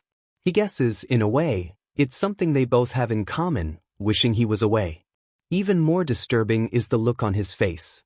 It's like he's looking right through Izuku. The teen doesn't miss the way the man clutches his side and favors his right leg. Suddenly, the image of the man rolling on the ground after his mother had taken off with the car comes back to him. He had been wearing the same thing then, Izuku thinks. It's hard to remember. Izuku, his father's eyes open like he just noticed he was there. Izuku, I was looking for you. He smiles, but not a happy to see you kind of smile, and Izuku doesn't know what it is, but he knows he hates it. What are you doing here? Izuku leans his head back, pushing the covers off of him slowly and bringing one knee closer to his stomach. He keeps staring at his father, and the more he does it, the more unnerving the situation becomes. I was really hurt to learn I'm not one of your emergency contacts. His father fakes a pained expression. So I didn't know where you and your mother has gone until yesterday. Well, it turns out it wasn't very far, he scoffs. He closes the door behind him before reaching for the chair right by the door and slumps into it. Izuku wants to tell him to leave, wants to tell him a million things, but he simply glares instead. His father doesn't seem to notice it though, and if he does, he probably chooses to ignore it. I saw it on TV, the accident and everything. He continues. They didn't mention a name, but I knew that it had to be you and your mother. Well, he laughs dryly, only you. Izuku purses his lips. He had asked to be discharged this morning, right before Present Mike left, so that he would be able to go to school and avoid worrying his friends or raising suspicions. The doctors and his teachers had agreed on tomorrow, just to make sure everything was all right for him to go back to the dorms and rest. Now, he wishes he had insisted more. I only had to tell them I was your father, showed them my ID, and they let me see you. That easy? There's no one else in the room, it's just the two of them. He wants to know why his father came back, why he decided to come to see him if he never wanted anything to do with Izuku in the first place. He manages to narrow all his questions down to a simpler one. Why are you here? The man speaks as though he was talking about the weather. Straight to the point, huh? When Izuku doesn't answer, he sighs. Well, as it turns out, being a single parent and having to take care of a child in Japan does come with some financial benefits. So you're just here for the money? Izuku whispers. You don't even care about mom or anything else? His father doesn't show the slightest bit of remorse or sadness. He just looks bored. Leave. I'll leave if you come with me, the man replies. Izuku is taken aback, and he frowns. Why? You ask too many questions. You only answered one. It doesn't matter, his father snaps, his happy facade finally starting to break. There's a crazed look in his eyes, and Izuku feels terrified, but he doesn't let it show. We're leaving now, he stands up from his chair. Well, I can't, Izuku puts his leg back under the cover, like this would be enough to protect him. Don't lie, Izuku. He raises his voice. Give me one good reason why you can't. Because he has school. Both of their heads snap to look at the new arrival. The tension in the room shifts unnaturally fast from dangerous to awkward. Aizawa is there, a cup of coffee in hand, and he's looking at Izuku. Their gazes meet and the teenage boy quickly lets his gaze fall to his lap, as if the hospital covers were now 100 times more interesting. His father clears his throat, and Izuku peeks to see Aizawa's attention is now on the other man. I'm sorry, I don't think we've met before. He gives Aizawa an annoyed smile, but the pro-hero's lips don't even twitch. Aizawa Shoyuda, he answers, not bothering to move his head to face Izuku's father and looking at him from the side. Midoriya's teacher, he clarifies. There's a look of recognition on his father's face, and Izuku can guess where it's from. It's your mother, isn't it? She's seeing someone else, he had said a few days ago. This whole thing should feel stupid, Izuku should laugh about it, but he's not ready for that yet. I think I've heard Izuku talk about you before. Aizawa gives him a tight smile before frowning. And you are? Izuku's father. I can't say I've heard a whole lot about you. Izuku's eyes widen. He can't tell whether his teacher is joking or not. Well, it's true, but he hadn't expected his teacher to say something like this to his father. In fact, he hadn't planned to have them interact with each other at all. Okay, well, it was nice meeting you, but I think we'll be fine from here, his father says. Izuku and I were having a private conversation just before you intruded, so I think it's time for you to leave, Mr. Aizawa. It's fine. It's the first time Izuku speaks, and both adults turn their heads to look at him. He feels his face become red and he lowers his gaze. He can stay, he utters in a smaller voice. Izuku. But if you want to leave, I won't mind. You've done it before, Izuku adds, cutting whatever speech his father was about to give. It seems to enrage the man, for obvious reasons. It was an intentional jab, but Izuku isn't scared to speak because he's not alone anymore. You know it was for work, is his father's poor attempt at finding an excuse. Well, it's the same one he's used for years now, and maybe it is true, but Izuku knows it's the not whole truth either. Come on, give me a chance to make up for the time I've spent away. He fails to mention this time had been years. Anything you want or wish, I'll give it to you. Izuku knows his father doesn't mean any of it. The man only remains calm because there's someone else in the room and he needs to look good. The boy still wonders, though, why is it his father has always put on his mask in front of everyone except for him? Maybe things would have gone differently if he had. Izuku knows what he wants, has known for a while now, but he takes some time to choose his words carefully. I wish you'd leave again soon, he says, and then gaining more confidence, he straightens up and looks straight into the man's eyes. I wish you'd never even come back in the first place. He sees the moment his father breaks, the way his pupils become wide and sharper, the crinkles in his face deeper and his smile falls. The man raises his hand and Izuku braces himself, squeezing his eyes shut. But the strike never comes. After a few seconds, he cracks one. I open and sees Aizawa's hand wrapped around his father's wrist, holding it in place. I think it's time for you to leave, Mr. Midoriya. Izuku's father snatches his hand back and looks back at Izuku. He probably has more he wants to say, but if he does he keeps it to himself. Right now, this very moment, Izuku feels the first semblance of peace for the past few weeks as he watches his father, this man, this stranger, walk out the door. Is it okay to just let him go? Izuku asks, still staring at the spot his father was a minute ago. Of course not, Aizawa answers. That's why I called the police when I first saw him enter your room. He takes a sip of coffee before coming to sit back on the chair beside Izuku's bed. How did he know it was his father? Or well, how did he know things would turn out like this? His teacher must see the questions on his face because he leans forward to explain himself a bit more. I had my suspicions, and they were confirmed when I overheard you two talking earlier, so I didn't take any chance and called a friend of mine, he explains. The answer doesn't entirely satisfy Izuku, but it will do for now. The next day, Izuku is discharged. Aizawa had spent the previous day and night by his side even though the teen had tried to reassure him he would be fine by himself.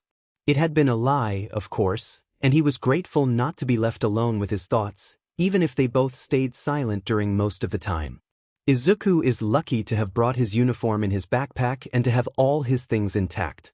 Well, everything except for his phone. But the word isn't quite right, but it's what Izuku has been using recently to describe the things that don't go terribly wrong. He's been noticing all of those small moments of luck more lately, and it makes him wonder if life has finally started taking pity on him. That wouldn't be so bad. Going through his bag, Izuku searches for a pair of socks, which he hopes he didn't forget at the apartment. The back of his hand hits something hard and cold. He frowns before reaching for the item again.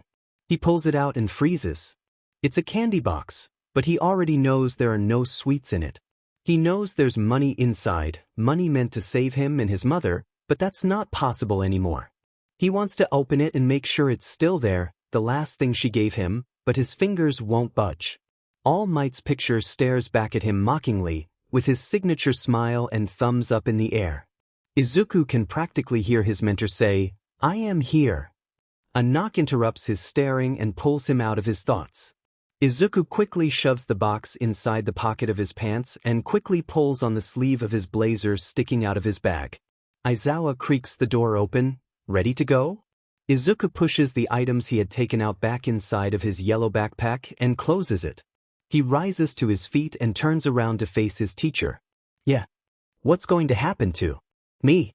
Izuku and Aizawa were on their way to the dorms, way before class started and early enough so that with enough luck, no one would be up yet. The teen had been thinking about it ever since he woke up, when he understood he had nothing left, save for his dream of becoming a hero. He could stay in the dorms for now, but when summer break would come, where would he go? When everyone leaves to go back to their families, what will become of him? It won't take long before people start to notice. Maybe they already have. His father had said it had been on the news. There hadn't been any names, but he had been able to simply guess. So what stopped his friends from being able to do the same? What do you want to happen? Aizawa asks him, like Izuku could just choose and have it be alright. This might be the only chance you get, a voice in his head supplies. It's not like Izuku has much to lose, anyway. He doesn't know what he wants, but he knows what he doesn't want. Izuku doesn't want to have to leave UA or be sent off to a foster family. He doesn't want people to start treating him differently. I don't want to be alone. Izuku squeezes the metal box still in his left pocket and only lets go when he fears he might bend the cheap metal.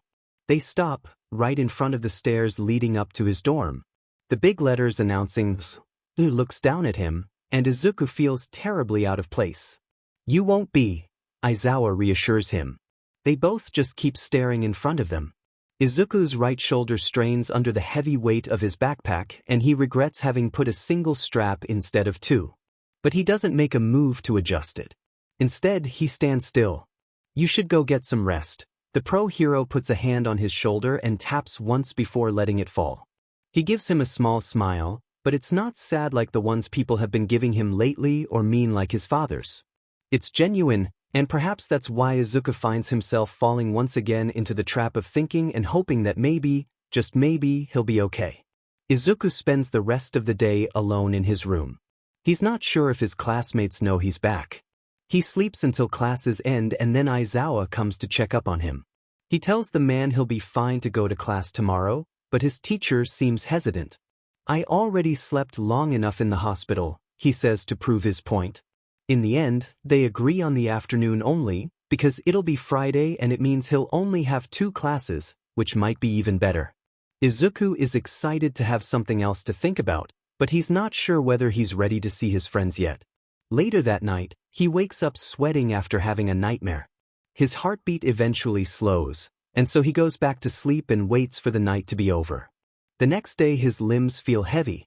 They felt like this every time he woke up since the accident, but today is as though his arms and legs had been replaced by ones of steel. He tells himself it's because the mattress is so comfortable compared to the one at home and the hospital, but that wouldn't be the entire truth. At most, a half-truth. Still, he somehow finds it in him to get out of bed and put on his uniform. It doesn't matter if his All Might-themed clock shows 10:24 a.m. when he wakes up, because he's not late for anything yet. When lunch comes by, he starts heading for school. Most people are probably done eating by now, and some might even be waiting in their classrooms already. It's cloudy outside, and the air is damp. It's not the kind of sky that comes before a storm with huge gray clouds. This is the sad, white, empty kind of sky that's simply there, blocking the sun. Izuku had looked at himself in the mirror before leaving, and it wasn't bad, but just enough that people would ask questions. He had stared at his reflection, the bags under his eyes and his unkept curls, until he had flashes of his mother's tired eyes right before the crash and his father's figure at the hospital. He couldn't bear his own sight for a while after that. Izuku is standing in front of his English classroom door. It's closed, and the second bell already rang a minute ago, but Aizawa had told him he would inform Present Mike about Izuku coming to class. There's still the muffled sound of people talking behind the door, so class probably hasn't started yet. Holding his breath, Izuku holds his hand up and knocks on the door with the back of his index finger, once, twice. He doesn't wait for someone to open it, instead doing it himself. The room stills. Every head turns to him, but no one greets him or gives him weird looks. One chair creaks on the floor a bit after being pushed backward, but all eyes are still on him. Waiting. Oh, Izuku thinks. They know. The freckled teen swallows and marches towards Present Mic's desk, who is also looking at him but with a calmer expression. Everyone seems to be holding their breaths, and it makes Izuku's heart race, but he tries to remain calm. He stops. I'm sorry, he starts. I didn't do the assignment. It's not that he hadn't wanted to, it's that he couldn't. He has the wrinkled paper in his backpack still, but he doesn't want to give it back. Not when he sees the pile of clean sheets all stacked on top of each other on the corner of the pro hero's desk. The pile of assignments. It would be embarrassing to have his copy on top. His illegible stained sheet. It's all right, listener, it's not a big deal, his teacher offers him a smile. Izuku purses his lips. Not a big deal. He nods once, not meeting the man's eyes. Sorry, he repeats. He walks to his desk, and he contemplates the idea of acting like nothing happened, like everything is fine. Well, that would probably be too weird. His friends would only get even more worried. The whole interaction leaves an awkward silence hanging in the air. Present Mic clears his throat and begins the lesson. Everyone is surprisingly quiet around him. In a good way. They don't ask any questions at all, but they don't act like everything is okay, like they would have the week before. Izuku doesn't mind. Aizawa calls him to the teacher's lounge after the day is over. Izuku is sitting down on the couch while the underground hero makes himself some coffee, the sound of the kettle fuming filling up the room. At some point, a minute or two after Izuku arrived, Present Mic shows up, too. The voice hero takes a seat on the stool facing Izuku. After the dark-haired man is done, he sits down in the space right next to Izuku and places his mug on the small wooden table. Aizawa rests his elbows on his knees and turns to the smaller boy. Hisashi and I have been thinking, he starts, drawing out the words slowly. His eyes flicker to Present Mic, who seems to encourage the man to continue. After your father loses custody of you, which he will. How can you be sure? Izuku cuts in. He's been thinking about this too. He hadn't asked Aizawa anything about his father after his last visit to the hospital, but he couldn't stop wondering if the police truly had arrested him, if they had brought him all the way to the police station, if they had let him go. We have enough evidence to prove he's not fit to take care of you, Present Mic explains, and by we I mean an entire hero school and a few pro-heroes, including us. He smiles, easing the tension in the air. It makes Izuku relax slightly, but he can't truly bring himself to believe them before he sees it for himself. So, Aizawa clasps his palms together, that means you'll need a place to go. Is there anyone who could take you in? For the time being, at least? Izuku swallows. He doesn't have any other family remaining. The closest thing he has to it is Auntie Mitsuki, but he's not sure she would want him there. Or Kaken. He shakes his head. Aizawa stays silent for a moment, and he looks at his husband before turning back to face Izuku. Hisashi and I have been thinking, he repeats, more confidently this time, and we'd like to have you come with us, if you're comfortable with it, that is. We can give you time to think about it, and if you don't want to, we'll understand, Present Mic adds. Izuku stares at the blonde, then at the underground hero. There's no way this is real, it couldn't be. This isn't some kind of joke, is it? Aizawa scoffs. No, problem child, we're very serious about this. Dead serious, Press Yamada adds. Izuku feels tears start to gather in the corner of his eye, just enough to make his emerald eyes shine brighter, and then he squeezes the shut and brushes the small tears away with the heel of his palm before they can fall. Do you like that? He answers in a high-pitched voice. The quick answer seems to surprise everyone in the room, including Izuku. Before he has the chance to think and process everything, he throws his arms around Aizawa. In this instant, this special moment, there are no words spoken. There's no use for them. Aizawa stays frozen for 2 or 3 seconds before untensing and hugging Izuku back. Yamada laughs in the background, but it's not unkind. Izuku cries because of course he does. Even though he had meant not to, but they aren't tears of sadness, far from it. He was so terrified of having to give up his dream. Leaving UA. Being alone. But now, he knows he won't have to do any of that, and he doesn't feel as scared anymore.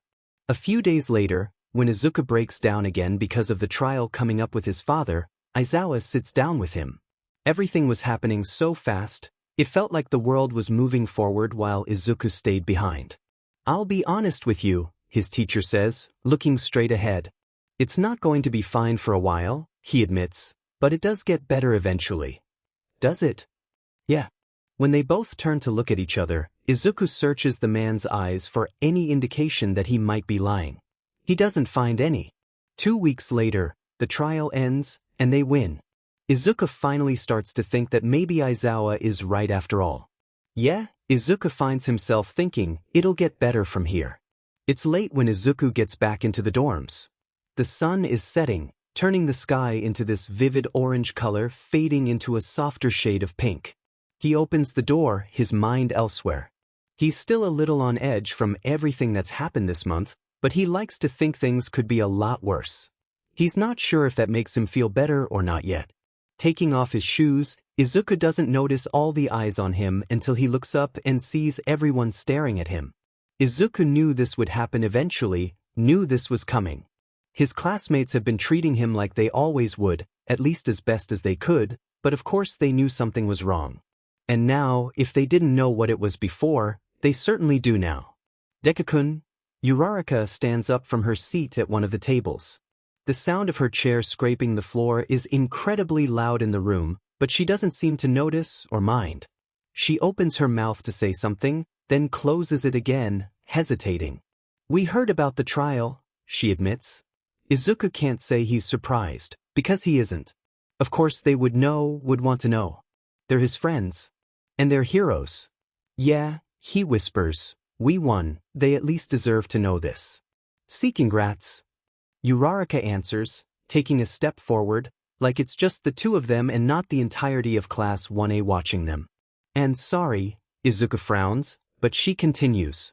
Before he can say anything, she bows down, and her voice cracks. "Sorry that we didn't make you feel like you could talk to us, and for not noticing sooner." That's all it takes before the others start to do the same, bowing down and uttering sorries. "We're very sorry, Midoriya," Mina says, then Kirishima and everyone else follows. It's fine, but even he isn't convinced by his own words. He walks toward them. "Why you don't have to apologize or do anything at all." They look up, but most of them keep their backs bowed. Until now, Izuku hadn't realized the burden he'd put on his friends' shoulders by keeping this from them. If anyone can understand them, it's him. He would feel the same way if he was in their shoes. If anything, I should be the one to apologize," he says barely above a whisper, but the room is so quiet now that everyone hears. "Midoriya," Ida says. "It's true." Izuku speaks louder this time, a hollow laugh escaping his throat. If I hadn't been such a coward, none of this would have happened to begin with." The words are already out before he can stop them, and he continues because it doesn't feel like anything matters right now. "If I just talked to someone and been braver, things wouldn't be like this. Everything would still just be alright and normal." There's a beat, silence, and then Todoroki walks up to him. "You don't always have to be brave. Sometimes, it's alright to be scared," he says, and Izuku looks up. "You're the one who taught me that." Izuku is stunned for a few seconds, and then he shakes his head, but the corners of his lips are turning upwards. "You guys are the worst." Everyone returns his smile, tension leaving their bodies, and Izuku hugs Todoroki. It doesn't take long before everyone joins in, and for once, Izuku doesn't cry. "What are you going to do with it?" Katsuki asks, breaking the peaceful quiet. Izuku is leaning on the railing of the balcony of his room. He's been staring at the All Might candy box in his hands for a few minutes now. The trial is over now, and the funeral took place a week ago, and it's been even longer since he talked with his friends in the common room, but he still can't get himself to open it. He's thought about it, of course, but he never actually did it. "I don't know," he runs his fingers over the metallic surface. It's obvious Katsuki wants to ask more question, but he doesn't. It's like Izuku searches for his words, and Katsuki turns his head toward him. "If I open it, it makes everything real. Like she's really gone." He often wonders what his mother would think if she saw him right now. After a minute has passed, Katsuki speaks. "Auntie is a good person," he says, as if he had read his mind. "She'd understand that you need some time to adjust." He turns back to look at the starry sky. "But I'm pretty damn sure she wouldn't want you to feel like sheet forever." Izuku also turns his head away from the blonde to look in front of him. "I'm not leaving you." "Why, yes you are." His mother wipes the tear rolling down his cheek with her thumb. "I'll always be here." "Do you promise?" "I promise." "You're right," Izuku whispers. His eyes fall back onto the metal box small enough to fit inside the palm of his hand, and his thumbs brush against the rim of the upper part. He breathes in and then he lets go. He flips the lid open. There is a pile of paper bills neatly folded in half, exactly like he had expected there to be. He reaches for them and then he sees something else. His breath catches in his throat. Underneath the money is more paper, but this one is different. It's the same kind they have at home, thick white paper with gray lines to take notes, the ones his mother used to write the grocery list. It might be nothing at all, maybe Izuku is looking too much into this, but something tells him this is important. Unlike the money bills which are folded in two, the paper note is folded in four. Izuku takes it carefully and slowly opens it. The first thing he sees is a picture of himself on his mother's lap taken a few years ago. It's half the size of the compartment, and they're both looking right into the camera, smiling. But this isn't what Izuku's gaze is focused on. No, it's the text behind it, neatly written in blue ink. He puts the picture behind the paper and begins to read. "Izuku, you probably won't read this, but I'll write this anyway just in case, for both you and me. I'm sorry about earlier and everything else before that. There's no excuse, but I still want you to know that I love you more than anything else in this world, and I'm sorry for not listening to you. None of this is your fault. I know you'll probably still blame yourself for a while, but know that I'll never hold you responsible for any of it. I don't know if you'll still be mad at me when you read this, and it's okay if you are. Let's talk about it when you're ready, all right?" By the time he finishes reading, 2 tears have fallen on the paper, smudging a few words. He closes the box, keeping the note and the picture between 2 fingers, and uses his other hand to wipe away the tears in his eyes. "It's gonna be fine," Katsuki says, taking Izuku in his arms. If there's one person used to seeing him cry, it's his childhood friend. "It's fine," his mother had said. "Yeah," Izuku whispers. The heavy weight on his chest remains. It probably always will, but slowly, little by little, it becomes lighter. It will.